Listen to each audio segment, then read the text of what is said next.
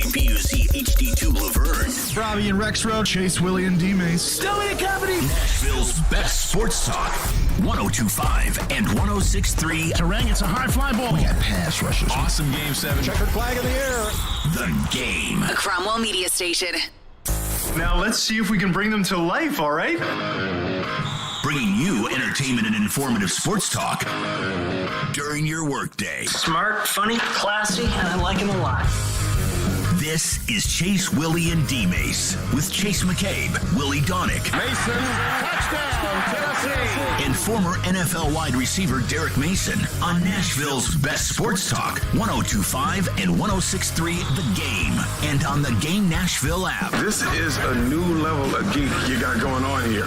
Happy Tuesday, everybody. Welcome in. Chase, Willy, D-Mase, 102.5, 106.3 The Game, streaming on the Game Nashville app. Chase McCabe, Willy Donick, Derek Mason with you. Got a fantastic show planned for today, including we're going to give away Billy Joel, Stevie Nicks tickets.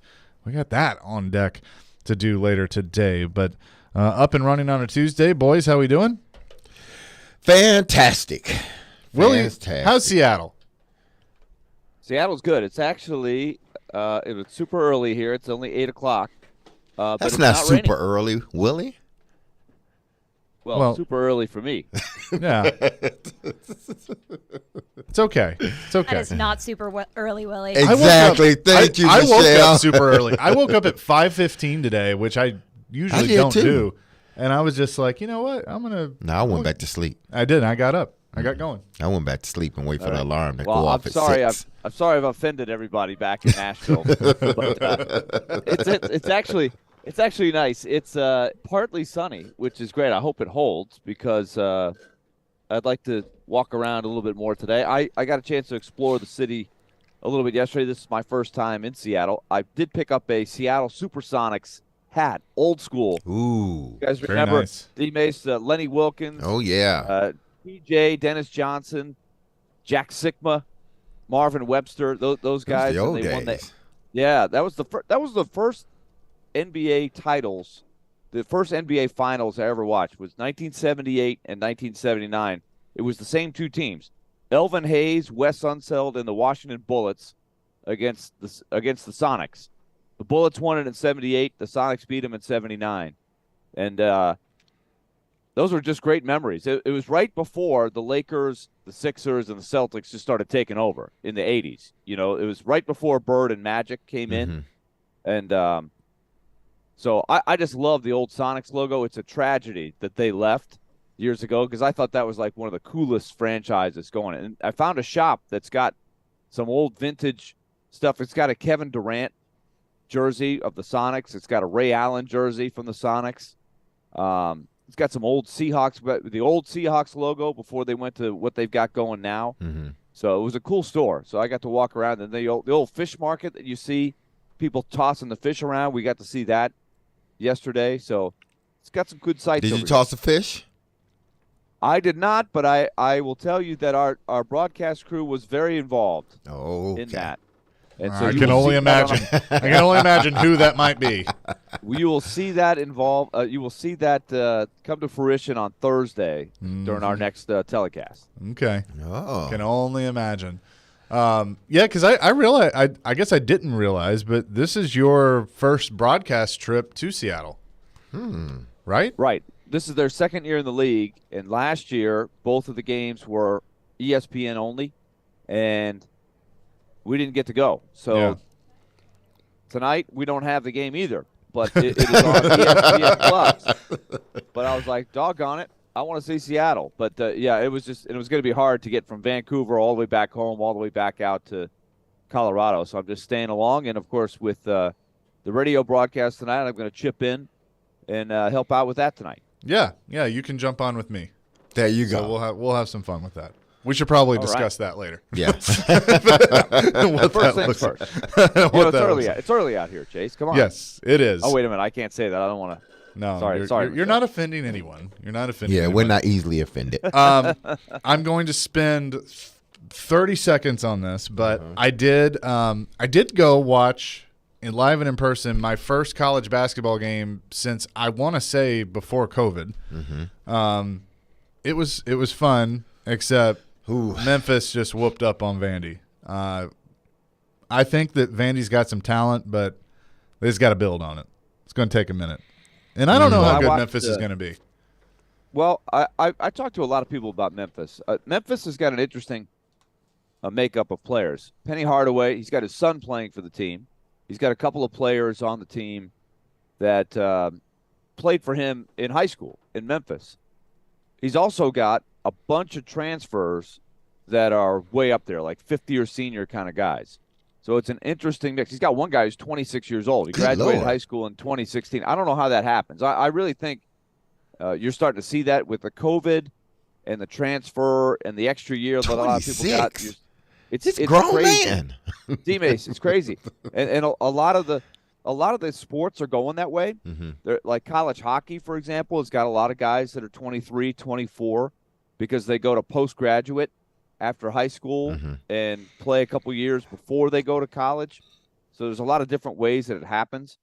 And so I think the NCAA has to start looking at that because, I think college should be for college-age kids. If you're 26, you got a huge advantage over a kid that's 18 or 19 that just came out of high school. So that's a wide range. But nonetheless, most people, the consensus I've talked to is Memphis has a top 25 talent kind of team. The talent is there. I definitely thought they were impressive on defense last night. Vanderbilt just couldn't get anything easy really throughout the entire game until they got hot from three in the second half. And, they kept the score reasonably close, but Memphis had a stranglehold on the game pretty much from the start because Vanderbilt just couldn't get anything easy going on offense. But everybody I talked to, I texted back and forth with Drew Maddox, who did the game last night with Andrew Allegretta on the ESPN Plus. So I got to watch that broadcast. And I asked Mitch Light, a couple other people. I saw Mitch. The consensus is top 25 talent. We'll see about their team detail over the course of the year. That's been the issue with Memphis. We'll see if Penny can put it all together there. So they have the talent. I thought Dandridge, the big guy, jumped out at me. They had a lot of different guys contribute. So I think it's encouraging if you're a Memphis fan what you've got there. And meanwhile, for Vanderbilt, I felt like they put 25 guys in the game at one point or another. They had so many guys coming and going. He's got a really good freshman class, Jerry Stackhouse. He's got a freshman class that he really likes, but they're not quite ready to play a team like Memphis yet. And he's got some upperclassmen that really need to lead the way. And I'll use Jordan Wright as an example. He's been there. He's a 4-year guy. He's a guy that's got to lead the way, but I'm not sure he can be the spearhead. You know what I mean? He can't be the go-to guy on his own. He was a good complementary guy when they had Scottie Pippen. So they got a lot of pieces, and they've got to figure out how to put it all together. This is an important year for Jerry Stackhouse. He just got the contract extension, and people really want to see progress. And so this is a challenge. They finished with a lot of hope last year.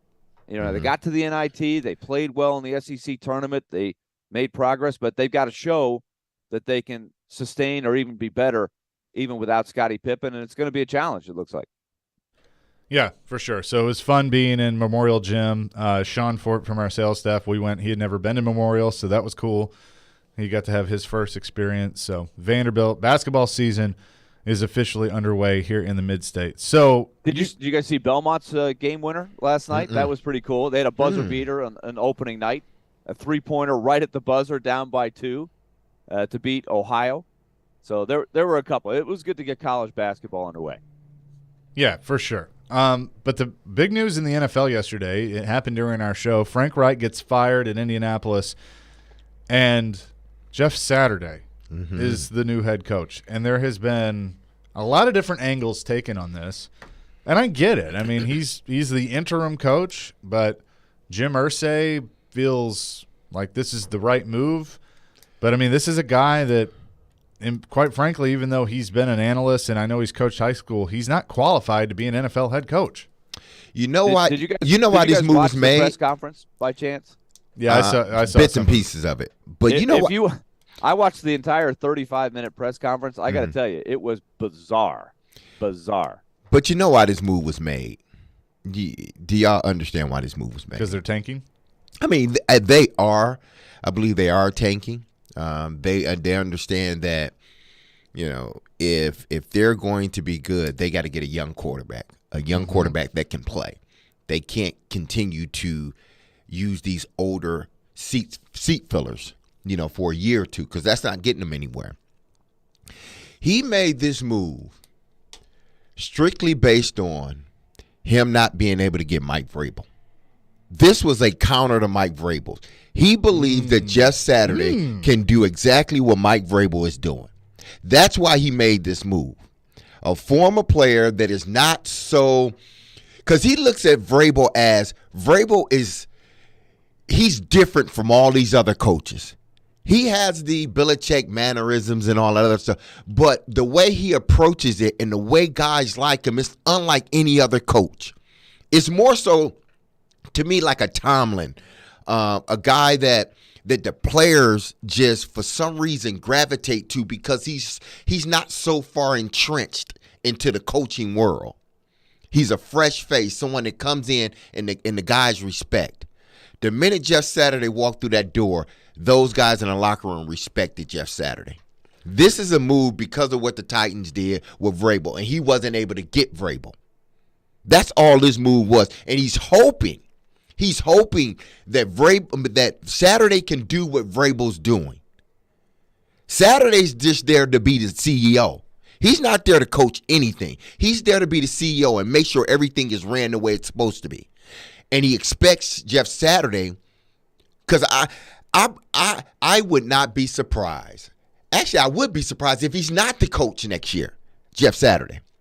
Yeah, I'm curious on that, but I think you've hit on something, and I want to discuss that further. Do you think that this is a counter to Mike Vrabel? Jim Irsay naming Jeff Saturday the interim head coach of the Colts. 615-737-1025. We will discuss that. Coming up next is Chase, Willy, D-Mase, 102.5-106.3 The Game. But first, Willy, tell us about QC Kinetics.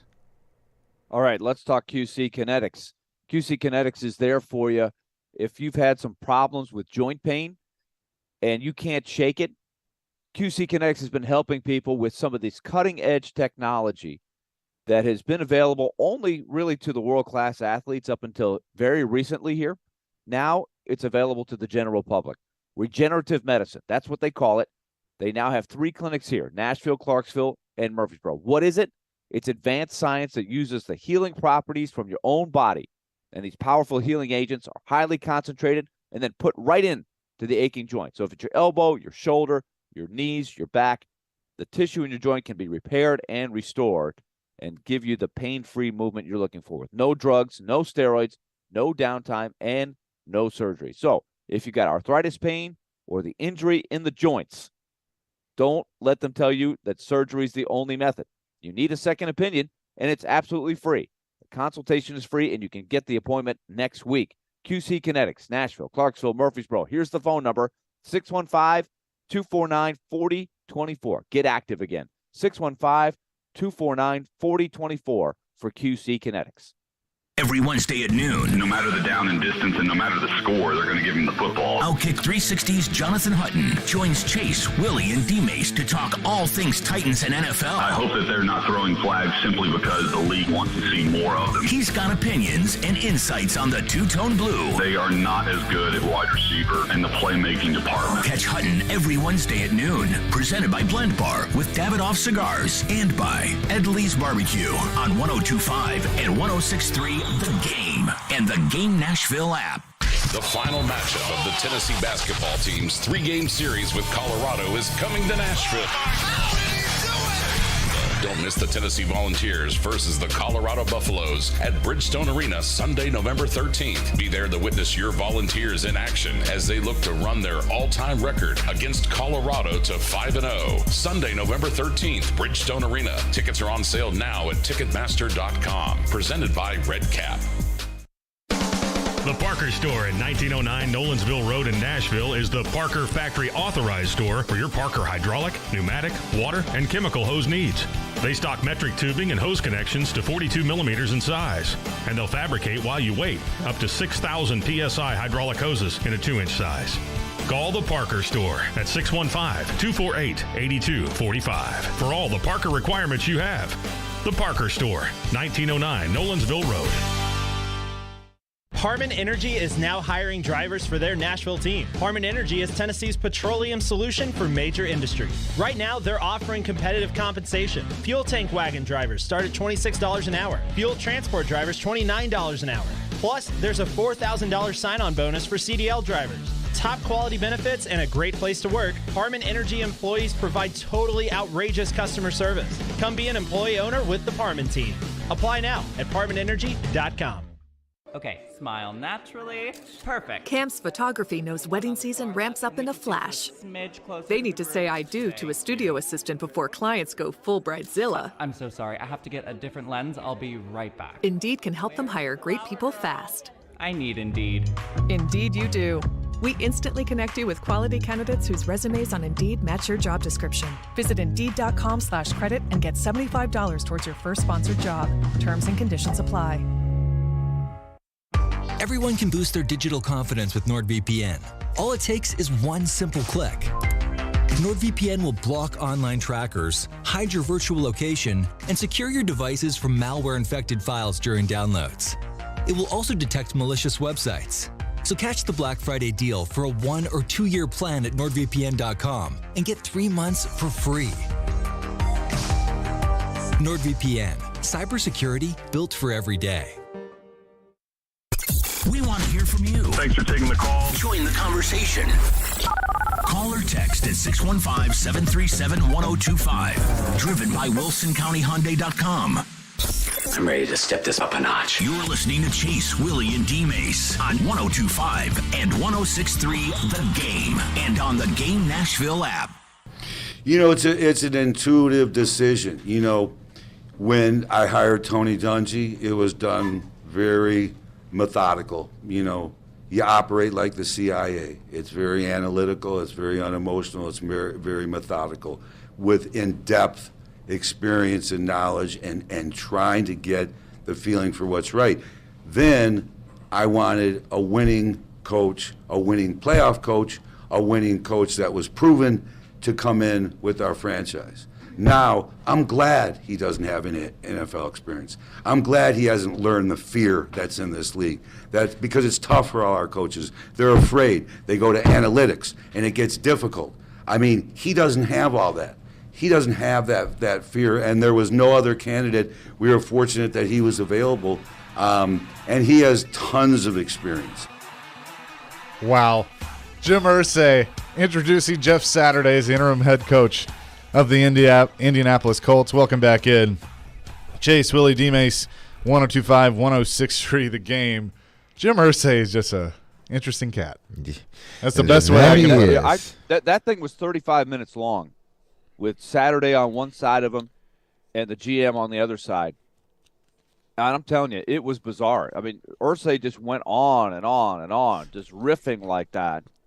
And he said some wacky things. One of the things – the CIA. Did you guys see the quote? Yeah, he's talking about the CIA. He's talking about, at one point, Michael Jordan, how many games Michael Jordan lost, how many shots he missed, and he was comparing that. He was talking about – he started using math terms. He said, we're the fourth winningest team since 2000.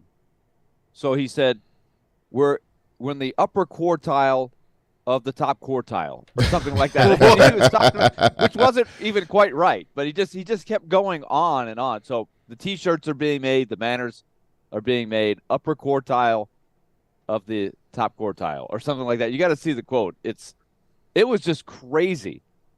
And so people couldn't even keep up with all the wacky quotes that were coming out of this. But I think the word intuitive decision is definitely the one here. He just says this is the right guy right now. He had to get around the Rooney Rule to do that. He had to be careful. And he said, we're going to have to go through the whole Rooney Rule process when the season is over to determine who the full-time head coach is going to be. Yeah, which, I mean, I don't know. I don't know what they're going to do. I don't know if this is I think we'll see with the second half of the year. But Derek brought up something interesting. And by the way, Shane with a funny text on our text line, remember, WilsonCountyHyundai.com. If Saturday is good enough to override Peyton Manning's play calling when he was playing center, he should do a great job now that the know-it-all QB isn't standing in his way of offensive excellence. Yeah, I don't know about that. Okay. But you basically look at this as a counter to Mike Vrabel, even though the Colts did have a shot at Mike Vrabel. You know, Josh McDaniels was going to take the job. He backed out. That was when Robinson ended up firing Malarkey, hiring Mike Vrabel here. But they had opportunity to hire a coach like Mike Vrabel, and it just didn't work out. But I think that's an interesting theory that you've thrown out there of that former player, a former prominent player that was a leader in the locker room. Can that translate? Now, the difference is Mike Vrabel actually had coaching experience. Yeah. He coached in the NFL, even though he coached in college. Coached in college at Ohio State. He was a defensive coordinator for a year with the Houston Texans. So he had more coaching experience, whereas Jeff Saturday has none. So that's where I think this could crash and burn. And I like Jeff Saturday a lot. We've had him on the show several times since he became an analyst with ESPN. He's always fantastic, but I just don't know about this. This is a very Jim Irsay type move.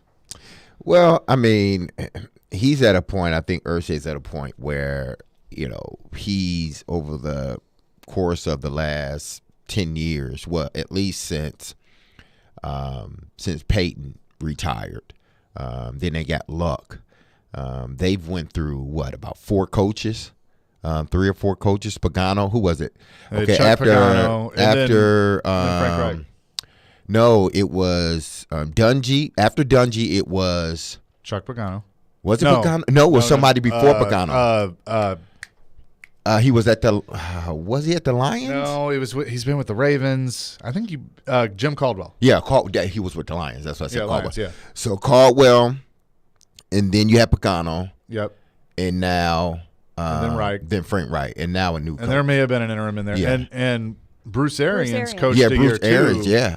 He coached year 2, and Chuck Pagano was sick. Yeah, So they've had 4 or 5 coaches since Andrew Luck, and since he's been gone, retired.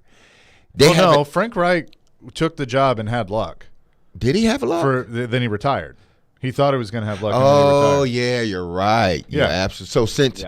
So since Peyton Manning retired. Yes, since Peyton Manning retired. Since Peyton Manning retired, they've been doing this revolving chairs with the said coaches. the Ravens with Caldwell because I think he was the OC. He was the OC there. Yeah. And he's tried just about every coach he can possibly try as far as philosophy. Sure. What they think. And now he's just like, listen, he may not want to say it, but he's probably thinking, man, look down south and what they're doing in Tennessee with Mike Vrabel. I want that. That's what I want. I want my players to like and buy into the culture like the Titans have bought into and like Mike Vrabel. Everything that you hear about Mike Vrabel, it's all about the team, the players, how much he loves the players.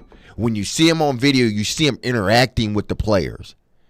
You know, that's what Irsay wants. That's what makes him feel. He thinks how he can get that? Stay out of the way. But he won't. Well, I mean, honestly, Irsay really hasn't been in the way as much as we may think. He's only in the way when his team's not doing well.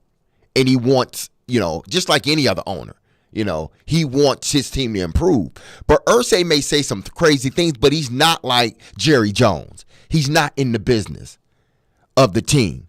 He only says something when the team is not playing well. That's when Irsay starts to go on this little, I think he gets more vocal, but I think he's involved.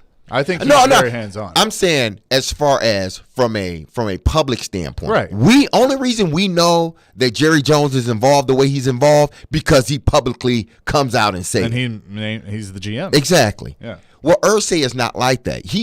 Obviously he's going to be involved because he's football. He understands football. He loves football. So he's going to be involved, but he's not as vocal as Jerry Jones. Yeah, but do you think that Chris Ballard had anything to do with this hire? Hell no. No, because Ballard's gone. Yeah, he's going to be gone. Yeah, this is a move. This is the move to say Ballard's gone. He did say that. He said he wouldn't be gone. He said Ballard would be back. He had Ballard there at the press conference, and he was saying Ballard's our guy. But you could definitely tell that Ballard was being very close or very, very measured in how he was explaining the move. Because they kept asking Ballard, is this what you wanted? Did you want Frank Reich out. Did you want Matt Ryan out as the quarterback? They pressed him on that, and he did a very good job of dancing around it. But you could clearly tell this was Irsay just saying, this is what I want. And I will say this for Saturday. Jeff Saturday handled himself very, very well at the press conference. Yeah, and I'm not surprised. He understands how bizarre this is. Somebody asked him, Jeff, if you were sitting at ESPN studio and somebody made a move like this, what would your reaction be? And he was like, I would think it's just as crazy as you guys do. So he knows. He goes, he says, I would have said it. He goes, this is way out of the box. This is unprecedented. Nobody's ever done this. Hire a guy with this little experience. We mentioned it in baseball. There's been a couple of broadcasters that have literally come right out of the booth and become the managers of teams, but it's definitely a different operation in baseball than it is. Well, Aaron Boone, yeah, but I'm talking about directly for the team he was working for. Larry Durker was the Astros color commentator, and then he became their manager and took them to the World Series. Bob Brenly went from being the commentator to the manager of the Diamondbacks and won the World Series. So there is something in basketball. I'm sure that's happened plenty of times, coming and going from there. But it's usually experienced coaches, right? Jeff Saturday, he talked about. He goes, I believe I can lead men. I believe I can create the culture. So he's going to delegate everything. They asked him, who's your play caller on Saturday? He says, on Sunday. He goes, I don't know.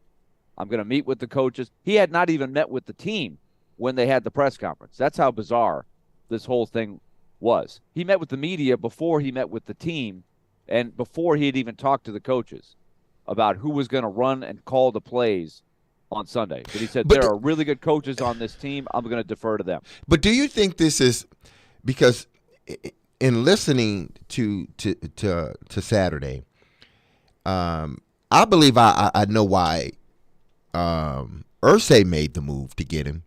But I'm trying to figure out, why did he say yes? Because it's almost as if you're not set up for because in the coaching, I think in the coaching world, if you're going to take because this could be your first and your last job, period. Maybe. No. What I'm saying is this. Why would he take a job if you're not set up for success? Or at least the potential for success? I view it as because he didn't seek it out. This is they sought him out. They were like, hey, you'd be great at this. Why don't you do this? And while you're right, I mean, he's probably in a bad situation and it's going to crash and burn and it may be his only shot. He can at least say, like, look, Irsay asked me to do this. I'm helping him out. I'm loyal to the organization, but I didn't. This is a move to me like you say yes to because you never really wanted to be a coach. And they ask you, and it's like, wow, a coach of an NFL team? Yeah, I do it. You know? I don't as long as I don't have to coach, like seriously coach, I do it. Because that was never on my radar. That's all. Like, that's like someone saying, Chase, you've been on the radio all this time, and you are, you're the PD, but now I want you to be the CEO of Google. You wouldn't say no. You would say, hell yeah. But then you would get there and like, well, I said yes because I never thought of being Google's CEO. Look. And if it fails, so be it. What is the best job in America? A fired college football coach. That is the best job in America. Because everybody wants you? No, because you get a buyout to go sit on the beach. Like at Orgeron. And what Jimbo Fisher is going to get, and y'all think I'm crazy, but he's going to.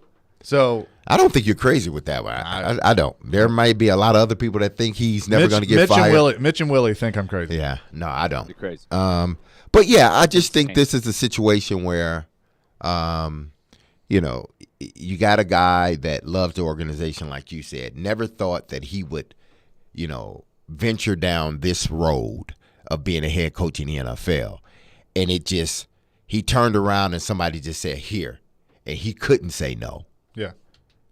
615-737-1025. Coming up next, there was something said on the Sunday night broadcast that I think is going to get Derek's attention.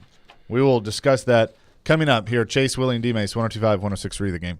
Hey, folks, Joe Rick here for FanDuel Sportsbook, inviting you to start NFL Week 10 off right with a no-sweat same-game parlay from FanDuel Sportsbook, which is America's #1 sportsbook. It doesn't matter if you're new to FanDuel, if you have an account, you can get free bets back. If your Thursday night same-game parlay does not hit, NFL same-game parlay is a perfect way to combine your bets for a chance at a bigger payday. Colts-Panthers, I know this isn't the most exciting Thursday night matchup. They did have an amazing game a couple weeks ago in Atlanta.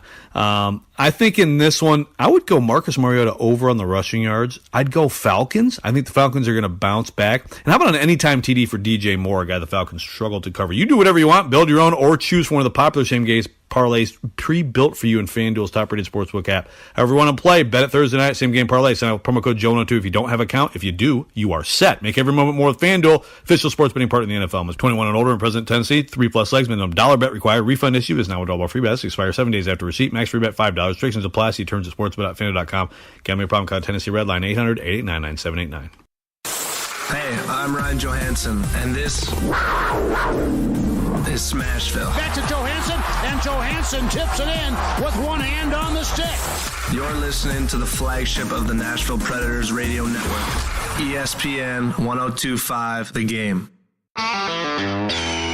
In honor of Veterans Day, Twin Peaks is celebrating those who have given the ultimate sacrifice by giving back to Tunnel to Towers. Tunnel to Towers is a foundation which helps America's heroes by providing homes to first responder families. Get to Twin Peaks and donate $5 to Tunnel to Towers through November 30th and receive $5 back to spend on yourself at Twin Peaks this December. Visit your favorite Twin Peaks for more information. Valid at participating locations.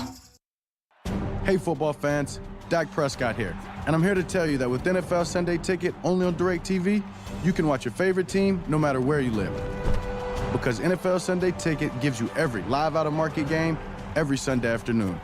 So switch to DirecTV and learn how to get the 2022 NFL Sunday Ticket season included at no extra cost. Call 1-800-DIRECTV. With choice package and above, 24-month agreement required. Call for details. Men, are you asking yourself questions like, why am I gaining fat? Why is my energy or sex drive down and maybe haven't been getting the exercise you need? If you want to get back to the man you used to be but just don't have that youthful energy, that edge you once had, you very well might have low testosterone. Low T causes all kinds of issues, from a reduced libido, lower drive, and bad sleep patterns to problems with muscle gain, bone density, and more. It may even contribute to erectile dysfunction, and if this sounds like you, it's probably time to get treated for your low T. At the Tennessee Men's Clinic, we've treated thousands of men for low T. We've seen them put on muscle, add to their energy, improve their sex lives, get better sleep, and just feel better. Plus, if you're like most men, you'll see results in only a few weeks. So make an appointment today and experience how testosterone therapy can truly change your life. Your initial appointment is only $99 with results in minutes. Call today, 615-208-9090, or go to TennesseeMen'sClinic.com. Visit our website to learn more, including side effects, treatments, extra results vary. When Genesis Diamonds has a sale, you know it's the real deal. And it's happening November 18th, 19th, and 20th. Our final store-wide sale of the year with deep discounts up to 35% off. This is the big one. The one where the staff knows they can break all the rules. Plus, Genesis selection is nearly double, with designers flying in their entire collection all on sale. This is the last and best jewelry buying opportunity of the year. Luxury pre-owned Rolex is also included. Save up to 35% and get zero interest financing. Genesis Diamonds. November 18th through 20th only, Green Hills and Cool Springs. Jonathan Hutton. You have to put the ball in his hands in that moment. And Chad Withrow. My kicker's making no decisions on a football team. Are in the game. Join them for NFL postgame after every Titans home game. Live from Landshark Bar and Grill in Margaritaville on Broadway. They'll break down that day's game and look ahead to the next one. NFL postgame is presented by Two Rivers Ford, Renter's Warehouse, and Superbook Sports on 102.5 and 106.3 The Game and the Game Nashville app. Hey, this is John Hines, and you're listening to Nashville's best sports talk, ESPN 102.5 The Game. Thank you, John. Predators back in action tonight against Seattle. Pregame at 8. Puck drop at 9 here on 102.5, 106.3 The Game. Chase McKay, Willy Donick, Derek Mason with you. Willie is in Seattle for tonight's game. He'll be helping us out on the radio side of things, doing some stuff. But all right, I heard this and I wanted to bring it up yesterday, but we had so much to talk about with the game that I figured we'd do it today. Listen to this conversation between Mike Tirico and Chris Collinsworth during the broadcast Sunday night, talking about the Titans receivers. No receptions. There have been a couple of targets for Tennessee receivers tonight, but in general, this is a group that has the fewest receptions, yards, and touchdowns in the NFL, the wide receiving corps. A.J. Brown used to be here, and single-handedly, he's got more production for the most part than the Tennessee wide receivers. It was an odd, surprising trade to many that happened on draft night. Because he was so significant to this offense, catching balls off of play action when so many people were out there trying to attack Derrick Henry. But maybe this is a team that knows who they are, and they just don't want to spend money on wide receivers. Derek Mason, your thoughts? I told you. Uh-huh. Damn it, people, y'all gonna start listening to me. I'm listening to I mean, you. I'm not saying y'all, but I'm saying you up. People, I've known this franchise since its conception, meaning the Tennessee Titans, not the Oilers. I'm talking Tennessee Titans, even though I watched the Oilers back in the days as well. You were an Oiler. Yeah, I was an Oiler. But I've been a part or watched this franchise since its inception here in Nashville. And I can tell you, from being in a locker room, being throughout that organization, that there are just some positions they value a little less than others. And receiver is one of them. Be it wrong or right, receiver is one of them. They, moving forward, if they didn't pay A.J. Brown when A.J. was clearly the best and youngest receiver on their squad, he was, hands down, he was the best receiver they had. No doubt. I don't think they should have let Corey Davis walk. No. For a hurting, aging Julio Brown. That was not a smart move. No. We all knew what they thought they were trying to do, go for it. But how you going to go for it with a guy that has been injured? And then you bring him here and you think all of a sudden he's going to miraculously get better. And mind you this organization, for some reason, because I thought about this yesterday. I said, I've seen guys that came from New England, that came from some of these sort of like tough and sort of grind you down type of mentality organizations, and their players are always hurt. Like their players, for some reason, their players are always hurt. And then once they leave out of that organization, you start to hear things like, man, they really grind on us. And they go to other places and their bodies are better. For some reason. Look at A.J. Brown. There's no injury whatsoever. Whatsoever.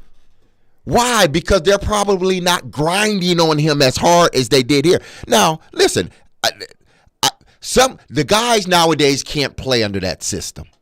These kids nowadays can't play under that grind me system.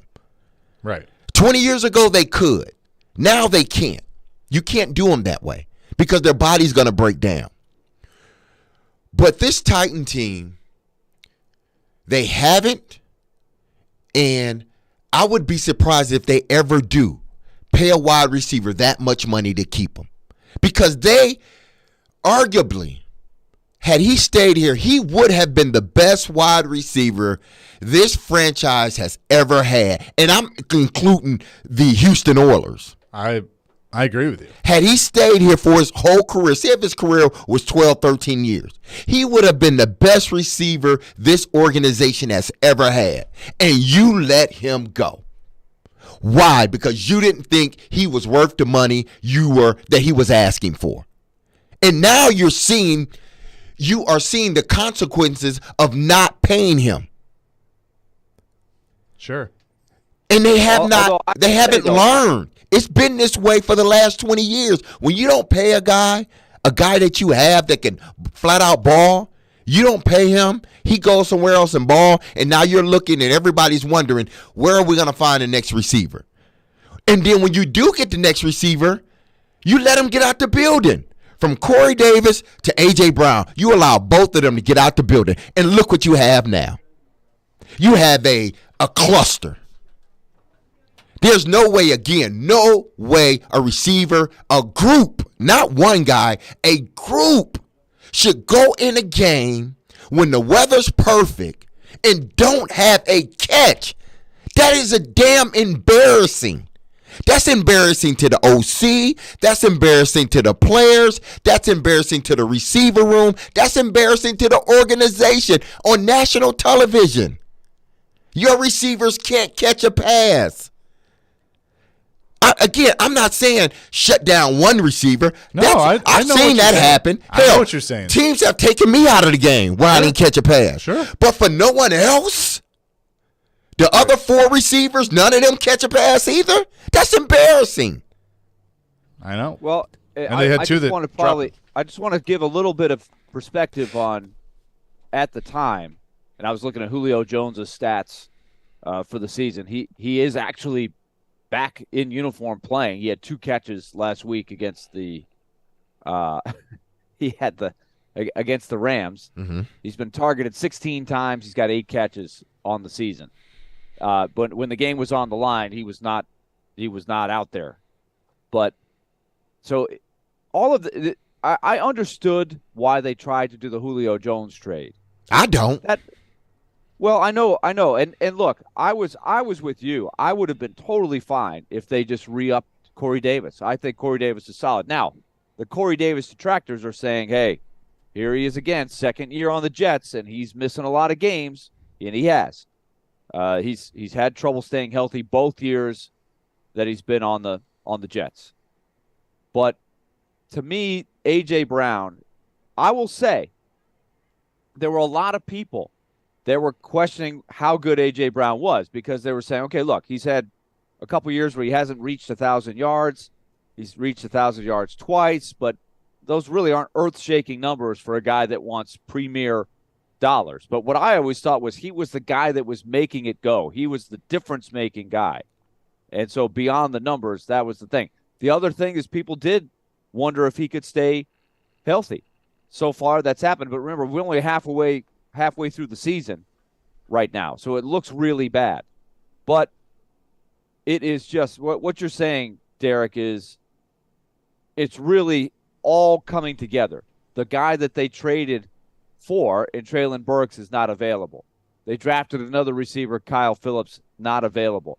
Robert Woods looks very ordinary. He's okay, but he's not a guy that can really pick up the slack. And then they have nothing but journeymen otherwise at the position. And now your quarterback's hurt. So all these things are coming together to get you a game where you have no catches from the wide receiver. But then the other part of it is they knew all that and still didn't trade for a wide receiver. 615-737-1025. Do you agree with Chris Collinsworth and D-Mase that the Titans just don't want to pay wide receivers? 615-737-1025. We'll continue that discussion. Coming up next here on Chase, Willy, D-Mase, 102.5-106.3 The Game. College football. Touchdown, Georgia. Nice catch and move by Holden. Touchdown. Lives here. Don't miss every exciting play each Saturday. Into the end zone. Touchdown to the freshman, Dane Key. It's all presented by Twin Peaks, your home of 20-degree drafts and wall-to-wall sports, and by Superbook Sports on 102.5 and 106.3 The Game and the Game Nashville app. Calling all sweet toots, head to Nashville Toffee Company, a place where rich chocolatey daydreams are created from a secret family recipe generations in the making. Their toffees and candies are handcrafted in Nashville using all natural kosher certified ingredients. Sweet creamery, butter, pure cane sugar, premium roasted nuts, deep rich chocolate, and sea salt. Visit NashvilleToffeeCompany.com or drop by their headquarters on Air Lane Drive for a positively hassle-free shopping experience. Whether you are buying for 1 or 100, Nashville Toffee Company is here to make your holiday gift giving easy. Need cash for the holidays or to pay off credit cards right now? Loan Pronto's all-new Express Equity Line of Credit program is just what you need. This is great. You can keep your low mortgage rate and still get cash out. That's right. You don't have to do a full home refi. You can tap a small portion of the equity you have and enjoy a super low rate. With Loan Pronto's Express Equity Credit Line, you can close in 7 to 10 days, and a $50,000 loan will come your way, and it only costs you around $300 a month. Use that money to pay off whatever bills you have, credit cards, consolidate other debt, or start a home improvement project. With Loan Pronto, you can access up to 95% of your home's equity, and 9 out of 10 homeowners won't even need the appraisal. Even if you did a total refi recently or just bought your home, you can tap the equity with this fast, easy program. Do it now before the holidays. Call Loan Pronto, 615-499-5780. That's 615-499-5780, or go to loanpronto.com. Equal housing lender, NMLS 1661781, subject to lender approval. Prescription products require an online consultation with a healthcare provider who will determine if a prescription is appropriate. Restrictions apply. See website for full details and important safety information. Subscription required. Refund available for 60 days after purchase. Hey guys, did you know there's a generic form of Viagra that works just the same but is 90% cheaper? And you can get it online? Just go to 4hims.com/radio. You'll get a free medical consultation, discreet shipping if prescribed, a 100% online process, and trusted generic alternatives to the biggest brands at 90% off. That's right, get generic for Viagra, the same active ingredient as brand name Viagra, but 90% cheaper. It's the same medication you get from your doctor, but with zero copay, no expensive appointments, and no awkward face-to-face conversations. Results are guaranteed or your money back. To start your free online visit, you need to go to this exclusive address, 4hims.com/radio. That's 4hims.com/radio for your free online visit. FORHIMS.com/RADIO. Houston Clinic Orthopedics wants to thank their patients for voting them the #1 orthopedic practice in the Nashville Scene Poll for 3 years in a row. Their physicians specialize in spine, joint replacement, knee, hip, upper extremity, and other orthopedic conditions. At Houston Clinic Orthopedics, they adhere to all CDC guidelines for the patient's and staff safety. To experience world-class orthopedic care and see a list of all physicians, visit their website at tn.houston.com and book your appointment online today. Robbie Stanley. They get a lead in that game and just totally close the door. Joe Rexrode. If he plays next year, it's disastrous. Robbie and Rexrode. Mornings from 6 to 10 on Nashville's best sports talk. ESPN 102.5 and 106.3 The Game, and on the Game Nashville app. This is Chase, Willy, and D-Mase on 102.5 and 106.3 The Game, and on the Game Nashville app. Chase, Willy, D-Mase, 102.5, 106.3 The Game, 615-737-1025, discussing do the Tennessee Titans not like paying wide receivers. D-Mase, Chris Collinsworth going off about it. Chase, Willy, and D-Mase here with you. You can weigh in on our phone or text line. And I'm trying to remember, and Willy, maybe you can help me, the last time that they either re-signed somebody to a decent contract or signed a free agent at receiver. Now they've, inherited a few. Like Woods is making $10 million. That will go up to 13.75, but they could cut him after this year and there's no dead cap hit. So, they can move on if they wanted to. You signed a second contract with them, but then they cut you, and that wasn't even that big. You weren't even top 10 money then. Exactly. But correct me if I'm wrong. Correct me if I'm wrong. The last guy that they drafted that they end up signing a second deal to was Drew Bennett. And Drew Bennett was undrafted too. He was undrafted, but I'm saying like the last guy I believe. Yeah, they still let him go. Once they didn't sign him to a second deal. Yes, they did. It was a second deal, but when he had the big year, D-Mase unfortunately it was the team. The team wasn't. We were horrible that year. Yeah, and that's when he sort of cut everybody, and he did not re-up with Drew, and Drew went to the Rams. Yeah, he had signed a 3-year, $6 million deal, so he was making $2 million a year with the Titans. Then he leaves and he goes and he's signs a 6-year, $30 million deal with the Rams. Exactly. So I was the last guy that they drafted that they signed a big second contract to. I think you might be right. That's a damn shame if that's the case. It really is. Because Kendall Wright didn't get a second one. No, Kendall didn't. Kenny Britt didn't get a second one. He didn't get a second deal. He was still working off his first deal. I think part of the problem was they didn't have anybody worth re-upping for a long time there. They went through that long drought where they just didn't have any good wide receivers in general. And that's why I thought the Corey Davis thing was a little short-sighted at the time, but I guess they had their eyes on Julio Jones, and that obviously blew up in their face.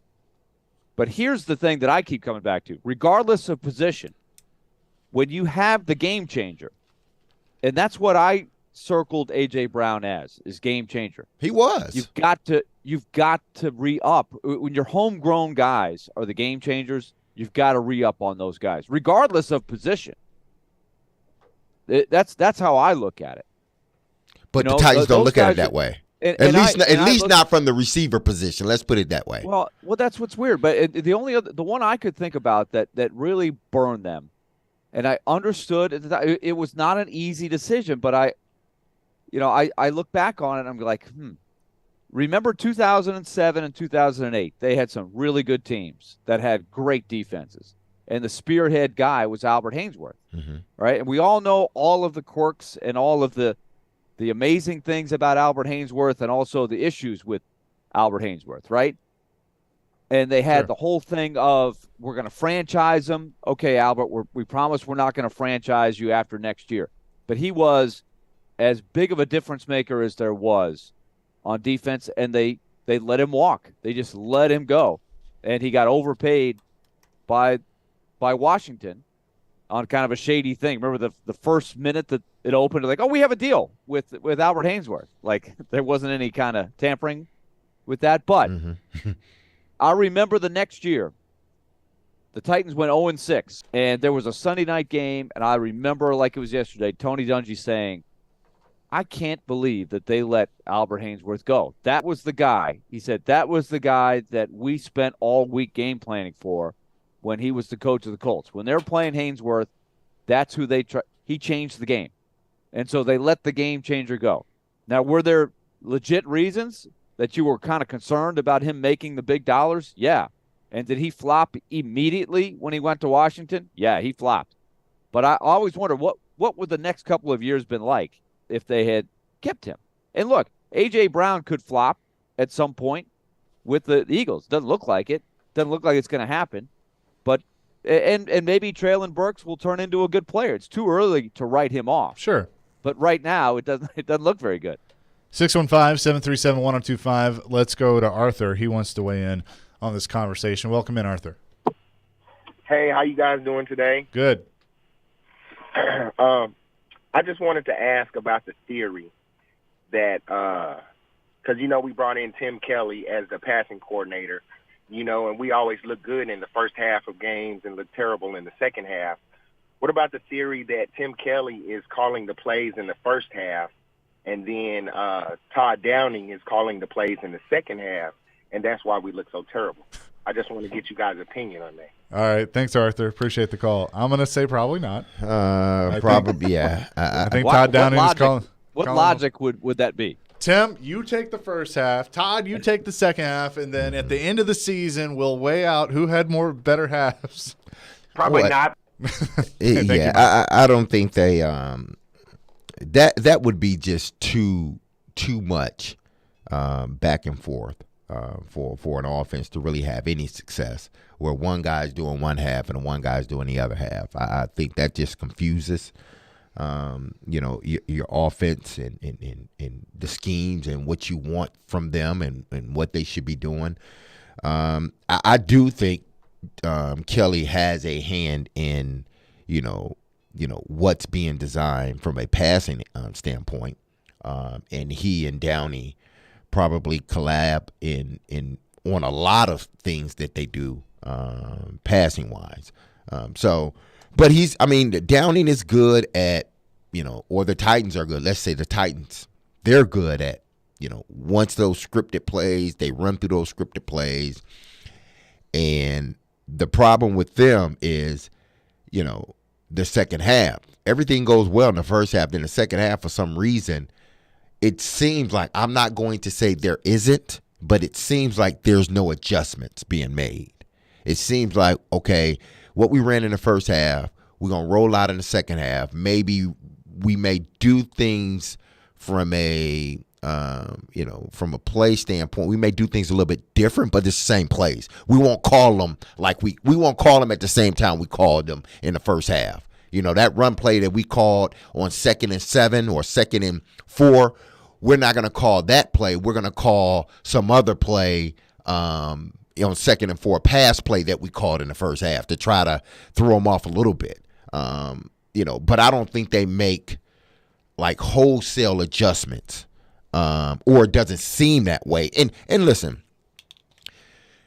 coordinators and players, we don't have time when we go in the locker room to start making all these new adjustments. Right. It's not enough time to do that. Right. What is done is this. They go back in the locker room. They get with the quarterback. It's usually the quarterback and the OC or the quarterback and the quarterback's coach.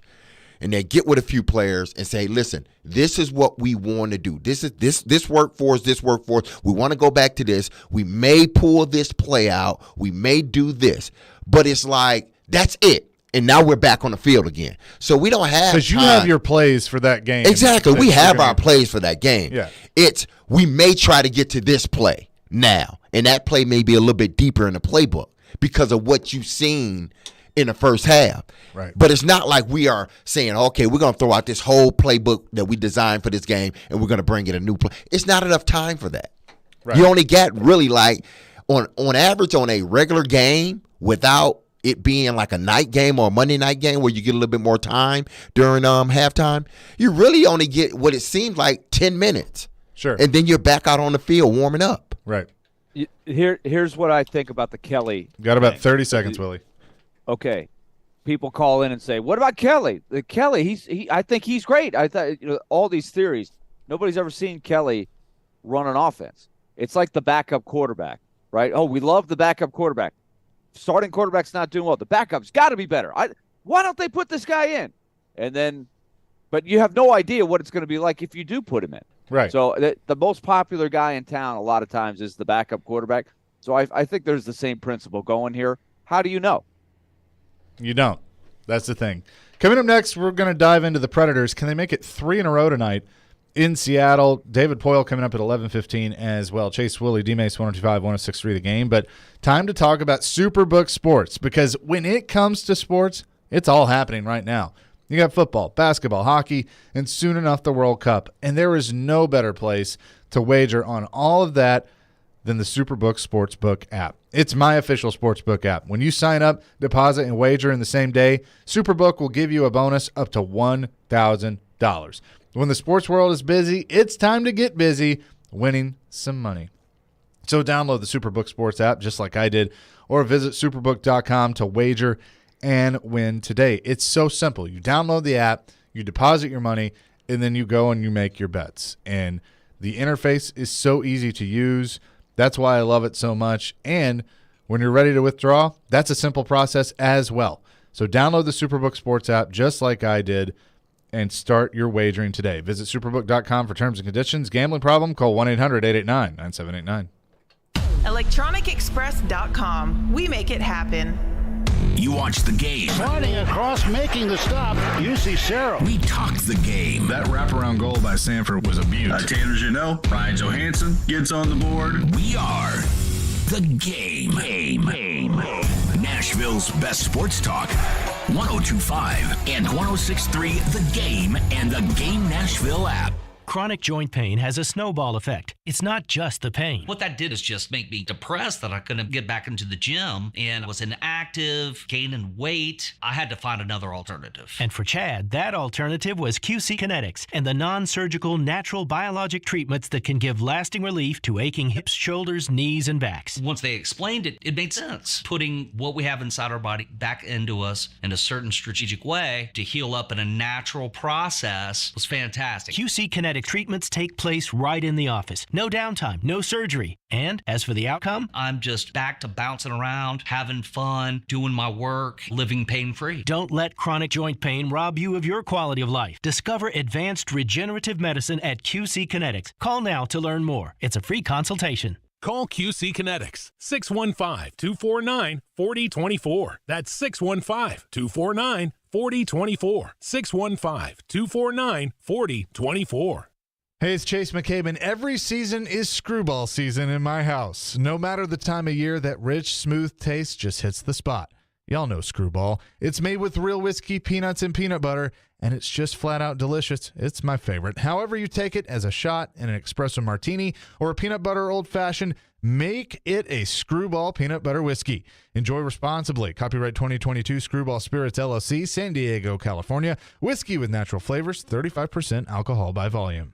Genesis Diamond's biggest and last sale of the year is coming. November 18th, 19th, and 20th. It's an extraordinary event with savings of 20, 25, up to 35% store-wide. Rings, earrings, pendants, bands, bracelets. Nothing's held back for this once-a-year, 3-day store-wide sale. Acclaimed designers will be flying in with expanded collections and special pricing. Plus, get 0% interest financing. Luxury pre-owned Rolexes are also included. It's the final store-wide sale of the year with discounts up to 35%. Genesis Diamond, November 18th through 20th only. Green Hills and Cool Springs.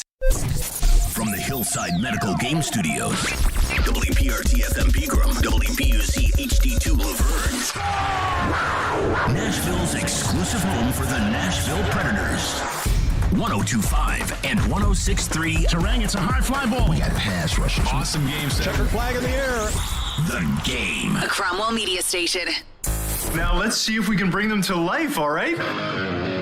Bringing you entertainment and informative sports talk during your workday. Smart, funny, classy, and I like him a lot. This is Chase, Willy, and D-Mase with Chase McCabe, Willy Donick, Mason, touchdown, Tennessee. and former NFL wide receiver Derek Mason on Nashville's best sports talk, 102.5 and 106.3 The Game, and on the Game Nashville app. This is a new level of geek you got going on here. Chase, Willy, D-Mase, 102.5, 106.3 The Game. Streaming on Twitch, Twitter, YouTube, Facebook Live, presented by the law offices of Amanda Gentry. Chase McCabe, Derek Mason in Nashville, Willy Donick in Houston. Predators taking on the Seattle Kraken. In Houston. Later. Did I say Houston? Yeah, you did say Houston. Like, how'd I get to Houston? Thank you, Houston. We're in Seattle. You're in Seattle, man. You know what's funny? If y'all just let me go. That, Snickers commercial? Yeah, eat a Snickers. Night. Yeah, if y'all had just let me go, I never would have even. No, you wouldn't. Cleveland. Thank you, Cleveland. We're in Seattle. We're in Seattle. Oh, my bad. All right.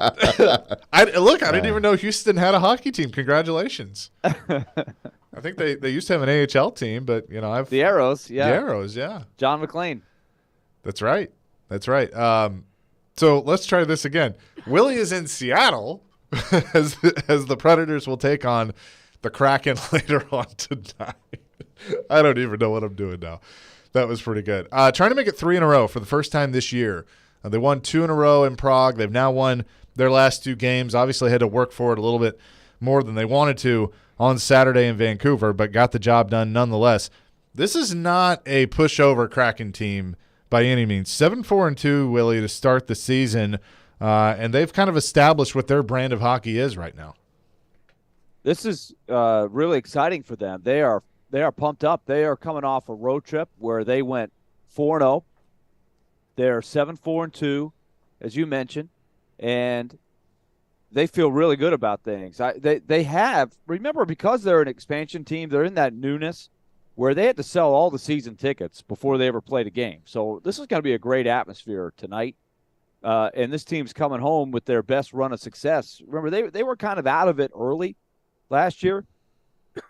It was kind of disappointing because of how well we know that the Vegas Golden Knights had done. So for them to sort of lay an egg for the entire first season, I think a lot of fans were like, "Wait a minute! I thought we had a chance to be pretty good," and that didn't happen. So they went back to the drawing board. There's not a ton of new players from last year's team, but they're just playing a lot better, and they're scoring a ton of goals. Their power play has done really well. Their power play is at 26%. They're scoring almost 3.5 goals per game. So this will be a big test. If you're thinking at all, hey, Nashville should go into Seattle and win there, and then that'll be another win. I don't think so. This will be a really tough test tonight. So if you overlook the Kraken at all, that's on you. The last time the Predators won 3 in a row, I was not in the friend zone. So that's how long it's been. No, just kidding. Whoa, Chaser. Easy. Last time this is from Johnny. Last time the Preds won 3 in a row was the stretch of March 5th to 10th in the spring. Is that right? Yeah, I guess so. I mean, it wouldn't be this year. That's crazy. But look, they definitely haven't done it this year. No, yeah, but I think it's going to be tough. But I just think that the way they won Saturday against Vancouver, it just lit a fire under them. And I think that that's where they could possibly make their run, because they're starting to show a little bit of that swagger. They didn't in the first period. Now I'm sure that's been a point of emphasis the last couple of days of we have to have better starts, because everybody to a man said that start was pitiful, and that we need to turn that around from the head coach all the way down. And I'm sure David Poile will say the same thing. But I am curious of what this first period looks like tonight. Well, I think it's a huge test, because they won, but that was not the kind of hockey that they're going to have to play for 60 minutes. They took advantage of a Vancouver team that's really shell-shocked right now. Vancouver's had all kinds of trouble holding on to leads. Their structure hasn't been good, and Nashville definitely took advantage of that. And Nashville, I still think they played well in the third period. They were fighting in the second period to try to claw their way back into it. Saros played great to sort of keep them within striking distance, but it really wasn't, at the end of the game, a masterpiece by any stretch. So they know they've got to play better. Now, the game they put together against the Flames, that's the kind of hockey that they're going to need, I think, on a night-in, night-out basis to start getting to where they want to be and what they believe they are. They believe they're a good team that should be in the running for top 3 in the Central Division. But they haven't hit that stride yet. The thing that I was most encouraged about was the way that UC Saros played from the second period on in that game in Vancouver. He was elevating everybody with the way he played. You don't want to have to rely on him that much, but it's nice to know that if you do go through bad patches, which in this day and age, with the way the goals are being scored, the scoring is up, right? So you're going to give up some chances. You're not going to win games 1-0 and 2-1 on a consistent basis. There's going to be stretches in a hockey game where you are going to give up some chances and your defense doesn't look real good. And when that happens, you need some saves. Saros, that fit the bill on Saturday night in Vancouver. Oh, so yeah. If he can build on that, that would be huge. Derek, did you ever have times where – because, like, Saros lets that first one in, and that's when he wants back. It was not a good goal. I mean, and none of them are, but, I mean, that was one he probably should have made that save. Exactly. And he'd be the first to tell you that. Did you ever have moments where you make a mistake in a game and it frustrates you and pisses you off, and then you're just a beast the rest of the way? You use that as motivation throughout the game? Because I feel like that's what Saros did. Well, yeah. I mean, I'm sure I've had, plenty of those games where I've seen you throw your helmet, so I know you've had those moments where you may have dropped the ball, or may have ran the wrong route, and you come back and you're frustrated at yourself. But then you hone in even more. You start to zero in even more. You start to block things out even more, so you can make sure that the next time you're doing exactly what you're supposed to do. It's almost like you have tunnel vision now, because you don't want to be in a position where you're not on your A game. And I'm sure that's how Saros feels, letting, soft goals, what we may deem soft goals. But, in that situation, there's no soft goals to goalies. A goal is a goal, whether it's soft or not. They don't want anything to go into the net. So I'm sure once that does happen, he zeroes in. And not to say he wasn't focused, but I think you become a little bit hyper-focused now. Everything, you're paying attention to everything because you don't want that to happen again. Yeah, for sure.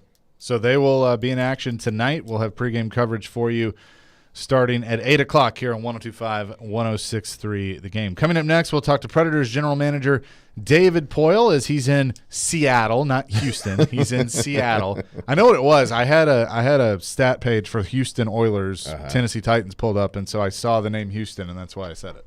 You ran with it. I just ran with that. You know, but whatever. You guys got my back for sure. I want to talk to you about Blend Bar with Davidoff Cigars because this is a place that I really enjoy going into. Jeremy and his staff, they are fantastic. They've taken care of me. They'll take good care of you. It's such a cool, chill type atmosphere, and it's not your typical cigar bar. You can go in and have a drink. They've both been voted the best old-fashioned in Nashville, over 14 other bars and restaurants in the area. And they have an exclusive relationship with Davidoff Cigars, the best cigars in the world that allows access to rare cigars that only Blend can carry. And let me tell you, they're smooth. I love the Davidoff cigars that they have at Blend Bar. Blend Bar with Davidoff Cigars also has the best ventilation system in the industry that allows for enjoyment of cigar smokers and non-cigar smokers alike. If you don't like smoking cigars but you want to hang out in there, it's fine. It doesn't smell super smoky, which is awesome. It's, like I said, very chill. They also offer private and VIP events. You can contact Jeremy for your next VIP event or party. Experience luxury at its finest with the best spirits and cigars in the industry at Blend Bar with Davidoff Cigars. Time beautifully filled. Blend Bar with Davidoff Cigars is located at 508 Church Street in downtown Smashville, just blocks from Bridgestone Arena. It's the perfect place to go before and after events at Bridgestone Arena and anywhere downtown. So do like I do. Go hang out at Blend Bar with Davidoff Cigars. It's luxury redefined. The college football season never stops. ESPN college football analyst Trevor Manich joins Stillman and Company every Tuesday at 4:30. They've got to do what Nick Saban in Alabama has done so successfully over the last 10 years. Presented by Houston Clinic Orthopedics on Nashville's best sports talk, 102.5 and 106.3 The Game and the Game Nashville app. As a roofer, I'm always on the go, so I need to be able to get things done from anywhere. That's why I partner with Beacon. With the new Beacon Pro Plus app, I've got the brands I depend on, like GAF, right at my fingertips. Searching, ordering, tracking. It's like having my Beacon rep in my pocket 24/7. I rely on Beacon because I never stop building, and neither do they. Go to BECN.com to get started building with Beacon. Beacon, always building. Don't miss out on Black Friday deals at Electronic Express. Come into our convenient locations for great deals on all of your favorite brands like Samsung, Whirlpool, LG, Polk Audio, and more. Electronic Express has huge savings in every department: computers, appliances, 4K TVs, housewares, furniture, mattresses, and more. Save up to 40% with up to 36 months free financing. Shop in-store or online at electronicexpress.com and get free express delivery on most items. Electronic Express. We make it happen. Bob's Steak and Chop House in the Omni Nashville Hotel. Hi, this is Chef Mark at Bob's Steak and Chop House at the Omni Hotel. Looking for a romantic dinner with that special someone? Be sure to join us and try one of our signature dishes, like our Australian cold water lobster tail, flash fried to perfection, and tossed in lemon butter. Did I also mention we've won the Wine Spectator Award of Excellence 7 consecutive years? Come join us for a memorable meal here at Omni and be sure to ask for Chef Mark. Attending an event downtown? Dine at Bob's Steak and Chop House in the Omni Nashville Hotel. Paul Feinbaum here for the Southeast leader for cranes and equipment rental, CraneWorks. The CraneWorks team in Nashville, Birmingham, and Mobile is ready to make your next construction or maintenance project a big success. Give CraneWorks a call for your next lift, machinery moving, or rigging project. And don't forget, RentalWorks has a full line of rental equipment for jobs both big and small, and now offering qualified operators for all equipment, including aerial and earth-moving equipment. Call CraneWorks at 877-282-LIFT or visit them on the web at craneworks.com. Middle Tennessee football is back in action at home on Saturday, November 12th. The Blue Raiders will take on Charlotte in our 40th annual Salute to Veterans and Armed Forces football game. Kickoff is set for 2:30 p.m. inside Floyd Stadium. Come early and join in on the festivities honoring our veterans. To purchase tickets or for more information, visit goblueraiders.com/tickets. Middle Tennessee, we are Blue Knighted.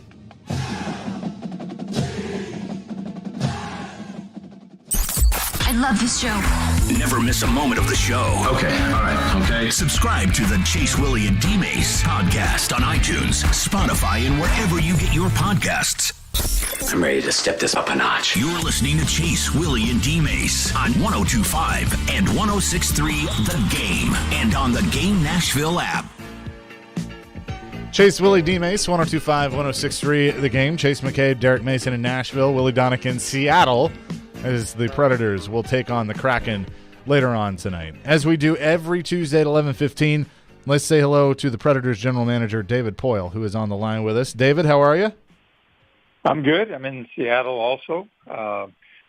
Big game tonight against the Kraken. They've really improved this year. They just came off a road trip where I think they won 4 straight now. They're like 5-1-1 on the road. So an expansion team that probably didn't have the year that they wanted last year, but it looks like they're well on their way to being a very competitive team this year.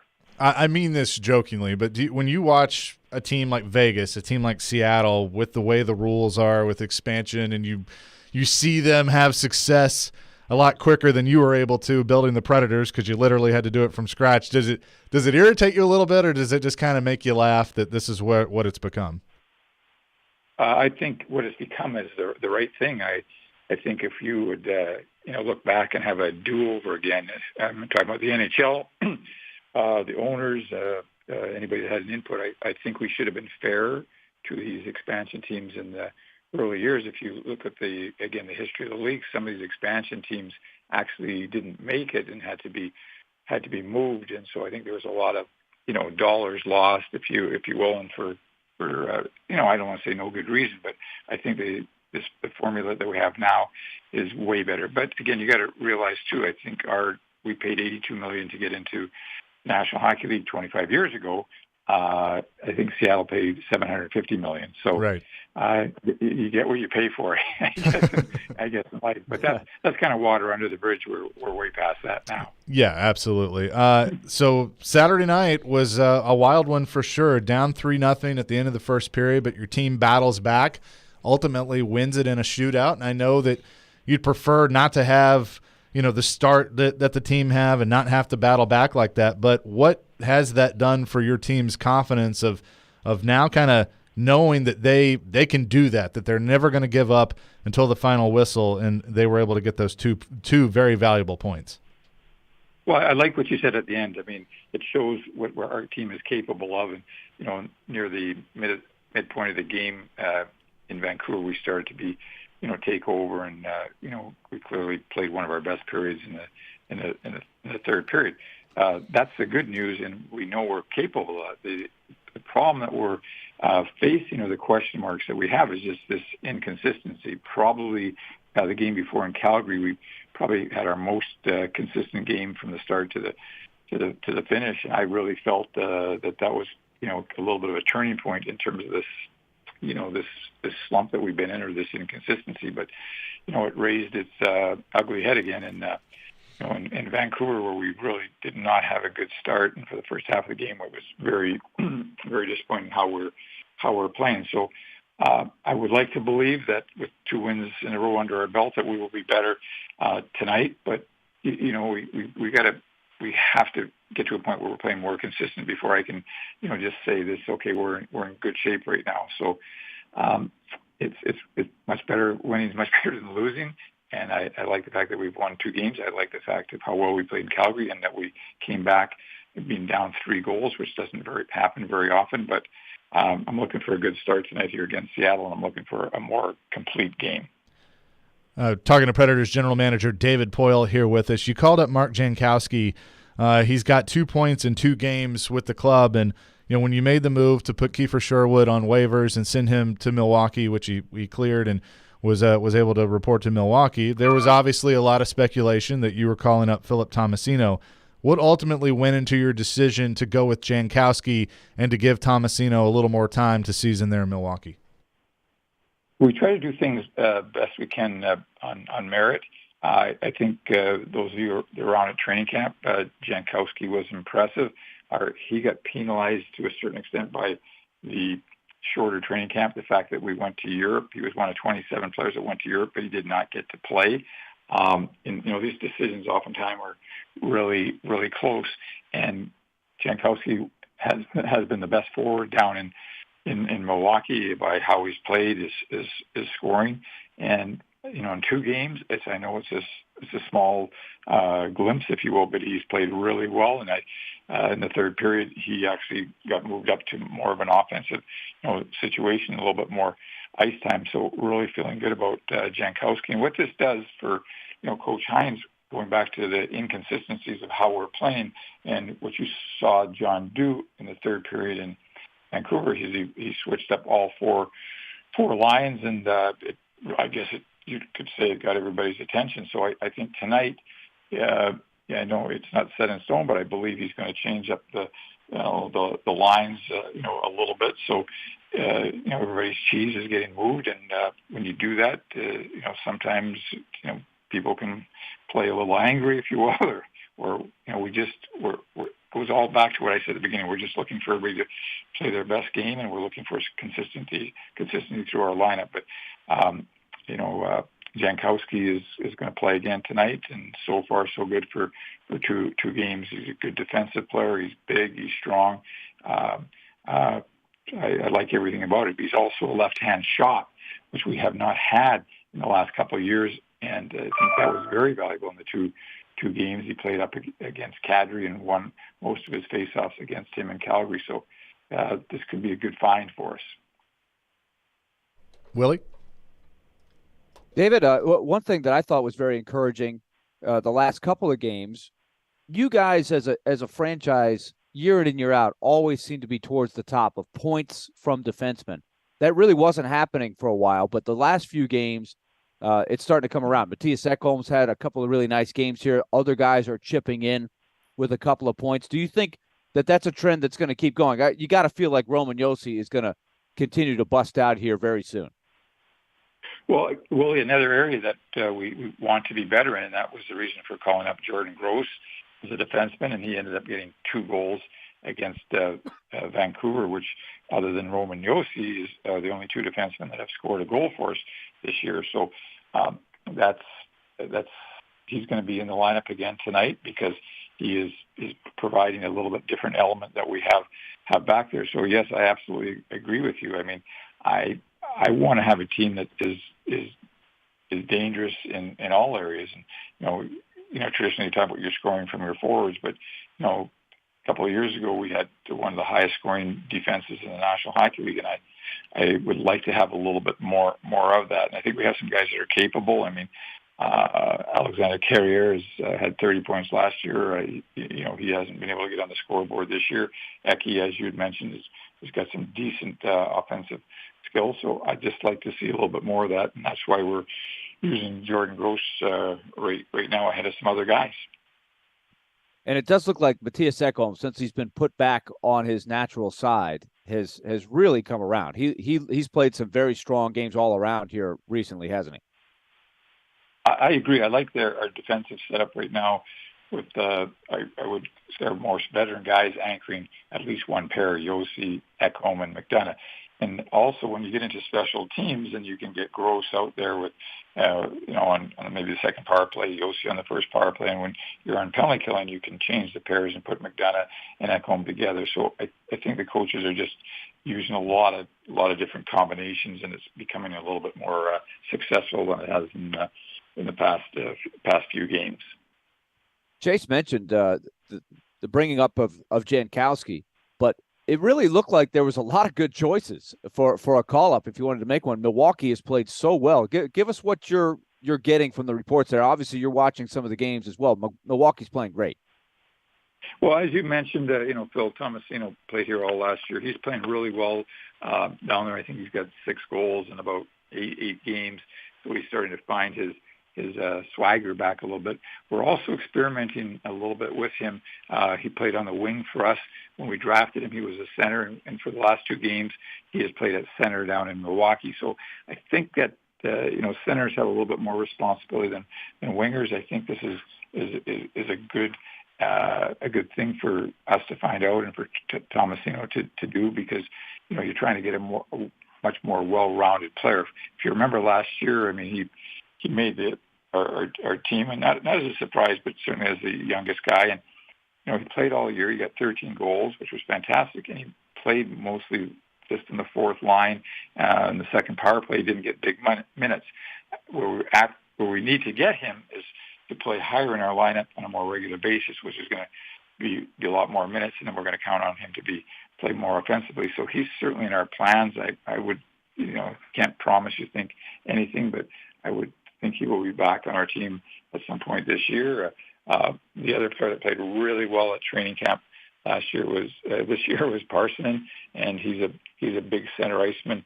But again, he's just working. He scored 4 points 2 games ago, but up until that point, he hadn't been too successful offensively. His faceoffs need to be better so that when he comes up here, that the coach can trust him in defensive situations. So he's got some work to do. But again, another player that looks like he's going to have a really good future with the Predators.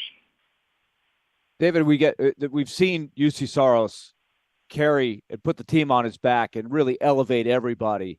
We hadn't seen it a whole lot since the season started. He's had a couple of good games, but man, it really looked like that was him at his best from the second period on Saturday. And you just wonder if he could get going on a roll like he has these past few years, what that could look like. You're reading my mind in terms of my same thoughts. I thought, again, it was a weak period, the first period against Vancouver for our team, and Juice let in a goal that I think he felt that he should have had. That kind of got the game going in the wrong direction. But if you're going to ask me, why did we turn the game around? Why did we eventually win in Vancouver? I think it was Saros. He kept us in the game when we weren't playing really well. A lot of phenomenal saves, and that gave us the confidence, and hopefully gave him the confidence that he can get back in a role and, as they say, steal a game here and there for us by outstanding goaltending, which he did on many occasions last year. Talking to David Poile, Predators general manager. I want to ask you one more in regards to Milwaukee. I know you don't sit there and worry about, am I going to lose this guy or that guy because they're advancing their career. But when you look at the job that Scott Nichols done in player development, assistant GM of the Admirals, and Carl Taylor's done as the head coach, do you just kind of smile and count your blessings that they haven't gotten a GM or a head coaching job in the NHL yet? Because I think they've done a tremendous job. Yeah, they really have a very fortunate. As I said many times in the show, I got some great people working for me with Jeff Kelty in our scouting department, Ryan Poyle more in the contracts and business side for us, and Scott, as you're mentioning, on the Milwaukee side and development. And in this day and age, you really need it. You got the contracts, some of your star players making so much money, you need to have younger players coming into your system and being able to, play at say, an entry level salary. So it's a little bit of a balancing act, but I'm really happy with our developments, which Scott leads. But we have a goaltender coach, your development coach, in Dave Rook. We have a forward in Nathan Gerby, and we have on defense, Rob Scuderi, and all these guys are really good. They're, former players. They get close to the players. They work with the players. I'm really happy with that part of our organization. And you had some tall Finnish guy helping out at training camp that I'd never heard of before. So Pekka something? Yeah, he kind of came in and stole everybody's thunder, I guess. We're obviously talking about Pekka Rinne and how good is that, or cool is that probably our best player on our franchise wants to help us out. Pretty lucky on that front. No doubt about it. David, thanks so much as always. Good luck tonight in Seattle, and we'll do it again next week. Thanks, guys. Talk to you soon. Bye-bye. That's Predators general manager David Poile, who joins us every Tuesday at 11:15 here on the show. We'll have Tim Hasselbeck, ESPN NFL analyst, at the top of the hour. But coming up next, what do we think the committee will do tonight for the college football playoff? I know it's Willy's favorite thing to talk about, of the rankings when there's still a lot of games to be played. But we'll discuss that coming up next. Chase, Willy, and D-Mase, 102.5, 106.3 The Game.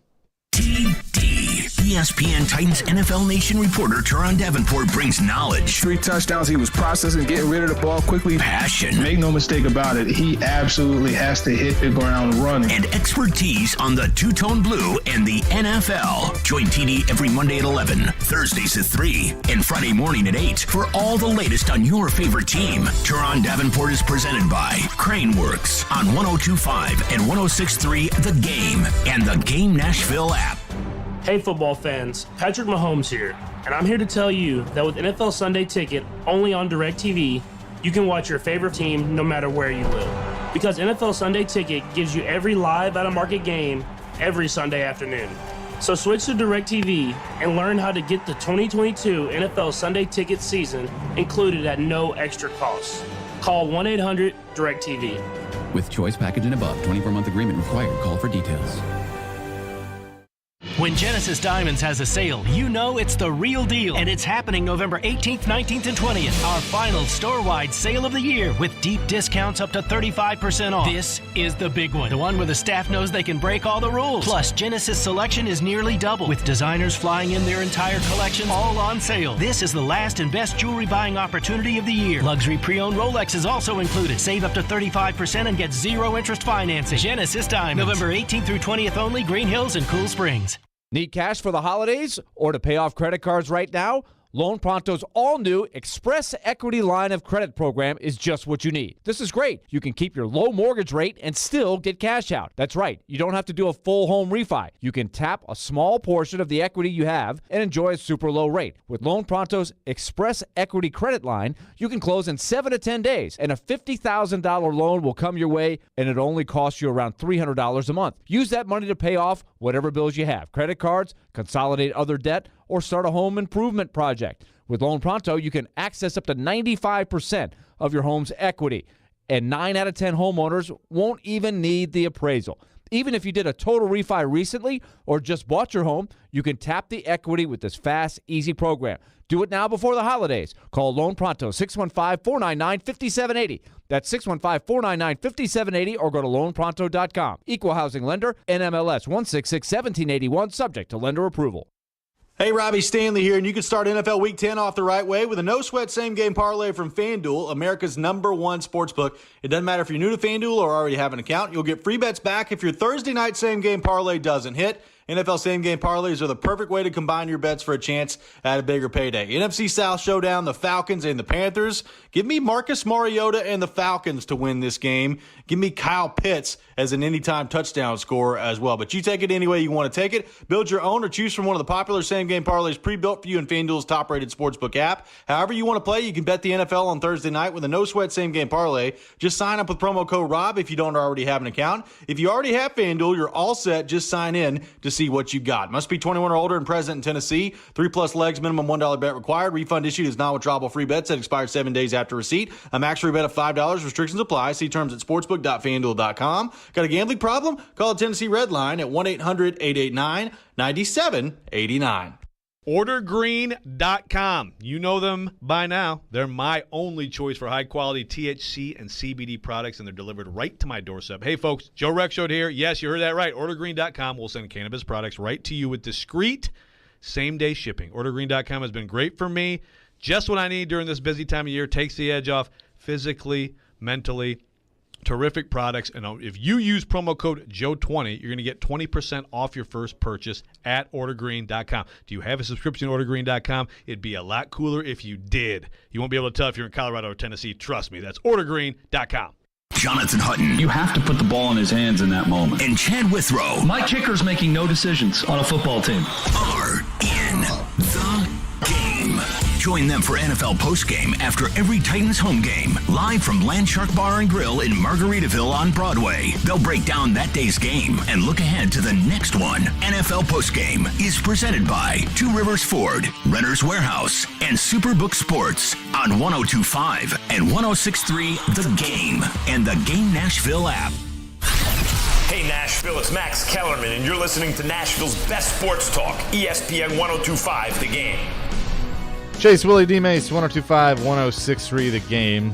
Trivia today, we're going to have Billy Joel and Stevie Nicks tickets to give away. That's going to be awesome. Tim Hasselbeck at the top of the hour. But tonight we'll get our second look at the college football playoff rankings. How far do we think Tennessee is going to drop? The AP poll came out yesterday, and they moved Tennessee from number 2, tied with Ohio State, to number 5, having Georgia, Ohio State, Michigan, TCU as the top 4. Do you guys think that they'll put TCU in the top 4, or do you think Tennessee might stick at number 4 in the college football playoff and TCU could be 5? I think they will stick with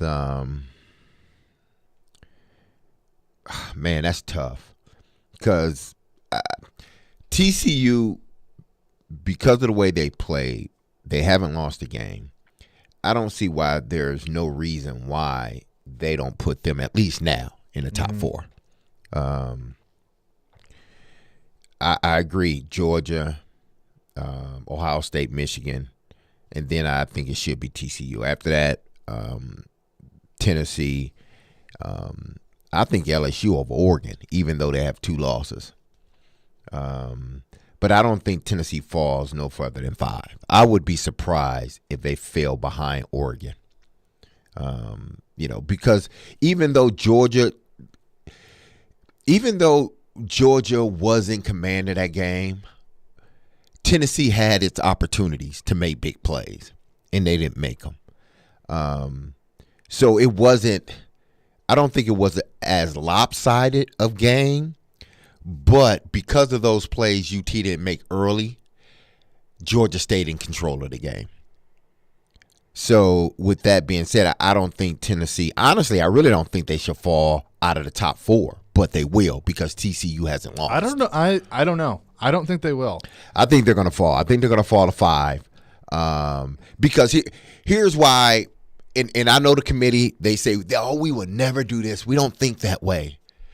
But I believe they think even if they put UT 5, after the Ohio State and Michigan game, UT then will be at no worse 4 after that game. Because to me, from here on out, Missouri, Vanderbilt, and South Carolina, those are games they should win and win easily. So to me, it all boils down to that Ohio State-Michigan game. Yeah. So that's why I think they leave them out. I don't think they should. Yeah, but I think they're going to drop them to 5. And even if they do right now, it doesn't matter. That's what I'm saying. It doesn't matter because Ohio State and Michigan still has to play one another. Willie, what do you think? Well, you know my answer. I'm not going to – if I'm Tennessee, I'm not going to sweat it that much, regardless of what the result is. I think if you want to give a tip of the hat to TCU for being unbeaten at this point of the season and you want to put them in the top 4 right now, great. Doesn't matter. They've got to win the next couple of games in order to finish in the top 4. And if Tennessee takes care of their end of things and wins out and Georgia wins out, we know what the scenario is going to be.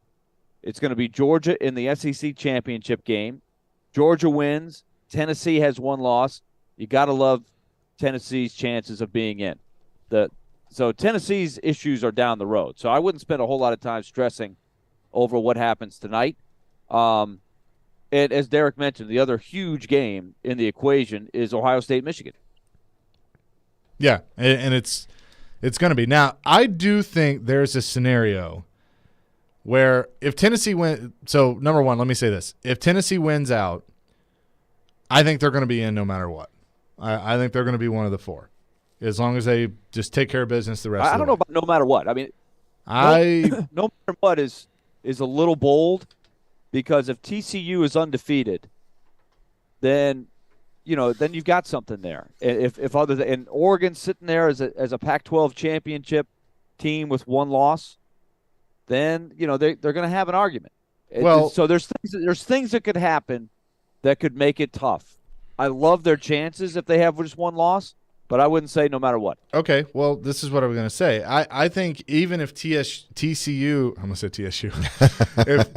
You'll get a minute. Well, if TCU runs the table, again, like Derek was saying, Ohio State, Michigan, I think one of them's going to be out because they're going to cancel each other. Yeah. One's going to cancel the other. And so I could see a scenario where TCU's in as the Big 12 champion, even though I don't think they should be. I would take a one-loss Tennessee and a one-loss Pac-12 champion over TCU. That's just my personal opinion. I would even consider a one-loss Michigan or Ohio State over TCU. But let's just, for argument's sake, say that they're in. That still opens the door for Tennessee. Now, Oregon's going to have the same – or Oregon's going to be able to say, look, we lost to Georgia, but they got boat raced by Georgia, whereas Tennessee only lost by 2 touchdowns.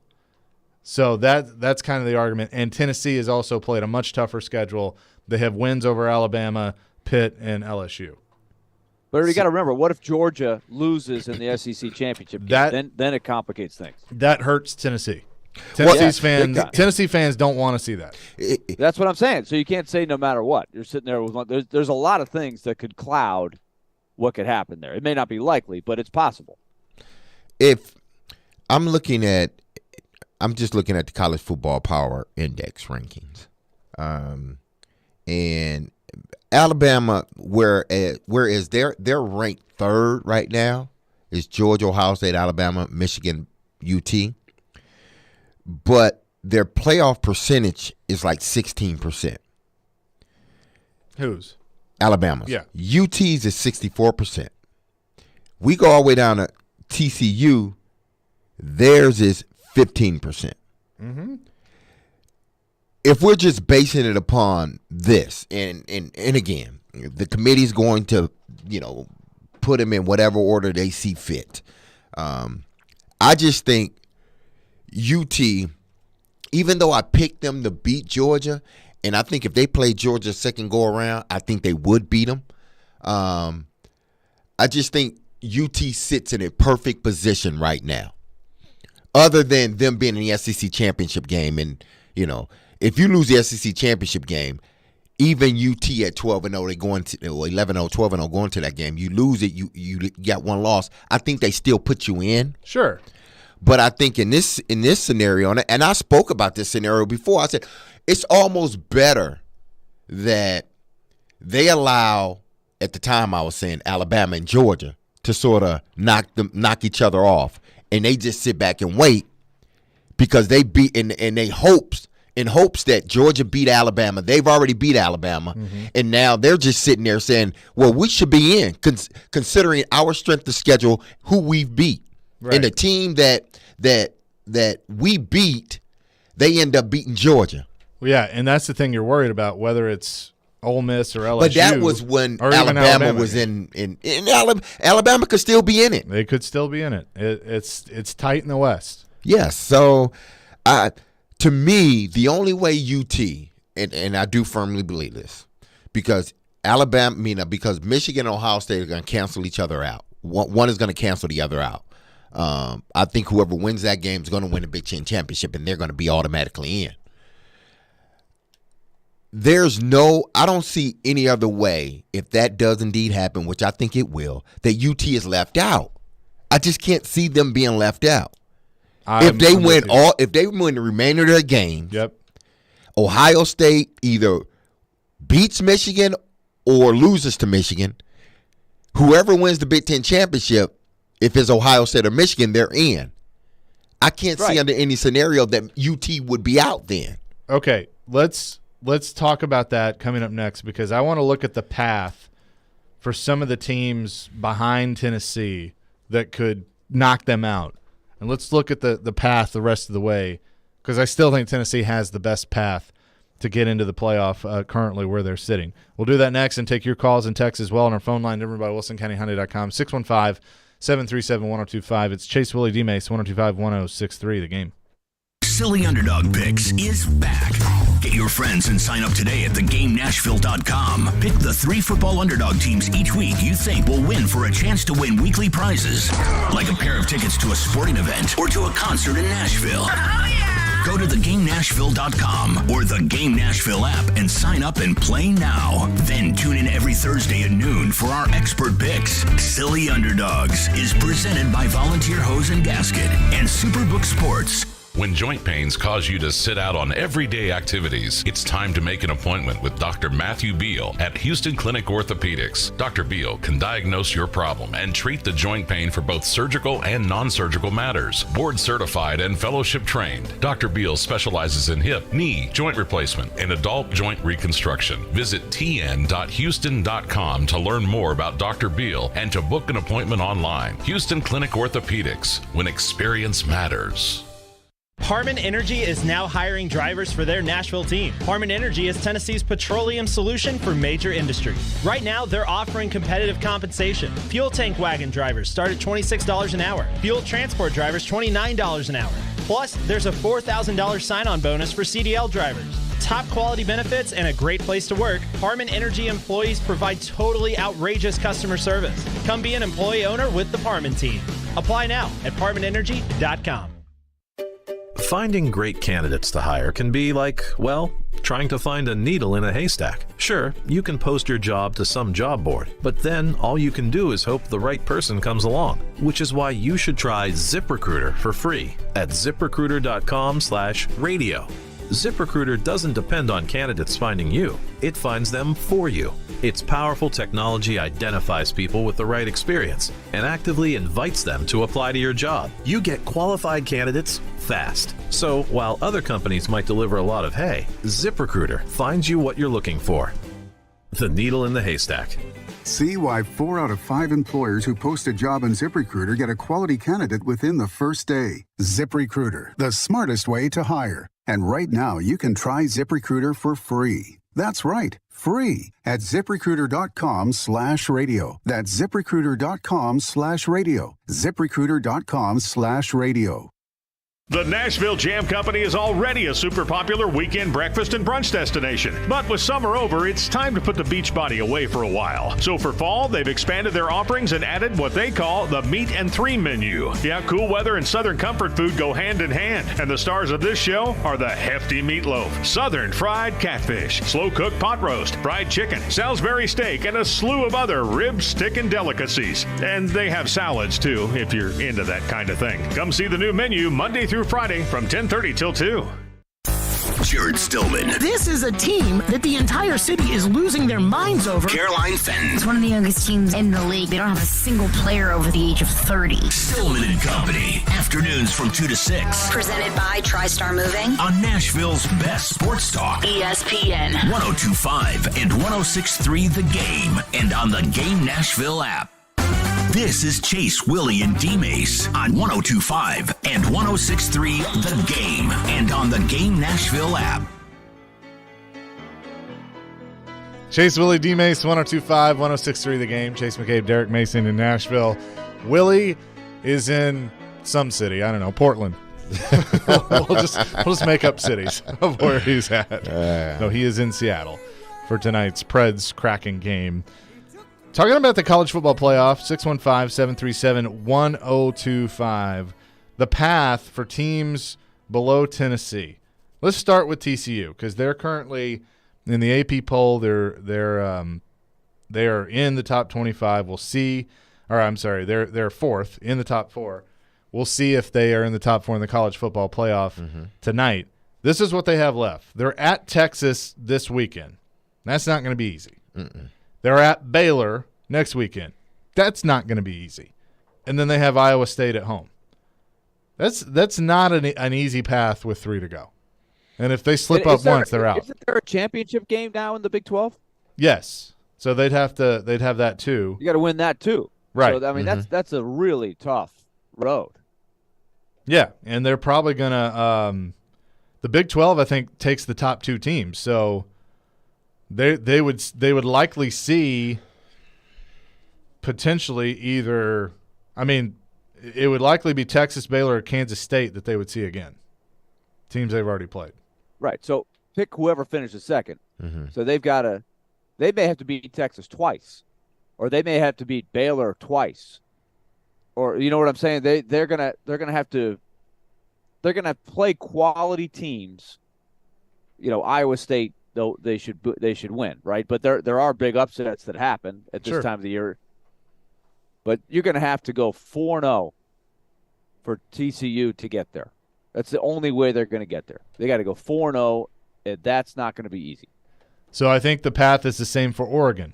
Oregon lost to Georgia 49-3 first game of the season on a neutral site. That's going to hurt them. That is going to come back and stick with them. But their last three, Washington should take care of business there this weekend. Utah, Washington is Washington's 7-2. pretty good. Yeah. I'm sitting here in Seattle. They got the Husky pride out here. You never know. Yeah, Washington's 7-2. Okay, you're right. That's a good point. So 7-2. So but they have that at home. That's in Eugene. Then they have Utah in Eugene. Mm-hmm. Utah's not going to be easy. 7-2, ranked 13th. And then they're at Oregon State, and that game is a rivalry game. That's a Civil War. Yeah, that's a Civil War. So and Oregon State's 6-3, 3-3 in the league. They're not bad. And then they got to win the Pac-12 championship. Mm-hmm. Yeah, so that's a tough run. You got to be perfect. If they go through that run and they're perfect, that's not a bad resume. No, it wouldn't be. No. You would have a say in, you would have a say in your vote or whatnot to get into the college football playoffs. Sure. I think if you go through that gauntlet and still end up coming out of it with just one loss, yeah. This path, I think, is really tough. SC, the Trojans, Colorado this weekend. Then they're at UCLA. Yeah. Mm-hmm. That's not going to be easy. UCLA is pretty good. And then they got to play Notre Dame. And I know that this isn't the same Notre Dame, but again, Notre Dame just upset Clemson. Yeah. They're starting to feel it a little bit, and this is a rivalry game. But you never know which Notre Dame game you're going to Notre Dame team you're going to get. And then potentially a Pac-12 championship game. So their path is pretty difficult. Now, I would say Oregon's path is more difficult than USC's. Would you? Yeah. Okay. Because it's pretty comparable though, and how do they do it? I don't see divisions in the Pac-12. So is it in theory USC Oregon in the Pac-12 championship game? No, Utah and Oregon at this point. Well, yeah, USC and Oregon at this point. Like if they both went out, if I'm the Pac-12, I'm like that's what I would want to see. Or I guess UCLA with a second shot at Oregon. Oregon beat UCLA pretty soundly, but USC against Oregon in a Pac-12, that'd be a pretty sexy conference championship game that could get people's attention. Sure. Let's see. UCLA has Arizona, USC, and Cal left. So, look, SC is the biggest one for them. Because, I think UCLA 8-1, they're one to talk about, that they could have a say in this. Yeah, but they would have to run. They would have to run the table. They would, and they've lost to Oregon. Yes. So it depends on what. And they don't have the non-conference win that I can think of that got anybody's. I think they had a pretty Bowling Green, Alabama State, South Alabama. So that's going to write them off right there. Yeah, that's not like a who's who. They went cupcakes. Yeah. And then finally, I pulled up Ohio State. I think we agree it's winner Ohio State, Michigan. Yeah. But I also think that there is a chance. Now I think it's slim that the committee would potentially go all SEC, all Big Ten, because that would cause even more chaos. But if it's a close game between Ohio State, Michigan, and you have some other things happen, and let's say Georgia, Tennessee get in out of the SEC, TCU loses, you could make an argument that even if Michigan or Ohio State, especially if it were Ohio State, because I think their schedule's a little stronger, lose that game, that you could put them both in. And I think I think it'd be slim. Their schedules just don't. If you need other things to happen. Whoever wins this game and then move. Worst case scenario for the Big Ten is this: is if one of these teams, whoever, say Ohio State beat Michigan, because I don't like Michigan, so I'm gonna say Ohio State. Ohio State beats Michigan, but then Ohio State loses in the Big Ten championship. That would almost sort of eliminate everybody out of the Big Ten. Almost. Almost. Yeah, that would almost eliminate everybody. And now whoever loses the Ohio State game and Michigan game could come back and say, well, we only got one loss. Because in the West, I think has 2 losses already. Who is Minnesota? Is it Minnesota that's in the West? No, Minnesota. The Big Ten. It's in the West. It's Illinois who just had a bad loss. Yes, they just the Michigan State knocked beat them him. Yeah, your guys, the green and white. That kind of put a hurting on them. So if Michigan, say if Illinois still have a game lead though. But if Illinois go in and they beat either Michigan or Ohio State in the Big Ten championship game, that's not good for the Big Ten. No, not at all. Not at all.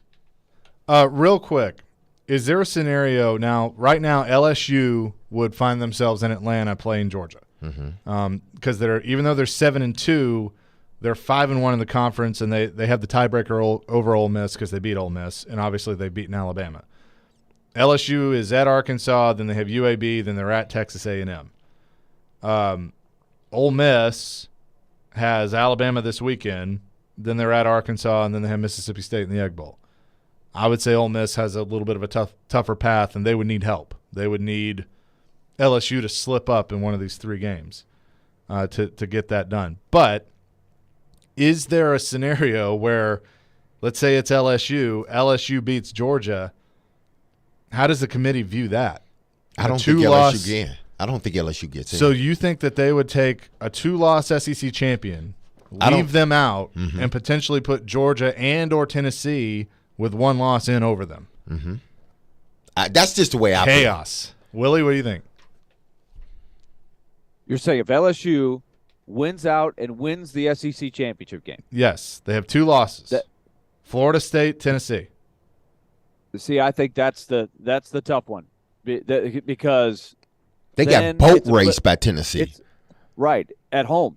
But they're the SEC champion. So that's a real splitting hairs kind of thing to me. It comes down to what's your philosophy on winning your league. When you win the best league in the country, then that carries some weight. Sure. I mean, it does. Look, to me, that is an absolute flip of the coin. You could argue both sides all day long and have a good argument on both sides. I'm telling this is what's going to happen. Mark my words. Ole Miss will lose to Alabama. LSU will lose a game.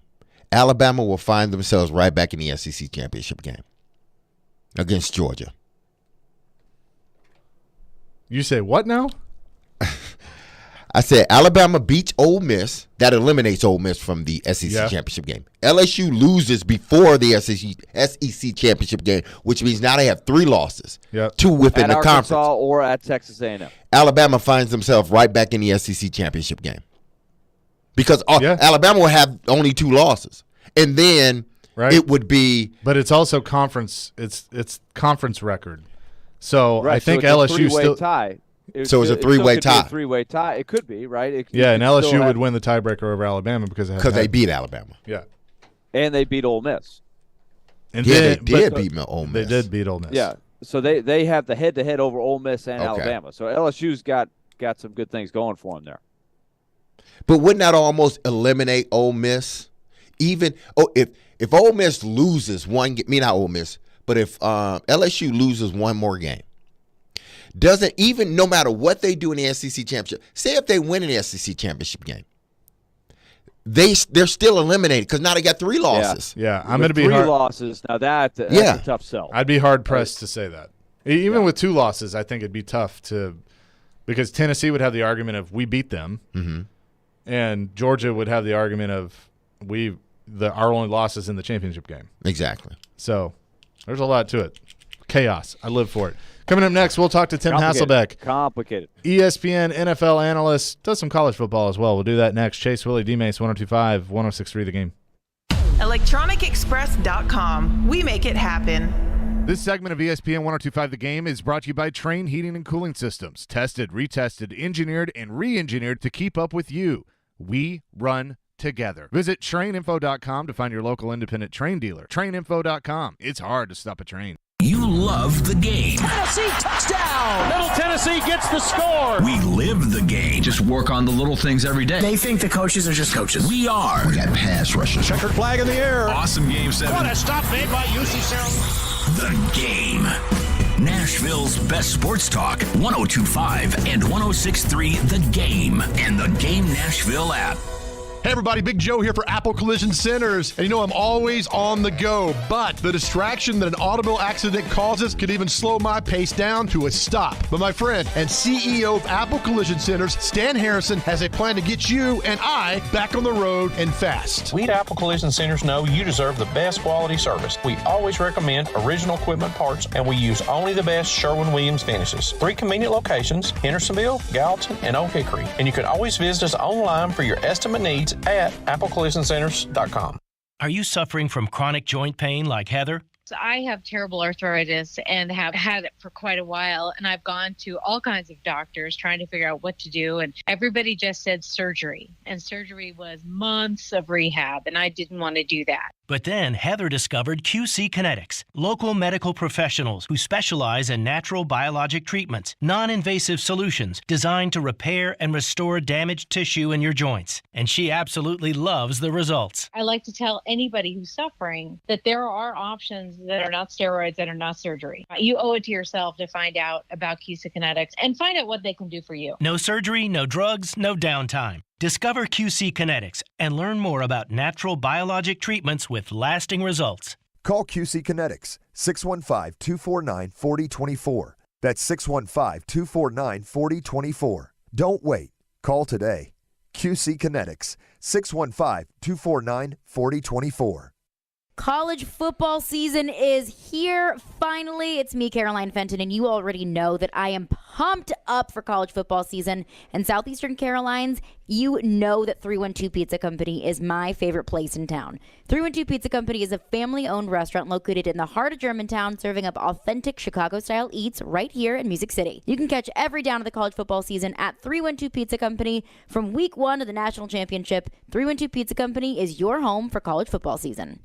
What's up, Nashville? Jeremy here at Blend Bar with Davidoff Cigars. We are a trendy, upscale, full-service bar and cigar lounge in the heart of downtown, 2 blocks from Bridgestone Arena, Ryman Auditorium, and Nissan Stadium. Come check out the best old-fashioned in Nashville and let my excellent staff create your next luxury experience. With our state-of-the-art ventilation system and imported leather furniture, make us your next stop for a night out on the town. Blend Bar with Davidoff Cigars. We are luxury redefined.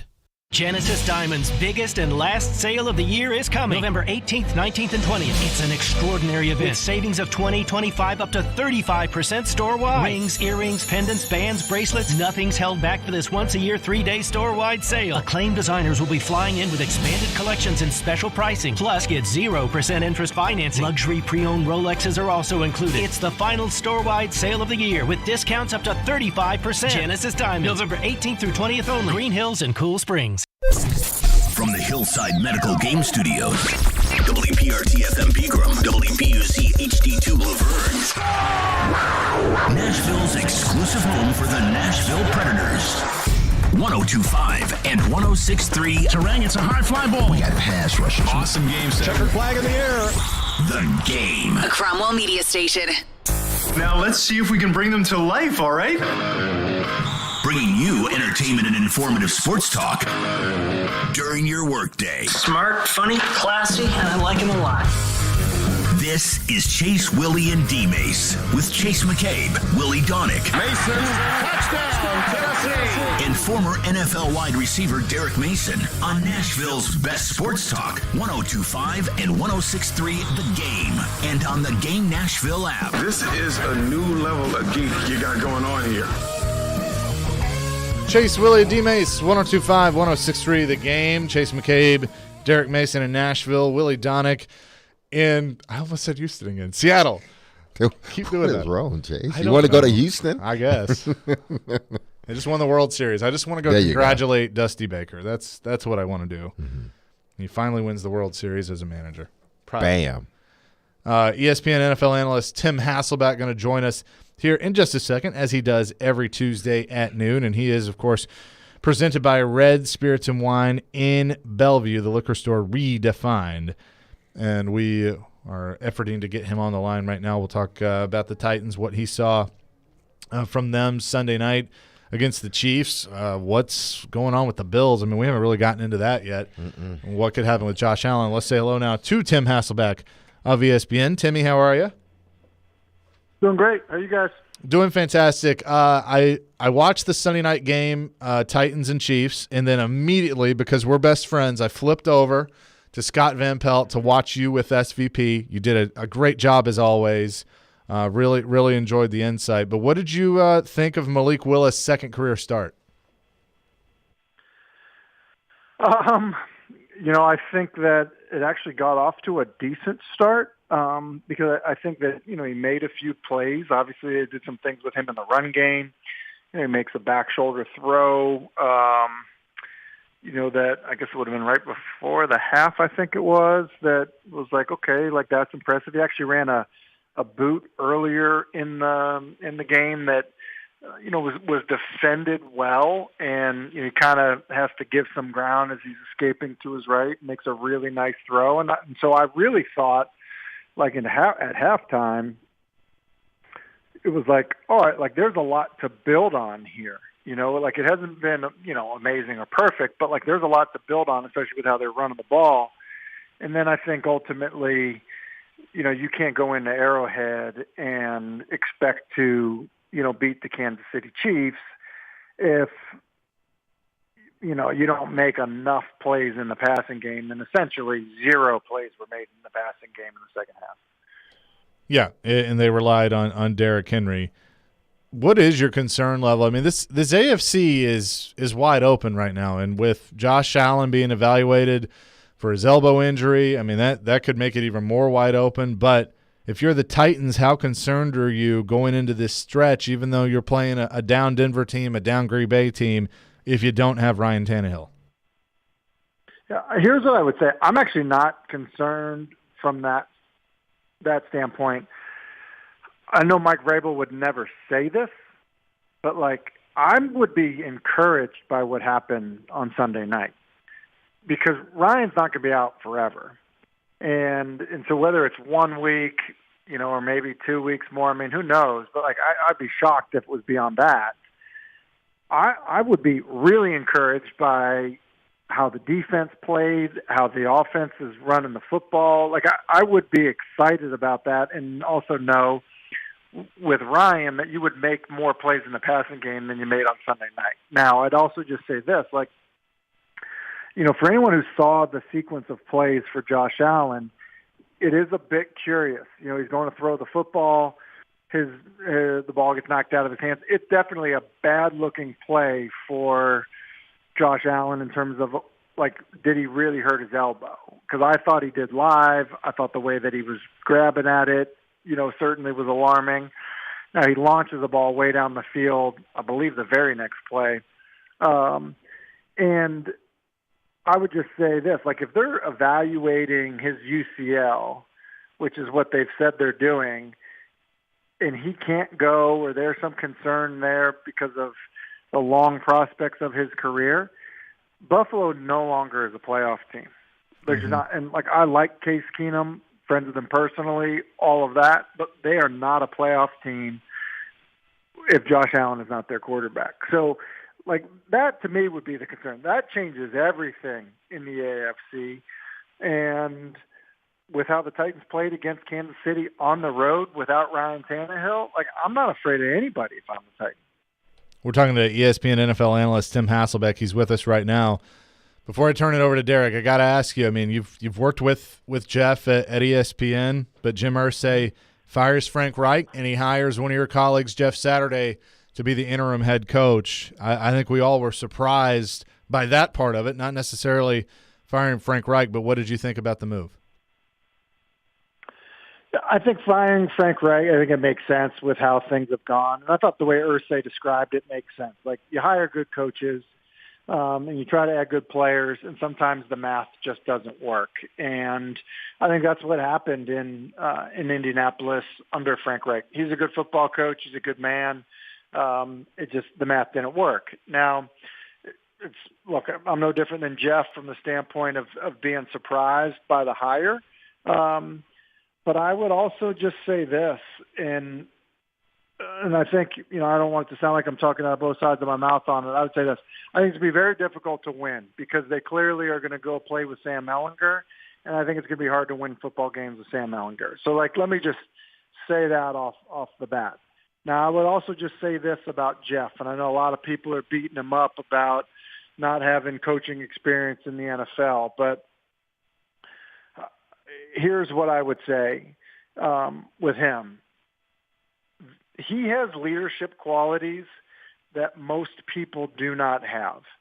And I don't care if you've been an assistant coach in the NFL for 15 years, you are not going to get the leadership experiences that Jeff had, because he played for a long time and was a captain and had leadership responsibilities in the NFLPA. You're not going to get those. And I would just say that, for everyone that's going to, kind of trash his lack of experience, if Mike Vrabel would have gone from being a player to going and being a high school football coach, and the Tennessee Titans decided to hire him, and he didn't come with the Houston Texans and the Ohio State experience as a coach, I still think Mike Vrabel is a heck of a coach for the Tennessee Titans because of the leadership experiences that he gained, through being a player for a long time, which could never be replaced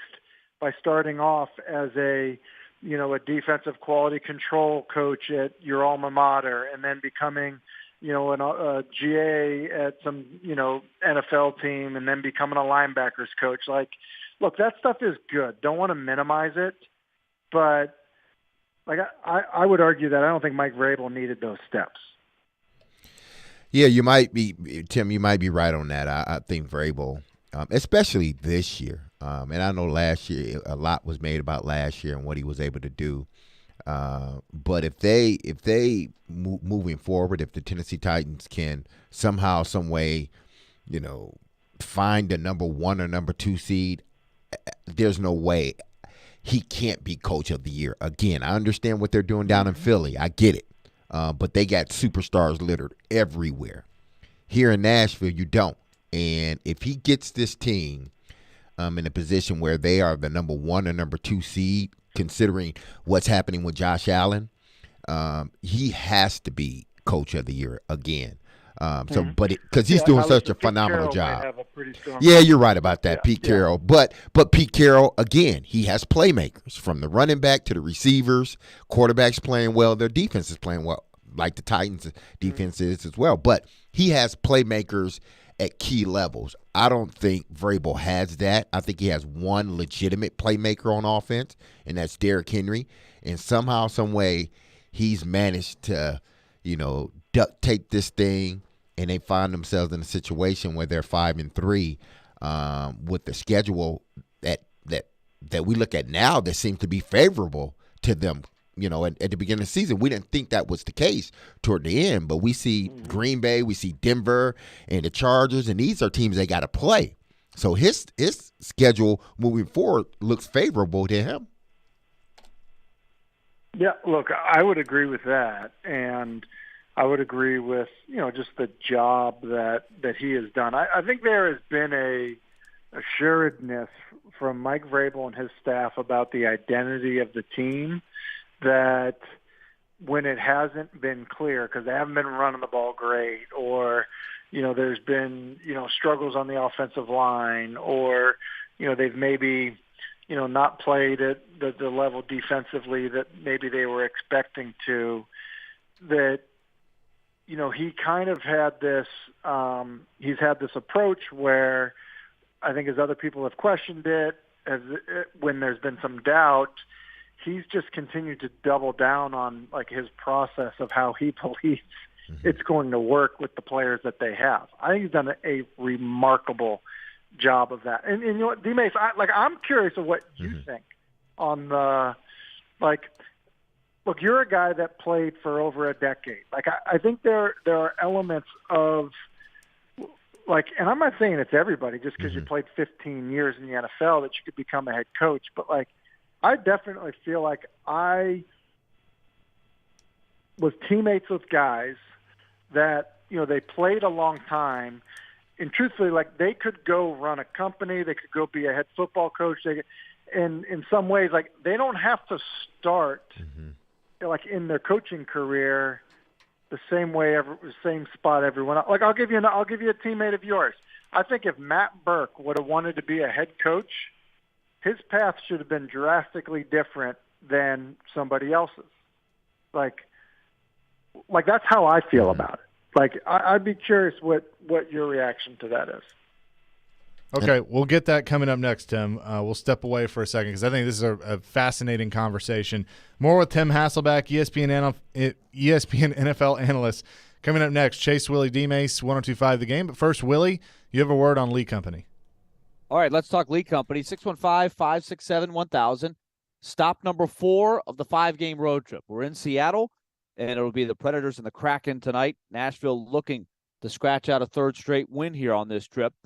And Lee Company is a big sponsor of our pregame coverage. I'll be part of that tonight with Chase, with Pete Weber, Max Hurst, and, of course, Skillsy on the call tonight. Lee Company, of course, proud sponsor of the Nashville Predators in general. They've got a home game coming up on Saturday against the Rangers. You'll see the Lee Company display all over. What do? They've got all kinds of great services. General maintenance for you, home or at work. You got a problem that needs to get fixed. They're just a phone call away, 615-567-1000 or leecompany.com. Also, make sure the heating unit is working properly. If you've used it a couple of times and it's not quite right, give them a call, 615-567-1000 or leecompany.com. And while you're at it, ask about the home maintenance plan. It's long range, the best way to go. Lee Company, let their decades of expertise go to work for you. At some point, it's a combination of who did you play and what does your skill set look like. Get the best analysis of the big stories in the sports world with ESPN's Jason Fitz. If you reach for a quarterback in the draft because you need one, you're going to set your franchise back 5 years. Join Fitzy every Wednesday at 4:30. Presented by Blood Assurance. Jason Fitz. I am 5'9.5" on ESPN 102.5 and 106.3 The Game and the Game Nashville app. Now is a fantastic time to sell in Nashville, but you can't do it without the intel. And no one has better intel than the Gary Ashton team. You may be wondering, what is this intel I keep hearing about? Intel so you can sell your home without any staging or showings. Intel on where to find your next home so you can sell your current one while the market's hot.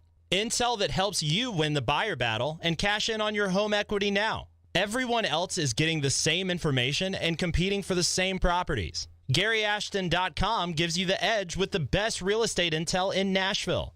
No one else even comes close. Plus, the Gary Ashton team is the official real estate agent for the Preds.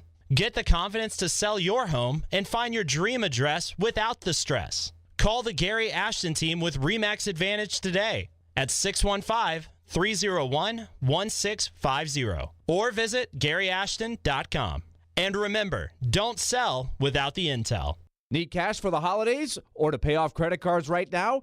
Loan Pronto's all-new Express Equity Line of Credit program is just what you need. This is great. You can keep your low mortgage rate and still get cash out. That's right. You don't have to do a full home refi. You can tap a small portion of the equity you have and enjoy a super low rate. With Loan Pronto's Express Equity Credit Line, you can close in 7 to 10 days, and a $50,000 loan will come your way, and it only costs you around $300 a month. Use that money to pay off whatever bills you have, credit cards, consolidate other debt, or start a home improvement project. With Loan Pronto, you can access up to 95% of your home's equity, and 9 out of 10 homeowners won't even need the appraisal. Even if you did a total refi recently or just bought your home, you can tap the equity with this fast, easy program. Do it now before the holidays. Call Loan Pronto, 615-499-5780. That's 615-499-5780, or go to loanpronto.com. Equal housing lender, NMLS 1661781, subject to lender approval. It's on. It's happening. Remember, you can watch us on YouTube, Facebook, Twitch, and Twitter. Get out of the way. I'm watching the game. Presented by the law offices of Amanda Gentry. I'm ready to step this up a notch. You're listening to Chase, Willy, and D-Mase on 102.5 and 106.3 The Game and on the Game Nashville app.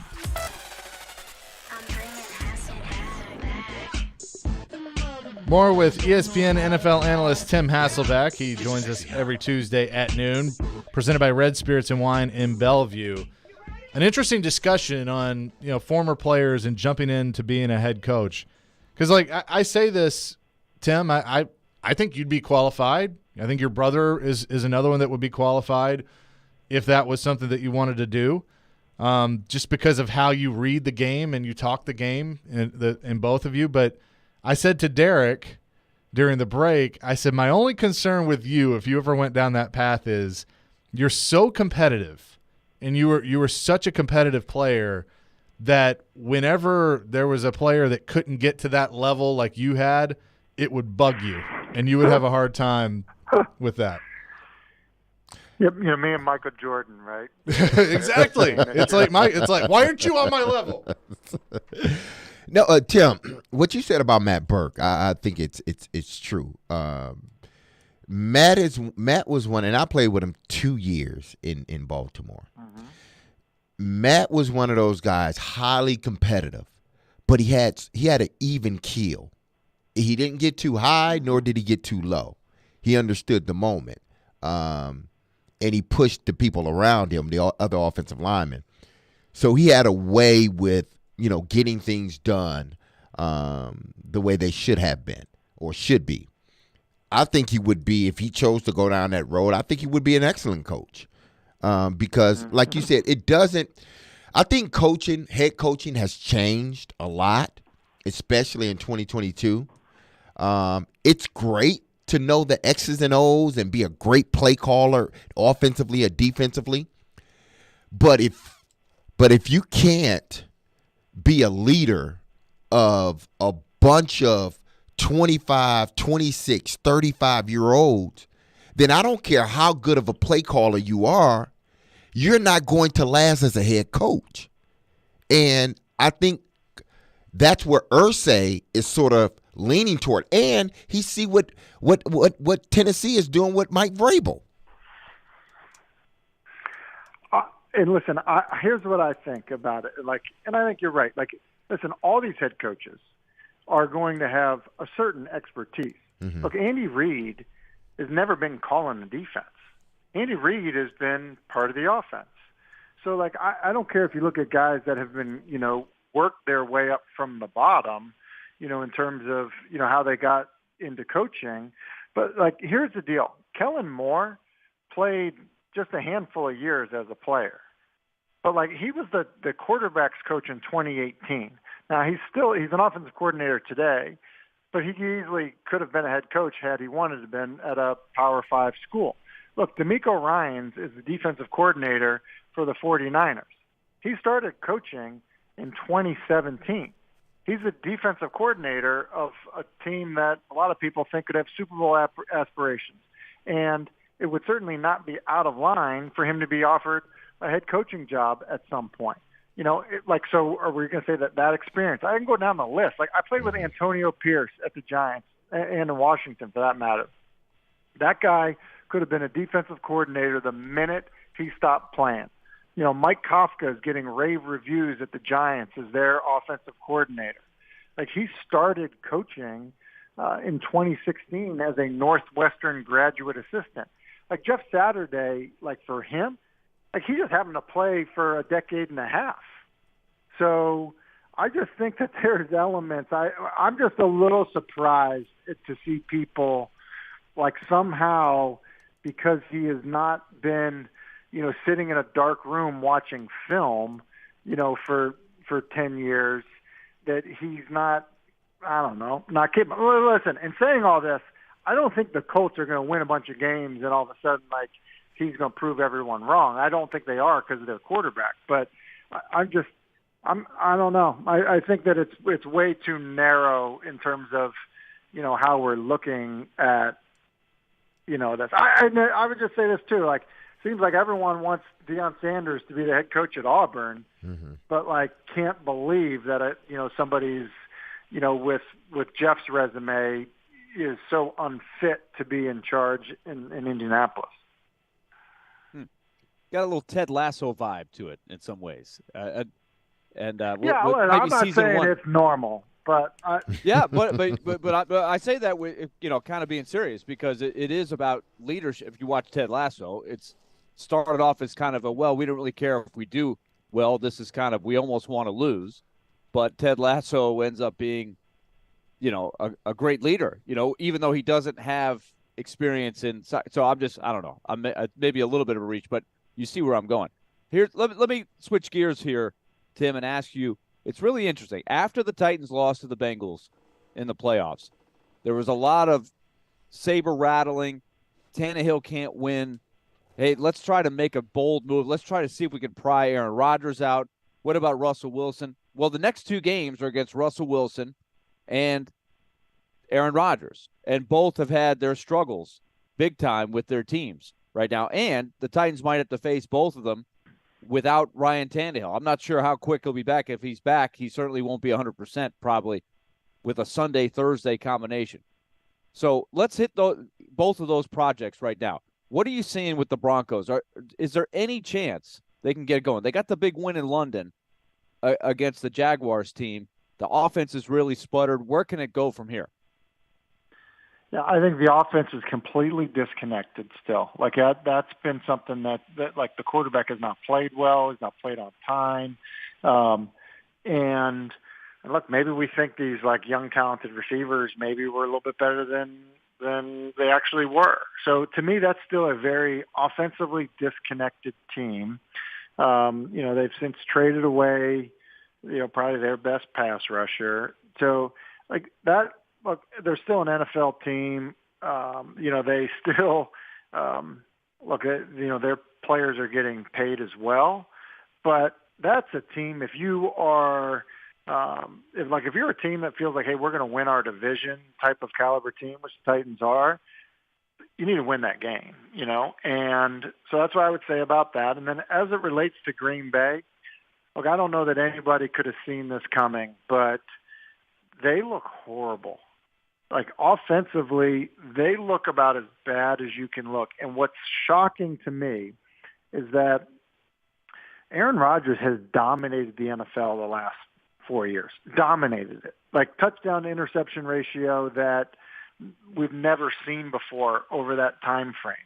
And look, you look at his 3 interceptions against Detroit, they're all on him.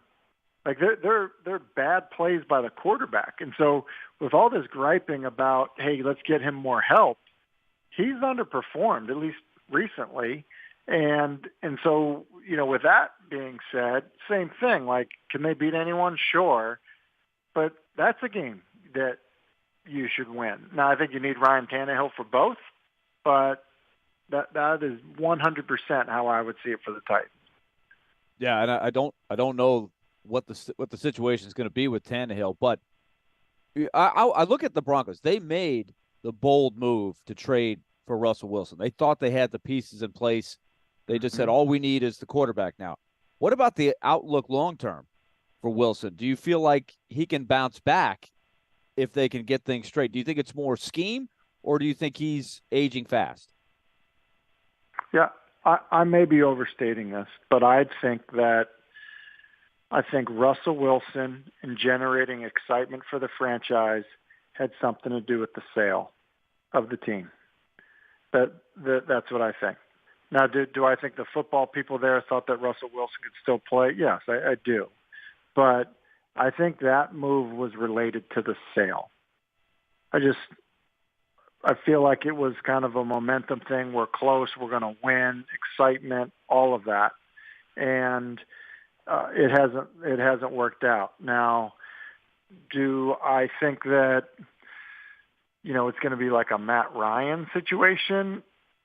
Look, I mean, here's the reality is like when these guys have signed these deals, like they're tied to them. Yeah. And I want to say Matt Ryan is due like $20 million next year. So, I don't know, like, is he there next year?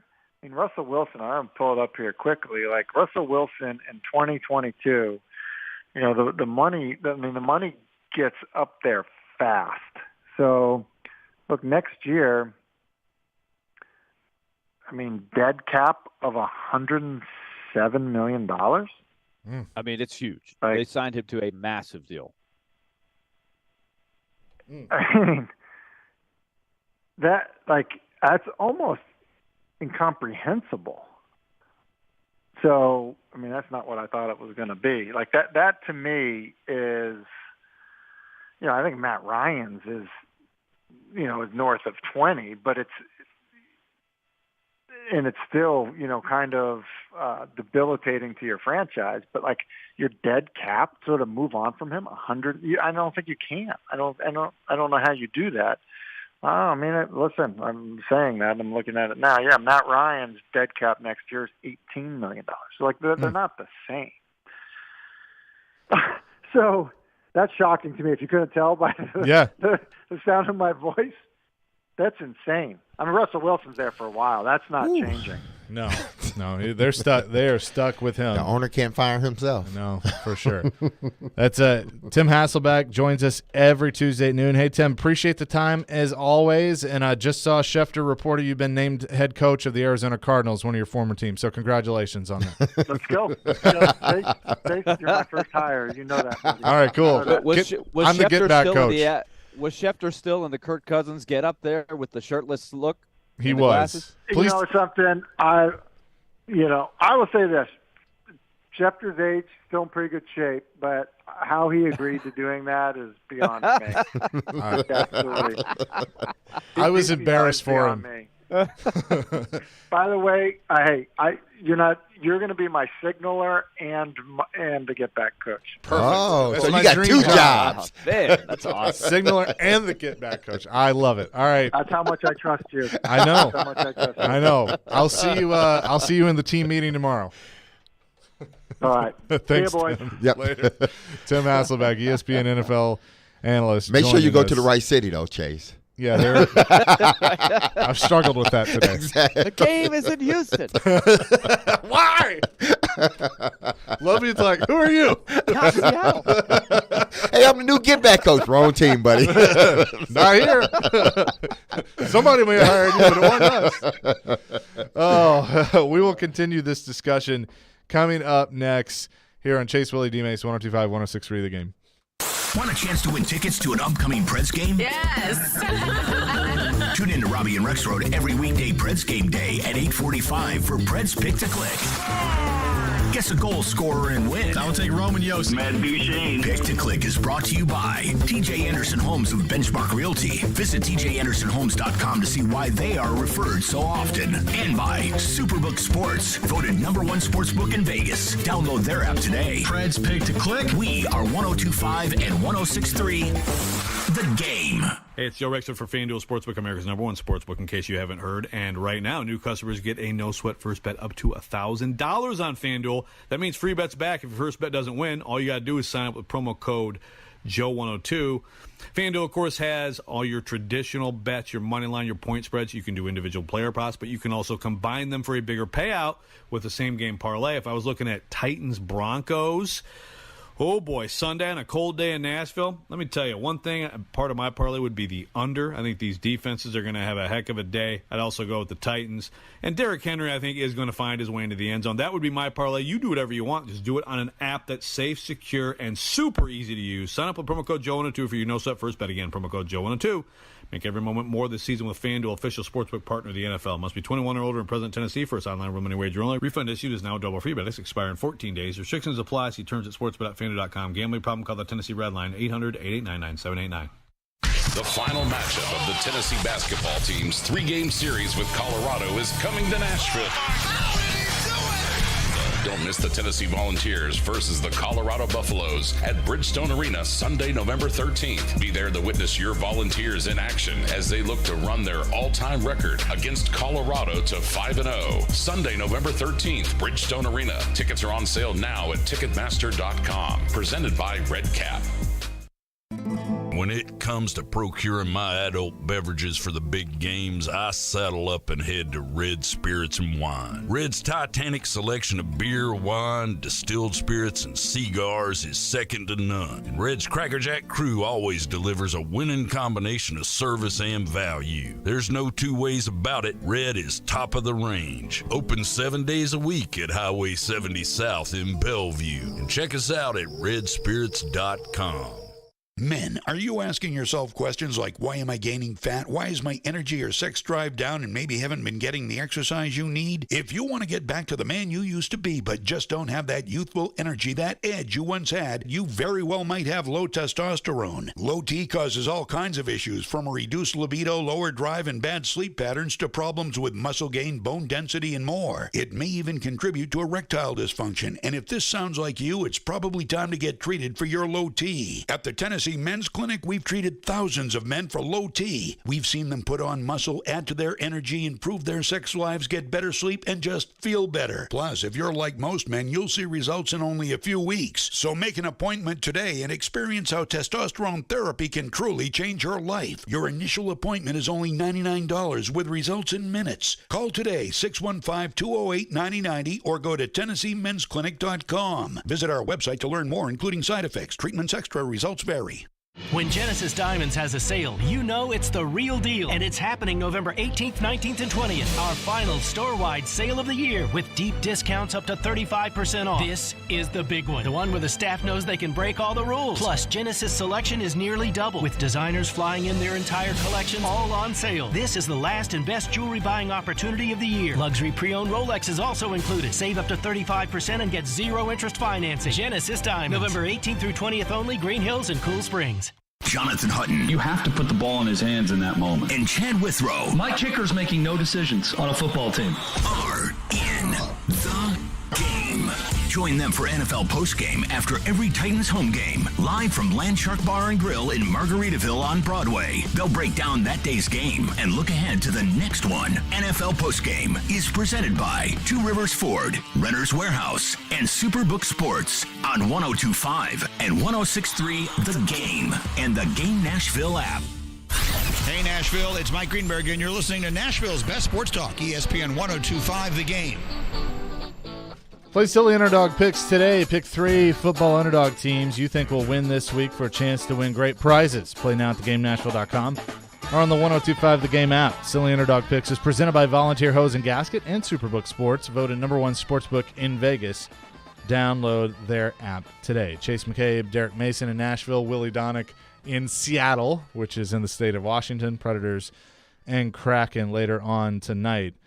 Okay, I know you. So a big conversation on Russell Wilson, who's coming to town with the Denver Broncos this weekend, and I know that Willie wants to address something. Ian's on the board that came up this summer that Jared brought up. So I'll let you address it.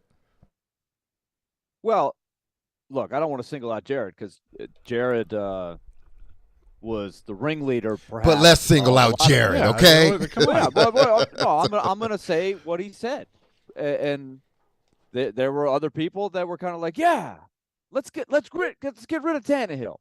So when Tannehill had the nightmare against the Bengals, there was a lot of frustration for a lot of people, and the knee-jerk reaction was, "Get him out of there. You can't win the Super Bowl with Ryan Tannehill, so let's get rid of him." And Jared's philosophy, if you listen to his show, is that the salary cap is not real in the NFL, which is false. There is a salary cap. It is a soft salary cap, and there's things you can do to find loopholes and move money and push money back. But certain contracts, and we just talked about the deal that Russell Wilson has signed with the Broncos, certain contracts that have big numbers are hard to get out of, and there are big penalties. That was the situation with Ryan Tannehill. There would have been a major penalty to move on from Ryan Tannehill, and that was factual. But let's just call it what it was. Jared, the week after the game, went on. I heard him in a number of places, Robbie and Rex Road, because I was listening live when he said it. He proposed a trade. Titans trade for Russell Wilson for 3 first-round picks and Kevin Byard. That was the proposed trade. That is true. I'm not making that up. No, you're not. I remember. 3 first-round picks and Kevin Byard. And Kevin Byard. That was his proposed trade. Hell, they should have offered Vrabel, too, if that's the case. Well, and it did not even address what you do with Tannehill at that point, because you got to get rid of Tannehill somehow. So that was what he wanted to do. Now, a couple weeks later, when the Aaron Rodgers thing started swirling around, Aaron Rodgers, it was kind of the same thing. Fine, let's look for a way to get Aaron Rodgers here to Nashville. Well, let's just look at where it's gone right now. Okay, I'm not saying the Titans are in a better position to win the Super Bowl than they have been. If anything, it looks like more of a long shot. It's not really Ryan Tannehill's fault. But it's hard to move things around when you have the salary cap to deal with. And when you trade for an aging quarterback, it doesn't always work out. Look where the Broncos are. And they are stuck with Russell Wilson. They didn't give up nearly as much as 3 first-round picks and a Kevin Byard to get Russell Wilson. But it cost them to get him. And they're married to him for the next few years. And if they want to try to erase that, there will be big, big salary cap penalties to pay. So all I'm saying, it's pretty interesting that these next 2 games are against Russell Wilson and Aaron Rodgers. And when the schedule came out, we were looking at those games saying, wow, those could be really tough games. Now they're much more winnable. But, of course, the Titans have their own issues trying to get Ryan Tannehill healthy. So I just thought it was interesting to bring that up with where we sit here today. Yeah, and I do – It doesn't work out to trade for the quarterback and just get rid of the quarterback you had. Remember that the Broncos didn't have to get rid of an existing quarterback that made a big cap number. Yeah. Right? All they had to do was get rid of Drew Lock. Mm-hmm. That they had the space to bring in Russell Wilson. And they still, looking forward, it doesn't look very pretty. So just remember, when there's a knee-jerk reaction to something, you got to think it through. And it's not always as easy as it seems in the moment, even though everybody was ready to run Ryan Tannehill out of town. But I will say this. I think that in let's say in the Russell Wilson case, I think he would have benefited better here with the supporting cast. And when I say supporting cast, I mean the defense and the run game. I think in Denver, 1, the coach is horrible. And then 2, there's a disconnect. And then 3, he doesn't have a run game to lean on. Here, the coach is great, and he got a run game to lean on. So I think it probably would have been a little bit different here, but I wouldn't have given up 3 first-round draft picks and Kevin Byard for him. Yeah, I wouldn't but either. I think the outcome at this point would have been a little bit different here as opposed to what we see now in Denver. And I think Nathaniel Hackett has a lot to do with that too. Exactly. I mean, it's turning out that he's a bad hire. And he's not a good head coach. Exactly. And so I do wonder if they were to make a coaching change after a year, which would be crazy because they've done that. I mean, Vance Joseph, I think, did he make it a year or was he 2? Was it 2 years? I mean, they've gone through coaches. I think it might have been a year. Yeah, well, I'm thinking of no, it was a year because even though I'm thinking of Wilkes was an intern. Yes. At with the Cardinals. Not right. Arizona Cardinals. Well, he was an intern. He was an interim. He was hired. And and he got fired after the first year. He got fired after the first year. Yeah. Yeah. Right. So I don't know how long the last coach was in Denver. Well, they've gone through a few, is what I'm saying, and so they can't seem to get that right. But look, Russell Wilson, I think, has maybe lost a step, and that's a tough one to be stuck with. But I think the offensive system that he's in has a lot to do with it too. Yeah, and I think a lot sometimes, and I think we all understand this. Sometimes the quarterback gets too much of the praise, and sometimes the quarterback gets too much of the blame. I think in Seattle, he got too much of the praise, even though he was putting up good numbers. Mm-hmm. I think he got too much of the praise because we all know that team was a run-centric team, and with beast mode in the backfield, it was hard to stop, and they had historically one of the best defenses in the National Football League with the Legion of Doom. So, but Russell was, because he's the quarterback, be it right or wrong, he was put on this sort of pedestal. And once all those guys left, you saw the real Russell Wilson. Sure. Like, he can win you games, he can put up numbers, but he's not going to get you back to the Super Bowl. Right. Coming up next, Is the AFC the most wide open it's really ever been in a long time? We'll discuss that coming up next. Chase, Willy, D-Mase, 102.5, 106.3 The Game. The Sports Talk doesn't end on Friday. Join Michelle Knezovic and Junie Riddle for Michelle and Junie. Have they truly been tested yet? I really want this to be a good game. Michelle and Junie, every Saturday morning at 9. Presented by Superbook Sports and the Nashville Jam Company. I think Junie and I are going to go hit breakfast/brunch there after the show. On 102.5 and 106.3 The Game and the Game Nashville app. From the Fox 17 News Code Red Weather Center. On Fox 17 Code Red, meteorologist Greg Bobus. After a start in the 60s, we'll be in the middle 70s later on this afternoon. Clouds break up throughout the day and will stay in the middle 70s and partly cloudy for the rest of this week. Next rain chance doesn't come until Friday, and a big cool down for the weekend. This weather report brought to you by Hiller Plumbing, Heating, Cooling, and Electrical. Call the Happy Face Truck today. Hey, it's Hutton. Guys, do you need an annual health exam? I recommend going to Low T Center to get your complete health assessment. They will check all of your levels, not just your T level. In most cases, it's completely covered by your health insurance. And if you don't have insurance, it's less than $100 for a full lab panel and an office visit with their medical provider to give you a complete health assessment. Low T Center specializes in men's health, making it quick and easy, even verifying your insurance. Go to lowtcenter.com now to book online. Low T Center, reinventing men's health care.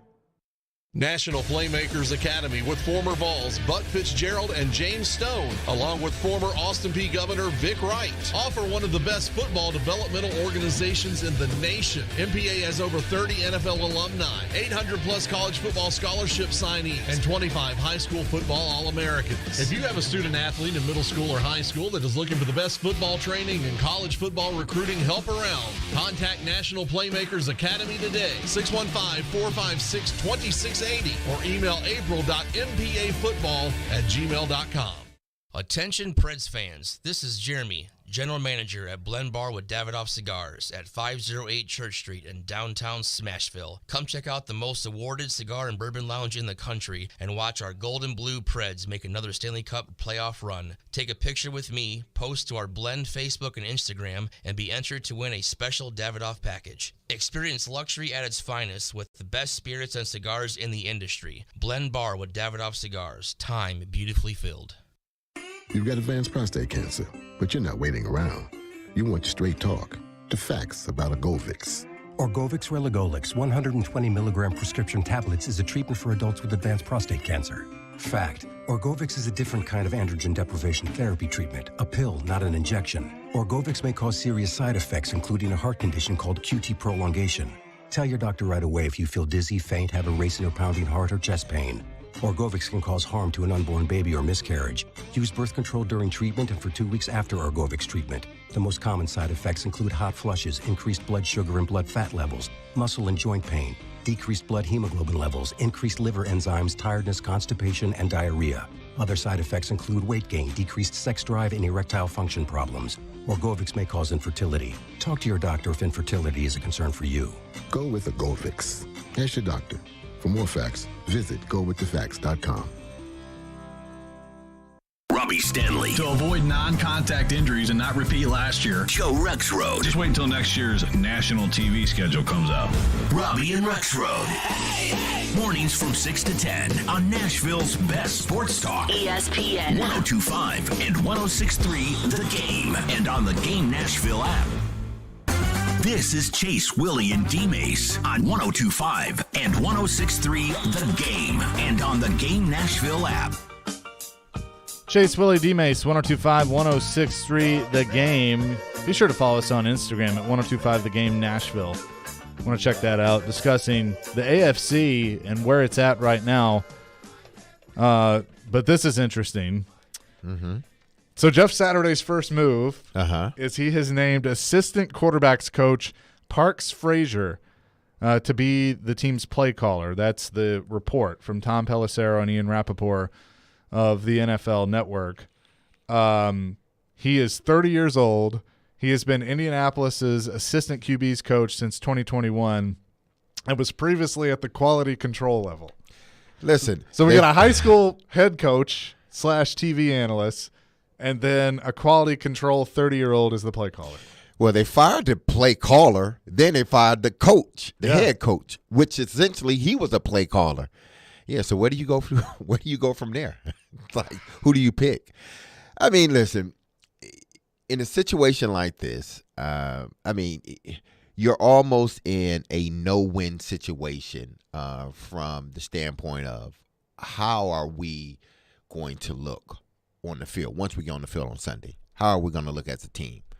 How's everything going to be orchestrated? You're almost at a no-win situation right now. And I don't think it's going to get any better until after the season. So I don't think Irsay cares too much about wins and losses here. He would rather, I'm sure there's a part of him that say, you know what, I would rather we lose these games so I can get the quarterback I want, and then we can sort of start over.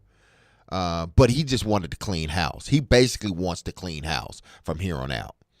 And him hiring Jeff Saturday is not about winning games now.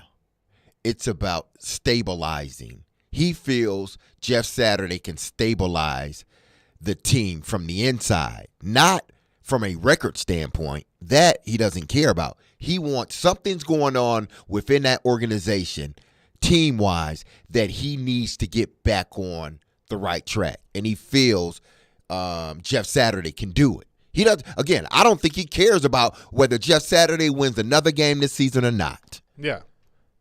But he just wants him to be a stabilizing force in that locker room for him. So the AFC, do you agree with what Tim said? Do both of you agree with what Tim said, that if Josh Allen is in fact lost for the season, that you can just take Buffalo out of the playoffs altogether? I wouldn't take him completely out of the playoffs. I mean, that division is their honestly division wide is open. Tough. And I think they can weather the storm because they got enough playmakers.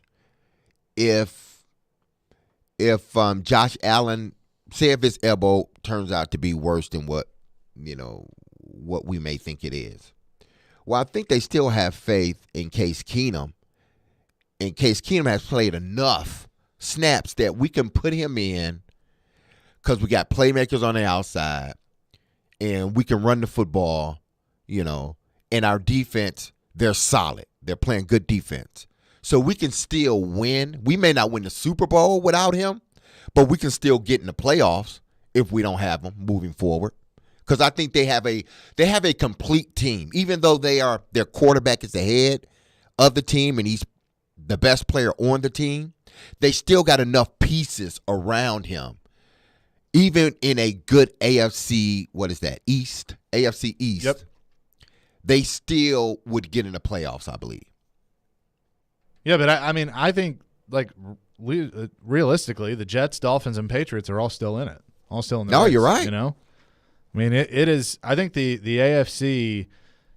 Now you have some teams that are out of it. I would take Pittsburgh out of it. I'm not ready to rule Cleveland out yet because with Deshaun soon to come back, they can make a run. Now they have a little margin for error. Obviously, the AFC South is going to have one team. The AFC West, it's a two-horse race, Chiefs, Chargers. But it's interesting because with this Josh Allen news, I can't say that the Bills are the overall front runner now. I think that the number one seed is very much up for grabs. Also remember where the Bills' losses have come from. They've lost within the division. Yep. So that's going to hurt them. Now, if Allen is out for the year, there's two scenarios here. There's one where it's the catastrophic Tommy John kind of thing because we're talking about the UCL. That's the Tommy John injury.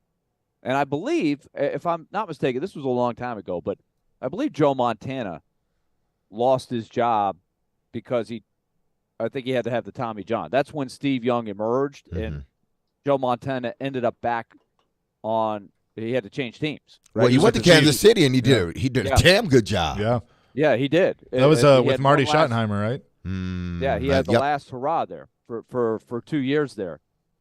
But an elbow injury, it's kind of surprising. It doesn't happen to quarterbacks very often, but it does happen So I don't know. But the other scenario is if Josh Allen is playing hurt, playing with a sore elbow week in and week out.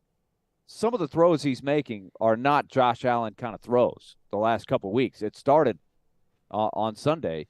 And then, as Tim said, maybe it's complicated there. It was affecting the way he was throwing the ball against the Jets. So I'm curious to see where all that goes. Maybe it's much ado about nothing. Maybe he treats it and he can manage it. But, man, it changes everything if the Bills are without Josh Allen. That goes without saying, right? I mean, who are you scared of? I mean, you still – no one. Diggs? You still have to be – this team is still a force. Why? Because they play really good defense. And, again, their tandem of receivers with Diggs and Davis, they are two of the best in the National Football League. They have a tight end that can flat out play. They find ways to run the football. So it's not do they want to lose Josh Allen? Absolutely not. But this is a team that can still, they're in a place that they can still get to the playoffs. Now, winning the Super Bowl is a different story. If they lose Josh Allen, I don't think they win the Super Bowl. I think they get in the playoffs, but not win the Super Bowl. I think Case Keenum can do enough to get them in the playoffs with the pieces around him. He has two flat-out number one receivers. Yeah, and the defense. And the defense is good. So I can see if, Case Keenum, or I can see if it was the Titans scenario where you don't have playmakers outside and your quarterback is injured. If this was the Titans and they were in the Bills situation where the AFC South was stacked like the Bills AFC East is, without Ryan Tannehill, they're not making the playoffs. Right. If that division was as stacked as the AFC East. But because it's not, the Titans are going to win it by default because they are the better coached team. Yeah. Coming up next, we'll shift gears, get back into college football. We'll talk to Mitch Light from The Athletic. That's all on deck here on Chase, Willy, and D-Mase. But got to tell you about Superbook Sports. When it comes to sports, it's all happening right now. Football, basketball, hockey, and soon enough, the World Cup. There's no better place to wager on all of that than the Superbook Sportsbook app. It's my official sportsbook app. I've been telling you about it because I love it so much. It's easy to use.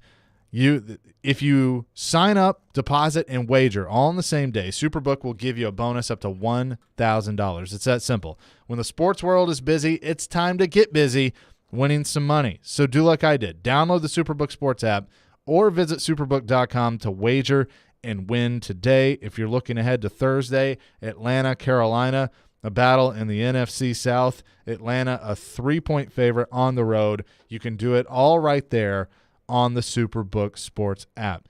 So visit superbook.com for terms and conditions. Gambling problem, call 1-800-889-9789. You love the game. The door's on the board. Strike three, sounds win. We live the game. Going up against that defense, he can make some plays and take that next step. We are. We got pass rushers. Checkered flag in the air. Awesome game 7. What a stop made by Houston Sarah. The game. Nashville's best sports talk, 102.5 and 106.3 The Game and the Game Nashville app.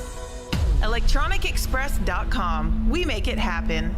Hi, I'm Emmitt Smith, Hall of Famer and all-time leading rusher with exciting news. Football legend Emmitt Smith talking about all new regenerative treatments for joint pain from the local medical professionals at QC Kinetics. But did you know that you can encourage your body to actually heal itself with the help of QC Kinetics? QC Kinetics uses biologic therapies that are natural, restorative, and long-lasting. The body is an amazing thing. Trust me, I put mine through a lot. Exciting new relief is here for pain from arthritis, knee pain, lower back pain, pain in your hips and shoulders. I'm that guy. When you Google shoulder pain, my face pops up. But you don't have to be sidelined by pain anymore. Call QC Kinetics to learn more about biologic therapies. Don't let your joint pain keep you from doing the things you love. There's a new natural solution that patients are raving about. QC Kinetics. Let QC Kinetics help you improve your quality of life. Call QC Kinetics. 615-249-4024. That's 615-249-4024. 615-249-4024.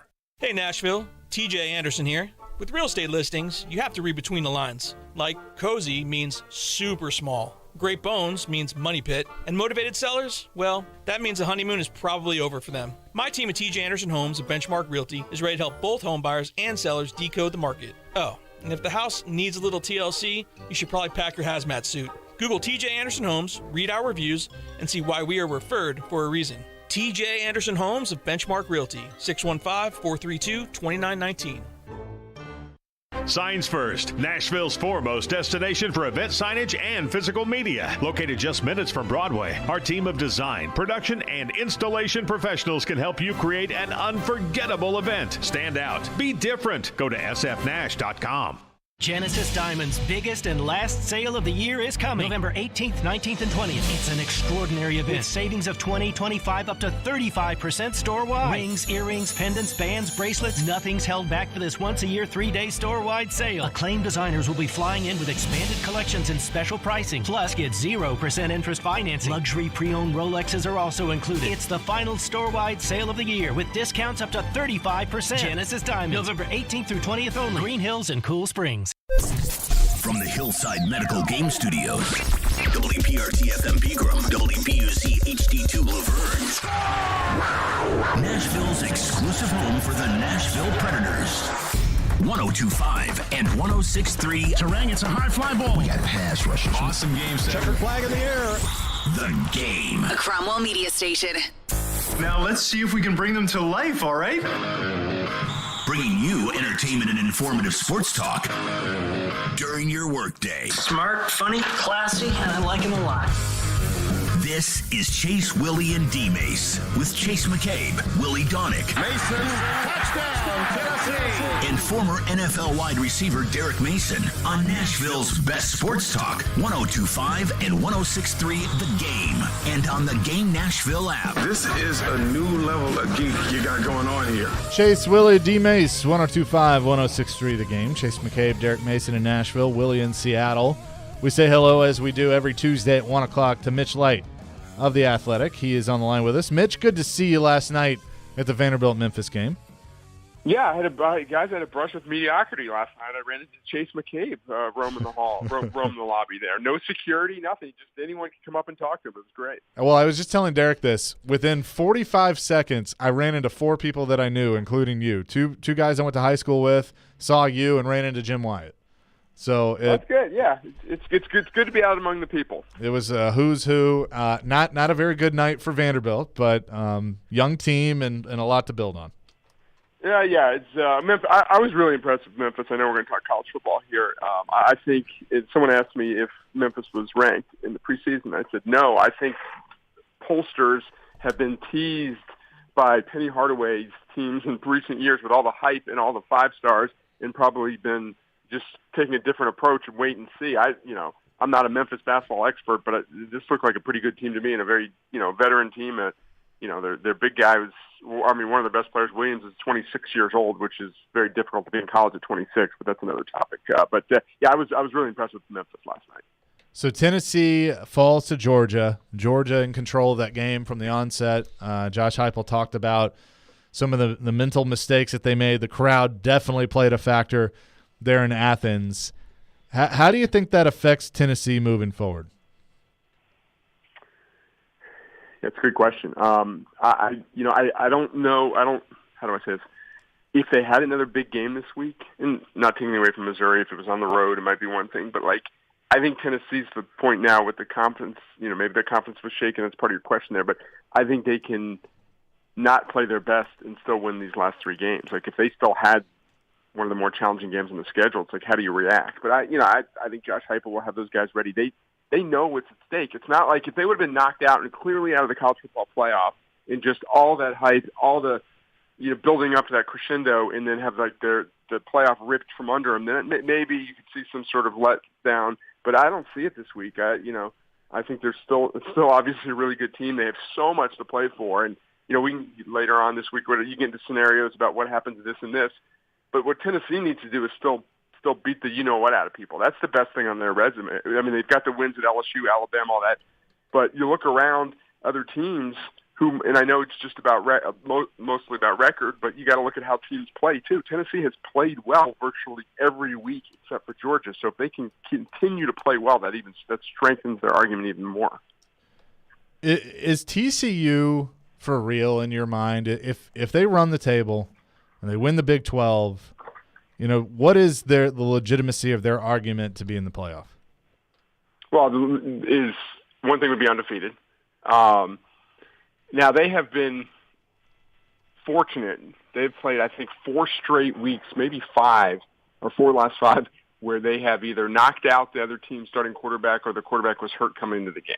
And let's not kid. I mean, that's an advantage. When you're not playing the other team's starting quarterback in a lot of cases, that's huge. They have found ways to win games. They beat Kansas by 7, Oklahoma State by 3, Kansas State by 10, West Virginia by 10, Texas Tech by 10. So I talked about Tennessee dominating teams. TCU's not dominating teams. So I understand the skepticism there. One thing I'll say, like the Big 12 isn't a great league, but I don't think there's really bad teams. West Virginia's kind of struggling. I think they have to bring it every week because, again, there's a lot of parity in that league. But, Vegas, if TCU's playing Alabama or TCU's playing Tennessee on a neutral field, I would think 7-point spread at least for, the SEC team. So if they go undefeated, they're going to be in really good shape. A lot of the committee members are, it's impressed by record, which they should be. But, going undefeated is difficult. With the fact that they've played so many backup quarterbacks and they're not really dominating teams, I am a little skeptical. We'll talk with Mitch Light of The Athletic. Now, Mitch, looking at this team, the Vols, do you think if they had to play Georgia again on a neutral field, do you think this would be a much closer game? And what I mean by that, there's the 2 opportunities UT had early. They were overthrown passes, and they could have changed the scope of that game completely with those 2 big plays because both of them would have been touchdowns, but they were not. Georgia controlled the game pretty much, but it wasn't like they just completely shut UT down. Maybe they did in the second half, but in the first half, UT still had opportunities to make that a much closer game and possibly even win it in the first half than what it showed. So do you think on a neutral field, this game would be much different? I would clearly still take Georgia. I think everyone pretty much would. But sure, like if they played on a neutral field 10 times, I would say Georgia would win 8. But those 2 times would be those times where Tennessee would have to take advantage of those opportunities. Tennessee has to put Georgia, if they play again, in an uncomfortable situation. It's like Georgia was never uncomfortable in that game, even though they fumbled the first. They almost threw a pick on maybe the first or second play of the game, and then they fumbled the ball away. And then I think holding Tennessee to that field goal was huge. And Georgia was never uncomfortable the rest of the game.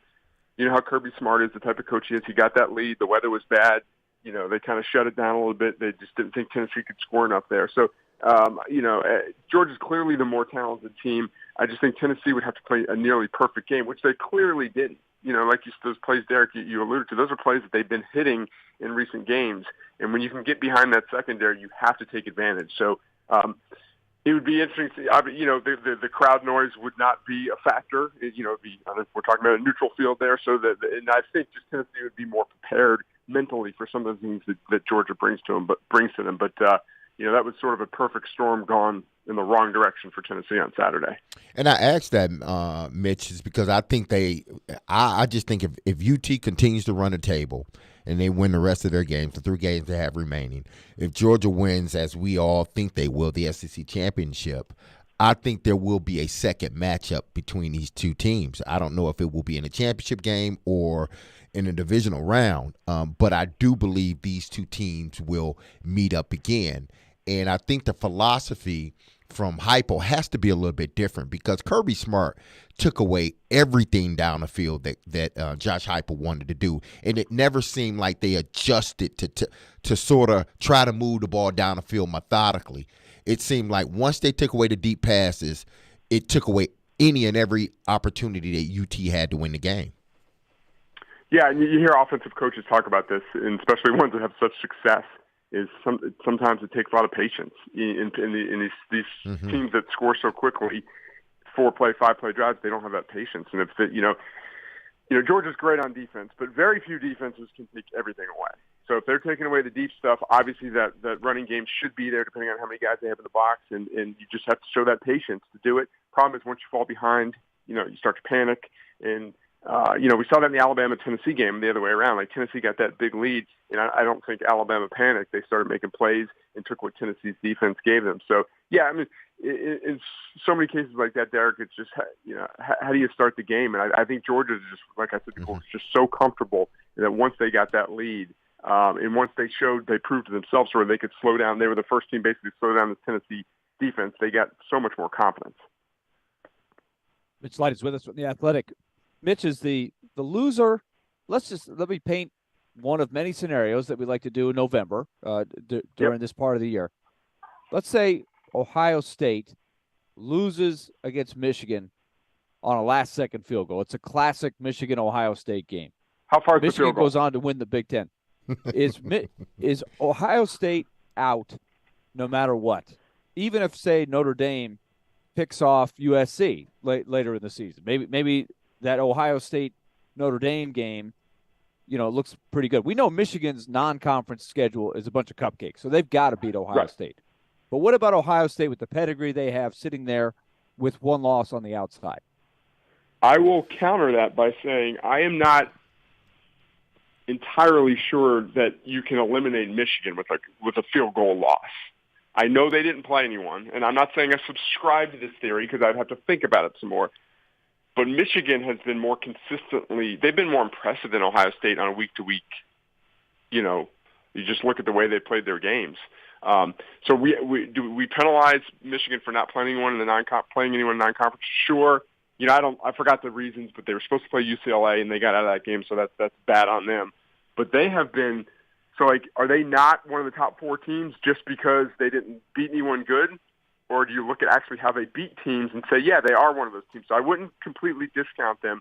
Ohio State has not been as consistently dominant. We saw what happened. You can talk about the weather, but we saw them struggle against Northwestern there. So I would not say that the loser of that game is definitely out. Obviously, it depends on what happens at TCU, what happens in the Pac-12. I think we could see a scenario where the loser of that game could possibly still make it, but more things would, a lot of things would have to happen, I think. Another complicated one would be LSU pulls the upset and beats Georgia in the SEC title game. So Georgia has one loss. LSU is the SEC champion, but 2 losses, having lost to Tennessee at home. How do you sort that one out? Yeah, that one's more difficult. Obviously, we've never had the 2-loss team in the playoff. Beating Georgia would be by far the best win of any bubble team. Like NCAA tournament, we always talk about that. All these bubble teams look alike. Who have you beaten? How do you differentiate yourself? So LSU has that in this Willy Donick theory, hypothetical world, has that win over Georgia. Now, if they're going against Tennessee and Tennessee has 1 loss, that's just the committee decision. Win over Georgia, SEC champion, versus a team that didn't win its division but beat LSU in Baton Rouge badly. And how does Alabama finish? Let's say Alabama loses to Ole Miss. At some point we got to remove that's the greatest win ever for Tennessee because maybe that Alabama team has 3 losses. So, these are all hypothetical. So that if it's LSU versus Tennessee in that scenario, that would be one of the committee's most difficult decisions they've had to make since this thing started. But in a vacuum, that's a pretty good that's about as good of a 2-loss resume as we're going to see with an LSU team that would have that win over Georgia, because we all agree that Georgia right now is clearly the best team in the country. Yeah, for sure. Mitch, great job as always. We will do it again next week. We'll see what all happens this weekend in college football. It's heating up and getting a lot of fun. All right, guys. Take care. See ya. Thanks. Mitch Light from The Athletic joins us every Tuesday at 1. We'll have Vanderbilt football coach Clark Lee at the bottom of the hour, as we always do. We'll come back, give our predictions on the top 4 and what we think, as we were discussing earlier. But first, Willie, you have a word about Loan Pronto. All right, let's talk Loan Pronto. I know a lot of you out there are probably saying, you know what, I want to make the most of my financial resources right now, and maybe you've got some bills to pay. You've got some needs to address. Well, here is Loan Pronto's strategy going on right now that they're featuring. The all-new Express Equity Line of Credit. It's designed for those of you that have a good mortgage rate on your home currently right now. It's good and low. That's what you want to keep. You can do that and still access some cash out of your home's value. Don't do a full home refi. You can tap a small portion of the equity you have and enjoy a super low rate. Keep that low rate. So with Loan Pronto's Express Equity Line of Credit, you can close in 7 to 10 days, and a $50,000 loan will only cost you around $300 a month on the payments. So use that money that you can get access to quickly to pay the bills before the holidays. Maybe it's high-interest credit cards. Maybe you want to start a home improvement project. Maybe you're paying off some other types of bills, a car loan or college tuition, whatever it might be, high school tuition. With Loan Pronto, you can access up to 95% of your home's equity, and 9 out of 10 homeowners won't even need an appraisal. So do it now before the holidays. Call Loan Pronto, 615-499-5780. That's 615-499-5780, or go to loanpronto.com. Equal housing lender, NMLS 166-1781, subject to lender approval. 2, 3, 4, look. High school football is here. Join Big Joe Dubin every Friday night at 6 for the Apple Collision Center's Game Blitz, presented by National Playmakers Academy. Just a small sample of these great coaches in our area. We'll go around the mid-state for scores and reports on all the big games. If I'm a high school coach, I want the challenge. The Game Blitz is on 102.5 and 106.3 The Game and the Game Nashville app. This is for the men who never settle, the ones who believe only quitters end a game and a tie, the type of guys who choose the bar with the biggest TVs to overcompensate for theirs at home. This is the Lodge mentality. This is Twin Peaks. Did somebody say flatbreads? If you haven't already, you need to get to Twin Peaks and try out their new in-house made flatbreads. 4 options including the Hottie Jalapeno Popper, Hawaii 5-0, the Italian, and the OG Pepperoni. Ask your Twin Peaks girl for more details and availability. Hey football fans, Dak Prescott here, and I'm here to tell you that with NFL Sunday Ticket only on DirecTV, you can watch your favorite team no matter where you live. Because NFL Sunday Ticket gives you every live out-of-market game every Sunday afternoon. So switch to DirecTV and learn how to get the 2022 NFL Sunday Ticket season included at no extra cost. Call 1-800-DirecTV. With choice package and above, 24-month agreement required. Call for details. There's never a good time for your furnace to go out, especially in the winter. But it's always a good time to call Lee Company. Our heating and air conditioning pros are available 24/7. No heat? Don't wait. Call Lee Company now at 615-567-1000. Our expert technicians will diagnose the issue and fix it right the first time. When you're cold, you need someone you can count on to bring the heat. Call Lee Company now at 615-567-1000 or visit leecompany.com. Will They Find a Home? Sponsored by Geico. Steve is intrigued by the paranormal. Otherworldly spirits really make a house a home, you know? Janice has different taste. I'd like my house to not be haunted. Compromise is tough, but these two won't have to compromise when they bundle home and car insurance with Geico. It's easy, and they could save even more. In the end, Steve and Janice found a renovated Victorian that's only haunted from 9 to 5. Okay, wife's home. Y'all gotta bounce. Bye, Steve. Bundling without compromise at geico.com. When joint pains cause you to sit out on everyday activities, it's time to make an appointment with Dr. Matthew Beal at Houston Clinic Orthopedics. Dr. Beal can diagnose your problem and treat the joint pain for both surgical and non-surgical matters. Board certified and fellowship trained, Dr. Beal specializes in hip, knee, joint replacement, and adult joint reconstruction. Visit tn.houston.com to learn more about Dr. Beal and to book an appointment online. Houston Clinic Orthopedics, when experience matters. We want to hear from you. Thanks for taking the call. Join the conversation. Call or text at 615-737-1025. Driven by WilsonCountyHyundai.com. I'm ready to step this up a notch. You're listening to Chase, Willy, and D-Mase on 102.5 and 106.3 The Game and on the Game Nashville app. Chase, Willy, D-Mase, 102.5, 106.3 The Game. This Sunday, following the Titans game, tune in for the postgame show with Jonathan Hutton and Chad Withrow. live from the Superbook Lounge and Landshark Bar and Grill, Margaritaville on Broadway. The post-game show is presented by Renter's Warehouse, Two Rivers Ford. Custom order your new Ford from Two Rivers Ford. Superbook Sports, voted #1 sportsbook in Vegas. Download their app today. Talking college football in the playoff tonight. So officially, I'm going to say it's going to be Georgia, Ohio State, Michigan, Tennessee, TCU. Michigan. That's where I think it's going to be. Oh boy. I mean, I'm not going to sit here and say, "Oh, you're wrong, Chase." It's not going to be that because I mean, it sounds just about right. There could be sort of this wrinkle. I think TCU could be the wrinkle in all of this. Even with the Michigan and Ohio State both undefeated. I think it's Georgia. I think it's Michigan. Oh, you have Michigan too? Yeah, I think it's TCU, then Ohio State. Interesting. So you're dropping Ohio State a couple spots. Yeah, because of the way they play. Their last – and Matt Mitch was right. Michigan has played, even though their out-of-conference schedule was a bunch of cupcakes, they beat each team by 50 points. But they've played – out of every team in the Big Ten, they've played consistently better than everybody else on a consistent basis. You look at the two undefeated teams. Ohio State has had some problems. They had problems with Penn State, and then had problems last week, I believe. I didn't watch the whole game. So it was a really weird game because it was awful weather. Exactly. Northwestern's terrible, but the wind it was just such that it was really hard to do anything. So, I think you got to take that into account. They probably still should have won the game a lot easier than they did. There was something like a 38-point favorite or something. They should have, regardless, I don't care what type of weather it was, they should have beat them.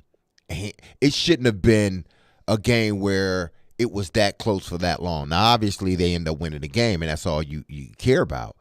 But I think if you've watched the last few games of Ohio State and Michigan, you can say that Michigan has dominated their opponents. In Ohio State, they've won, but they hadn't completely from the first quarter to fourth quarter dominated their opponent.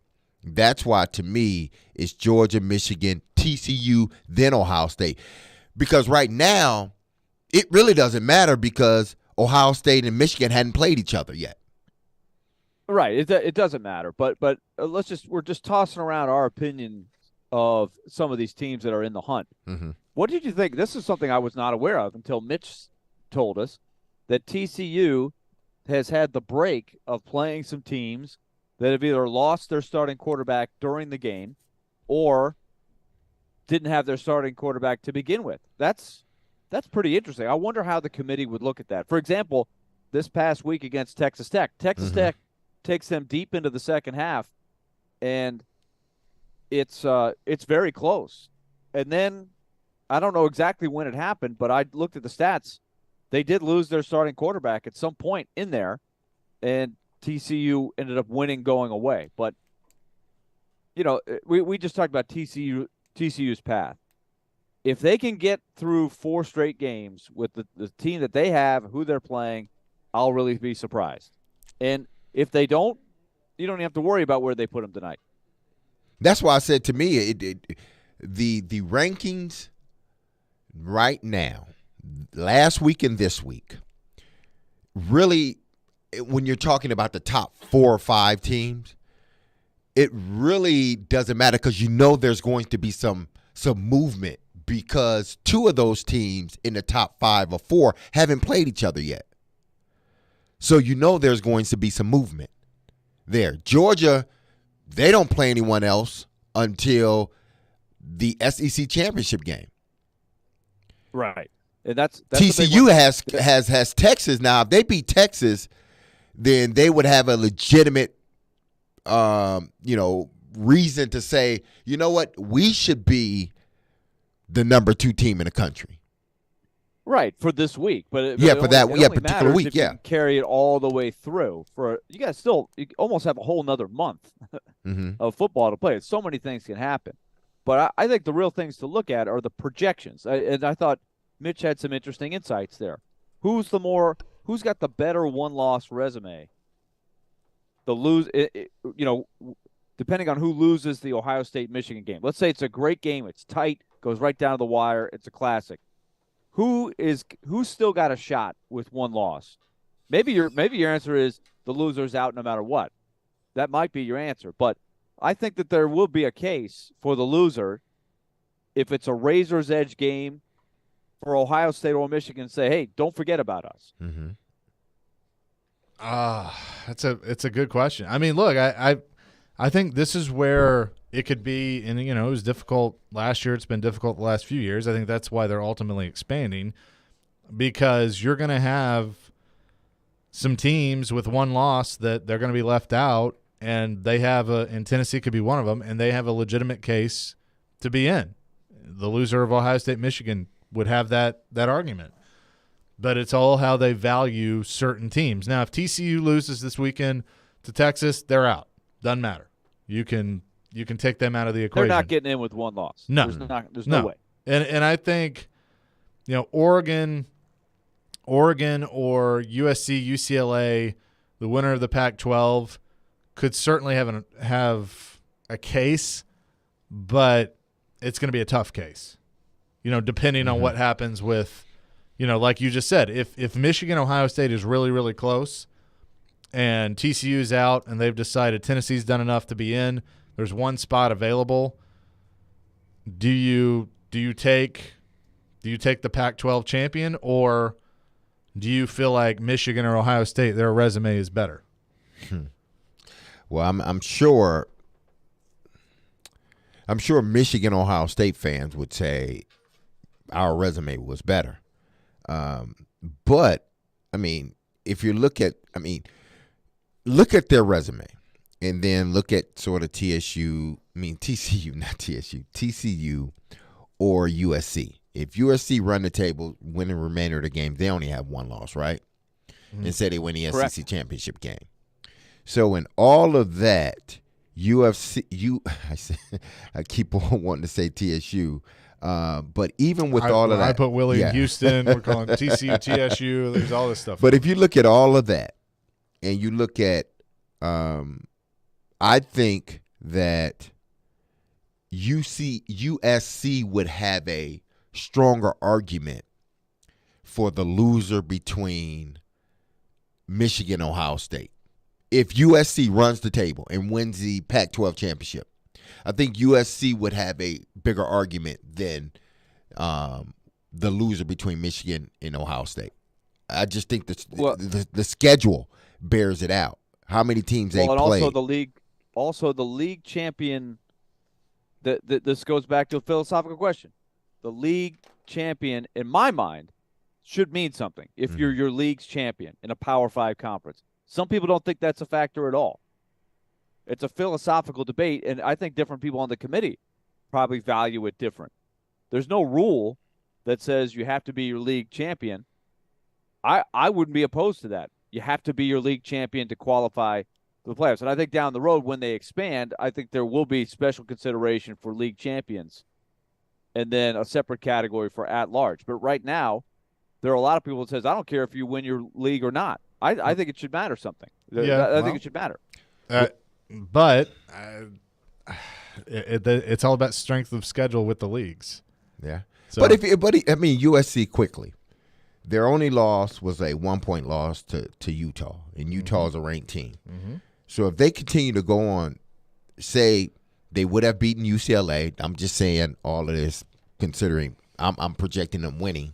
They would beat number 12 UCLA. They would beat a tough Notre Dame team who just beat Clemson, and then you win the Pac-12 championship. I don't know how you couldn't take them in front of a one-loss Big Ten team that didn't make the championship. Right. Coming up next, we'll get to Vanderbilt football coach Clark Lee. He joins us coming up here on Chase Willy D-Mase 102.5, 106.3 The Game. Hey, this is Phil Forsberg. And this is Smashville. Forsberg a shot, broken up in front, give it back to Forsberg, and here come the Habs. You're listening to the flagship of the Nashville Predators radio network, ESPN 1025 The Game. Winning this award is truly like winning the Super Bowl of car dealer awards for Mercedes-Benz. Edwin Vickery, General Manager of Mercedes-Benz of Music City. Culture eats strategy for lunch. You have to hit on all cylinders to win this award. You can strategize all you want. You got to still have the right tools, and our tools are our people. Live the dream with 3-time Mercedes-Benz Best of the Best Award winner, Mercedes-Benz of Music City. Go to mbofmc.com.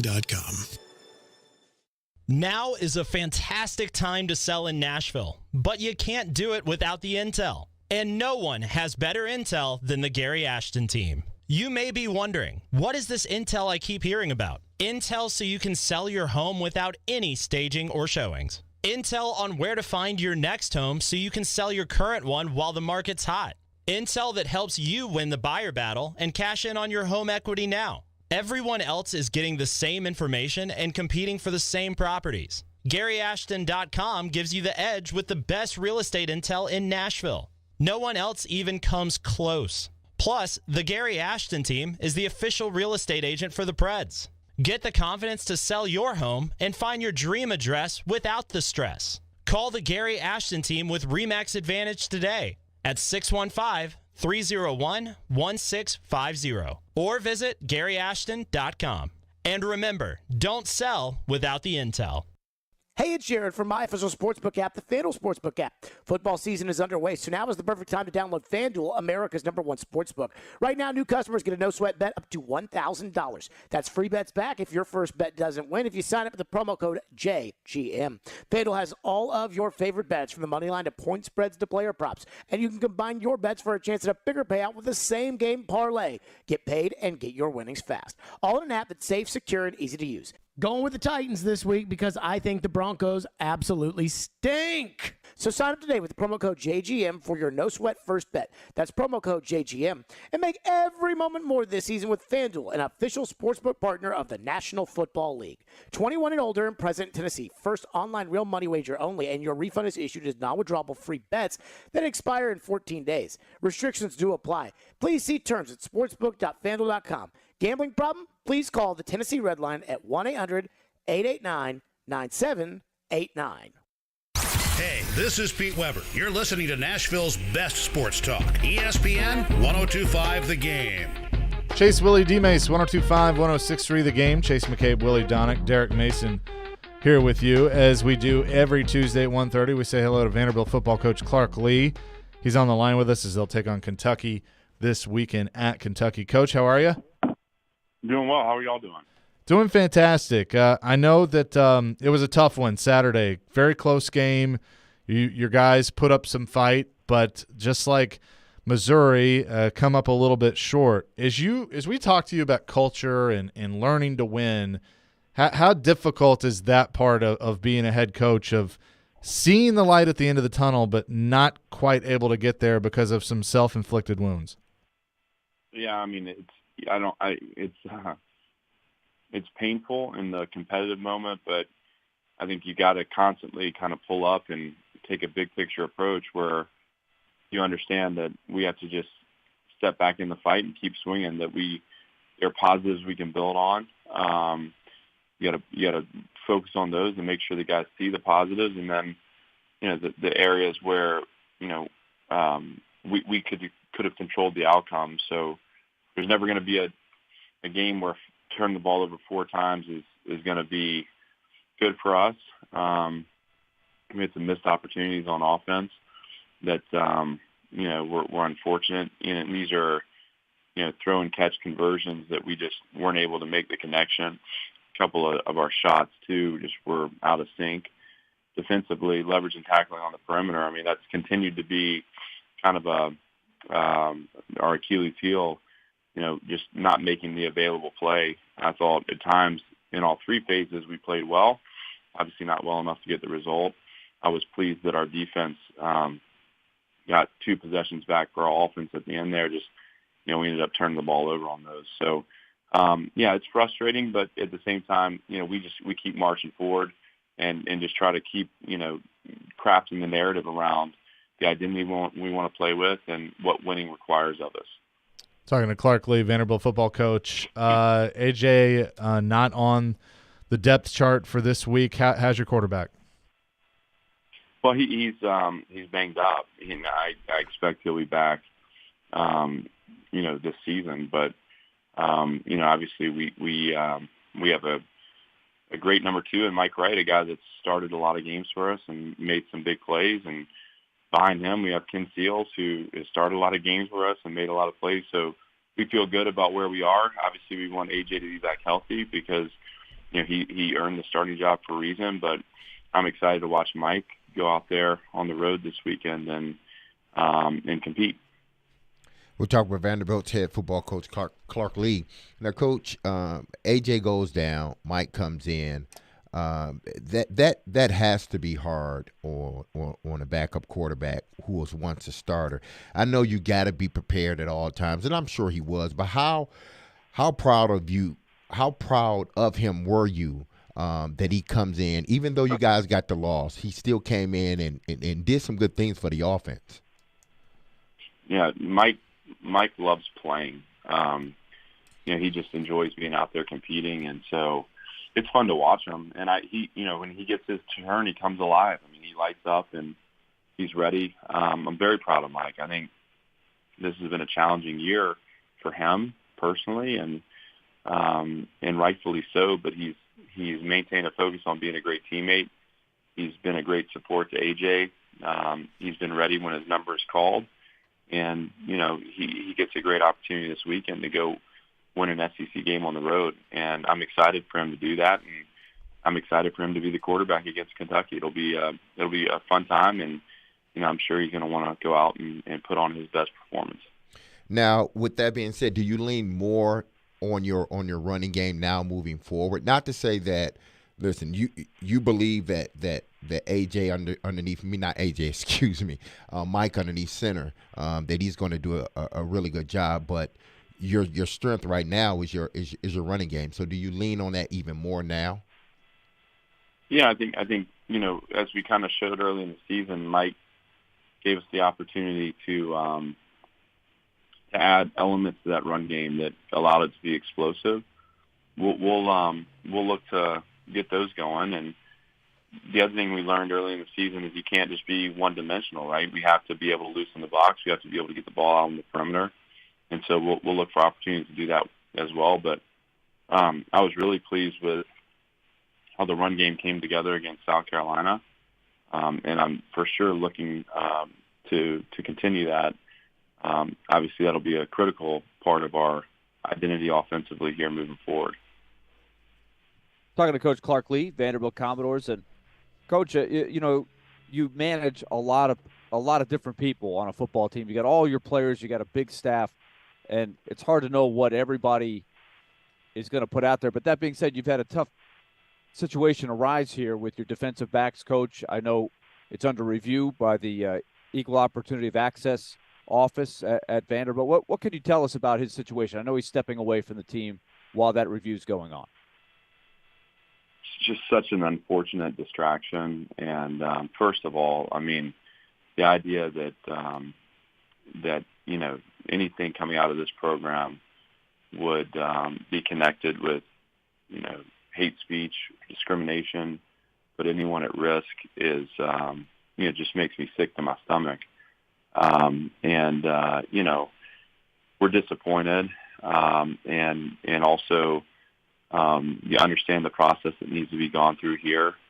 And what I want for our team is to be able to shift focus and really make the preparation for Kentucky the talking point internally here. I mean, the guys had a good practice this morning. It was our first practice of the week for Kentucky. They were spirited. They were focused. I felt good about that. I need our leadership to step up right now and just pull everyone together. And I really don't have a lot of concerns about that, but just, again, very disappointing. The last few days have been difficult and challenging.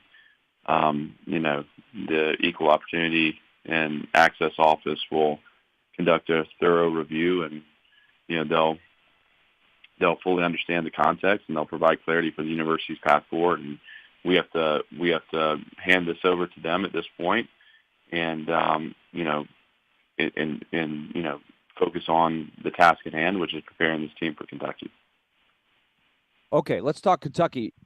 And what, in your mind, Clark, have they done to get to where they are? We know traditionally that, how Vanderbilt's doing versus how Kentucky is doing has been pretty important in the equation. And when one team's doing well, they usually beat up on the other.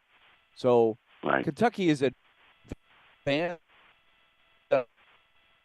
really nice job these couple years. What have they done so well? Well, the program, they've built a consistent winner. He started 2-10, and I believe 5-7, 5-7. They had a similar start to what we're experiencing, and they just stayed the course. Mark's done a great job. He's been consistent in this process, and over time they've been able to recruit and retain and develop a team that has won a lot of games.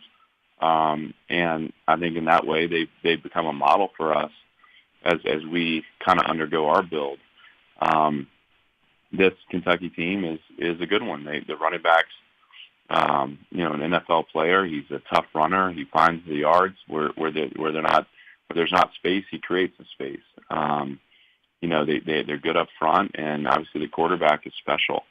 So they're gonna be a challenge to us defensively, and their defense. They're big up front and they're long and athletic, and that seems to have been the formula for them. The last season and this year when we played against them, you see more of a pro style attack offensively, and disruptive play on defense, and they have an identity and they play to that identity. That makes them so good. Coach, appreciate the time today as always. Best of luck this weekend at Kentucky, and we'll talk to you next week.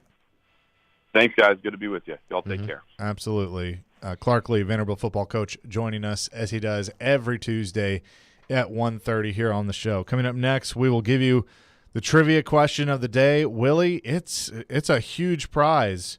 We have a pair of tickets on the line for Billy Joel, Stevie Nicks.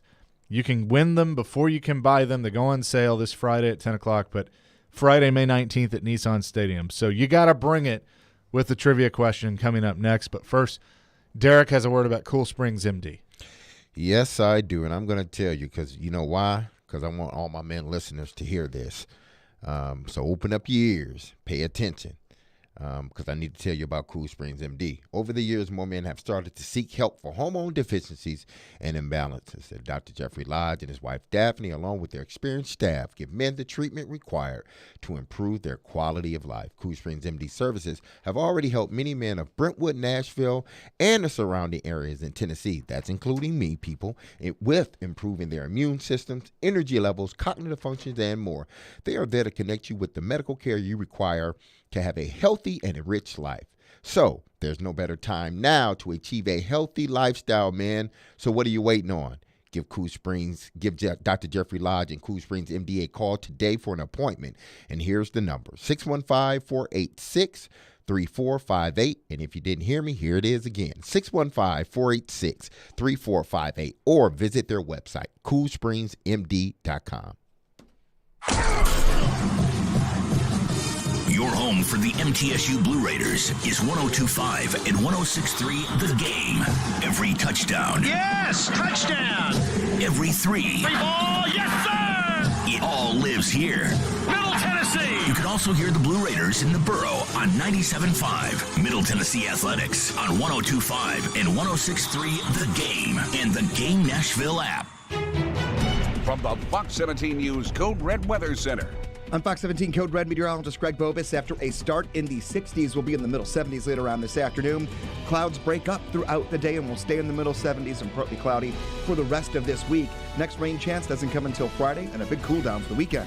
This weather report brought to you by Hiller Plumbing, Heating, Cooling, and Electrical. Call the happy face truck today.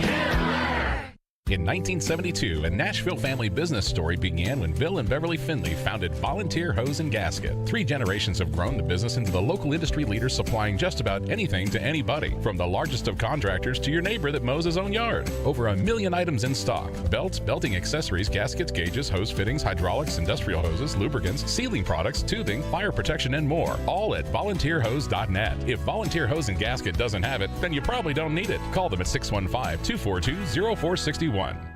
Need cash for the holidays or to pay off credit cards right now? Loan Pronto's all-new Express Equity Line of Credit program is just what you need. This is great. You can keep your low mortgage rate and still get cash out. That's right. You don't have to do a full home refi. You can tap a small portion of the equity you have and enjoy a super low rate. With Loan Pronto's Express Equity Credit Line, you can close in 7 to 10 days, and a $50,000 loan will come your way, and it only costs you around $300 a month. Use that money to pay off whatever bills you have: credit cards, consolidate other debt, or start a home improvement project. With Loan Pronto, you can access up to 95% of your home's equity, and 9 out of 10 homeowners won't even need the appraisal. Even if you did a total refi recently or just bought your home, you can tap the equity with this fast, easy program. Do it now before the holidays. Call Loan Pronto, 615-499-5780. That's 615-499-5780, or go to loanpronto.com. Equal housing lender, NMLS 1661781, subject to lender approval. Hey, it's Jared. Are you looking to move? If so, do yourself a favor and reach out to my friends at TriStar Moving. You can be assured your move will be stress-free because they've got new utility vans to help with pack jobs to separate your high-value or fragile items from the bulk of your furniture, and their movers are carefully picked and highly trained. No one in the game is doing this. TriStar Moving is raising the standard in the moving industry. When you're ready to move, give them a call. TriStar Moving, 615-640-1219, or online at nationalmoving.org/radio, and tell them Jared Stillman referred you for 10% off. That's TriStar Moving. The Nashville Jam Company is already a super popular weekend breakfast and brunch destination. But with summer over, it's time to put the beach body away for a while. So for fall, they've expanded their offerings and added what they call the Meat and 3 menu. Yeah, cool weather and Southern comfort food go hand in hand. And the stars of this show are the hefty meatloaf, Southern fried catfish, slow-cooked pot roast, fried chicken, Salisbury steak, and a slew of other rib, stick, and delicacies. And they have salads, too, if you're into that kind of thing. Come see the new menu Monday through Friday from 10:30 till 2. Joe Rexrode here for OrderGreen.com. Listen, to do the job I do, got to stay on the move at all times. Lots of travel, early mornings. Sometimes it can catch up with you. And when it does, I always enjoy natural and enjoyable ways to de-stress my mind and body. That's why I use a high-quality, wide selection of THC and CBD products from OrderGreen.com. It's not just me. Lots of my friends are on the bandwagon here, including a sick family friend of ours who has gotten great benefits. OrderGreen.com. You subscribe, you save 25% off shipments of gummies, or use promo code JOE20 for 20% off your first purchase. OrderGreen.com. Jared Stillman. If you get 3 games where he doesn't turn the ball over, you're going to the Super Bowl. Caroline Fenton. I don't know if he would be open to joining another team. Stillman and Company. Afternoons from 2 to 6. Presented by TriStar Moving. On Nashville's best sports talk. ESPN. 102.5 and 106.3 The Game. And on the Game Nashville app.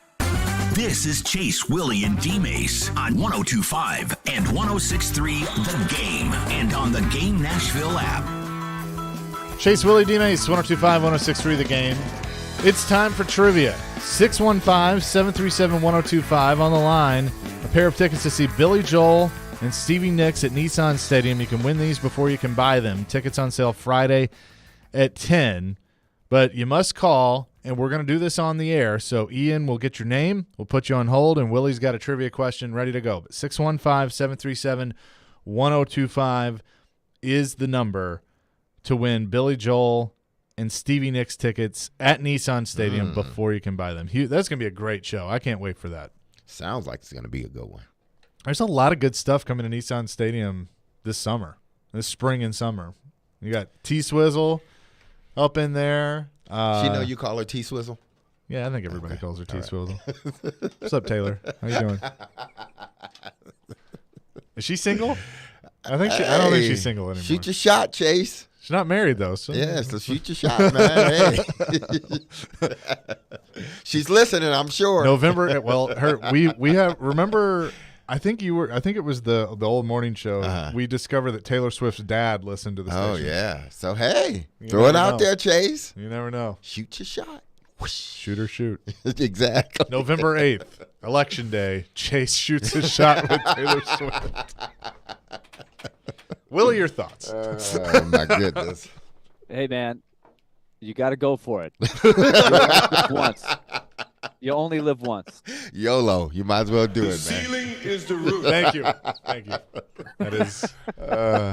Thank you, Michael. That is true. Something like that. I would never get over that. I would never get over that. The ceiling is the roof. Oh man. It's still he was a little saucy that day, boy. Well, No, probably he was- a lot saucy. Sauced or he was something. So let's just say that. 615-737-1025 for trivia. Is anyone? Nobody wants to weigh in on this. Ben wants to ask Packers questions. Okay. Is that what we're doing? Yeah, Packer I questions. thought for No, sure. that's not what we're doing. I think we got some. I think some things are coming through. No, we're waiting. But Titans with the off day. I was reading some quotes. Kevin Byard, Ben Jones. They did. They talked earlier and did a Zoom and everything. Two of the leaders on this team rebounding. But the hardest thing, going into this is even though Denver's not very good, if they don't have Ryan Tannehill, just how effective can they be? How much more can you throw on Malik Willis? I think that's one thing we're going to find as the week goes on. Yes, we will. I mean, you're looking at a Bronco team that, they are underachieving. It's been a huge disappointment for this organization. They thought by getting Russell Wilson that this team would, be one of the favorites to go to the Super Bowl. Well, the season just hadn't worked out that way. But they have a hell of a defense. One of the top defenses in points allowed. So I think they're leaning a lot on that. So even though you have a Bronco team that is coming in here and they're not playing well, they still travel with a really good defense. Yeah. And you never know which Russell Wilson you're going to get. You might get the Russell Wilson that's doing, high knees on his way to Nashville on a plane. And he might come out and play a good game along with that very good defense. So, you can't take this team lightly, even though they are really, really underachieving this season. I have received a text on my personal text line, driven by Wilson County Hyundai, from one Chris Sanders. Yes. And he says, quote, "Swing and a miss, LOL." Thank you, Chris. I don't think you missed, man. I think it landed. I think it landed somewhere softly. You know what would make my day? Of me saying something stupid like that and shooting my shot with Taylor Swift if she actually called in. We would go viral. I think I got a better shot at winning the Powerball. Yeah, you would better shot at winning the $2 billion. No, I'm playing. Somebody won that yesterday, by the way. Of course, my luck, she would call in and just say, "Hey, you sound like a great friend." Cool. Go right. Do you write a song about your friends? Hold on. And listen, if she wants to put you in the friend zone, you need to still take it. I mean, yeah, that could actually lead exactly. to good point. That could lead to, this is why I keep you around. There we go. All right, Willie, we got some people on the line ready to weigh in on trivia. Are you ready with the question? Let's go. These are Billy Joel, Stevie Nicks tickets. This is big. 737-1025. What are we waiting on to get the get the trivia question out there, to get the callers on there? Let's go, people. We're gonna 615-737-1025. I'm ready. Okay. I'm ready. Let's go to Tim. Tim is going to be first up. Tim, are you ready for Willie's trivia question? I guess Willie's usually pretty good with these trivia, though. They're usually pretty tricky.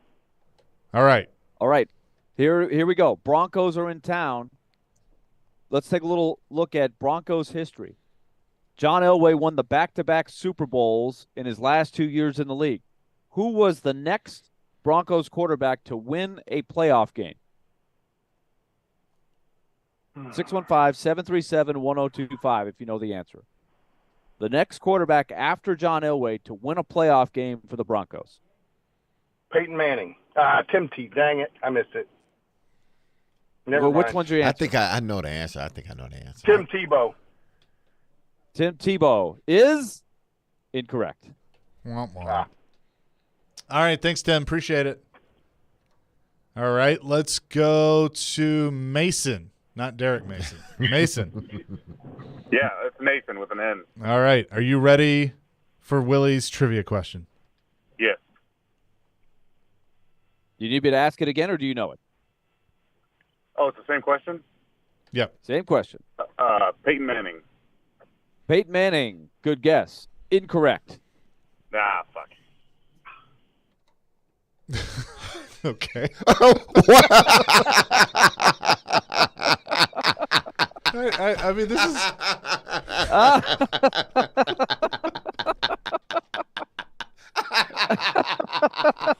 Well, this is not. Oh my goodness. This is not Sirius XM, people. Oh man.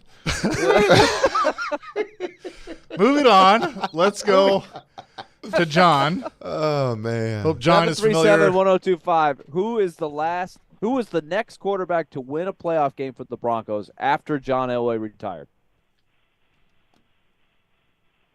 Wow, I'm still shocked by that other caller. I know. What's your answer? Yeah, I don't even know if this guy played for the Broncos. Did Sanchez play? No. Did Sanchez play? No. For the Broncos, no. Mark. No, he didn't. All right. Let's go to Scott. Say what? We got time for maybe one more. Let's go. Scott, do you know the answer? I'm going to have to say I believe. Oh gosh, it wasn't. Need an answer, Scott. I'm wrong. So pass. All right, move on. I'm wrong is the answer. I'm wrong is the answer. Let's go to Jay. His nickname is the Snake. His nickname is the Snake. Hello? Hey, Yeah. Jay, do you know the answer? Tim Tebow? Already been guessed. Move on. His nickname is the Snake. Cole, do you know the answer? Is it Gary Kubiak? Nope. It's not Gary Kubiak. He was the coach. He was the backup for John Elway for a long time. Are we going to get out of this without an answer? No, we're going to get one. Somebody else got online. Come on. 615-737-1025. There we go. We got somebody. There's a texter that I think has it right. Well, I'm sure there is every Scott, day, but you got to call. Who? Scott. Yes. Do you know the answer? It's Jay Cutler. It is not Jay Cutler. Oh, no. All right, one more. David, do you know the answer? Yes, sir. Who is it? Jake Plummer. Thank goodness. There it is. Wants to go to Billy Joel. All right, David, you're the winner. We'll put you on hold. Congratulations. There we go. David gets it. I said Cutler, and then as soon as you said Plummer, I'm like, oh, that's it. Yeah. That's it. All right. Great participation. He likes mushrooms. That would have been my next hit. He likes mushrooms. Great participation. Some of you need to look up FCC rules, but that's okay. Stick around. Stillman and Company coming up next. Ending the show with a bang. They are leading it off with Coach Jared's Film Room. Cannot wait for that. Oh, wow. Stick around. That is all next here on 102.5, 106.3 The Game. We out. Stuck at work without a radio? Wait a minute. Disastrous. I hate that. It's got to be there. That's okay. Download the Game Nashville app or go to thegamenashville.com and listen live. We are Nashville's best sports talk, 102.5 and 106.3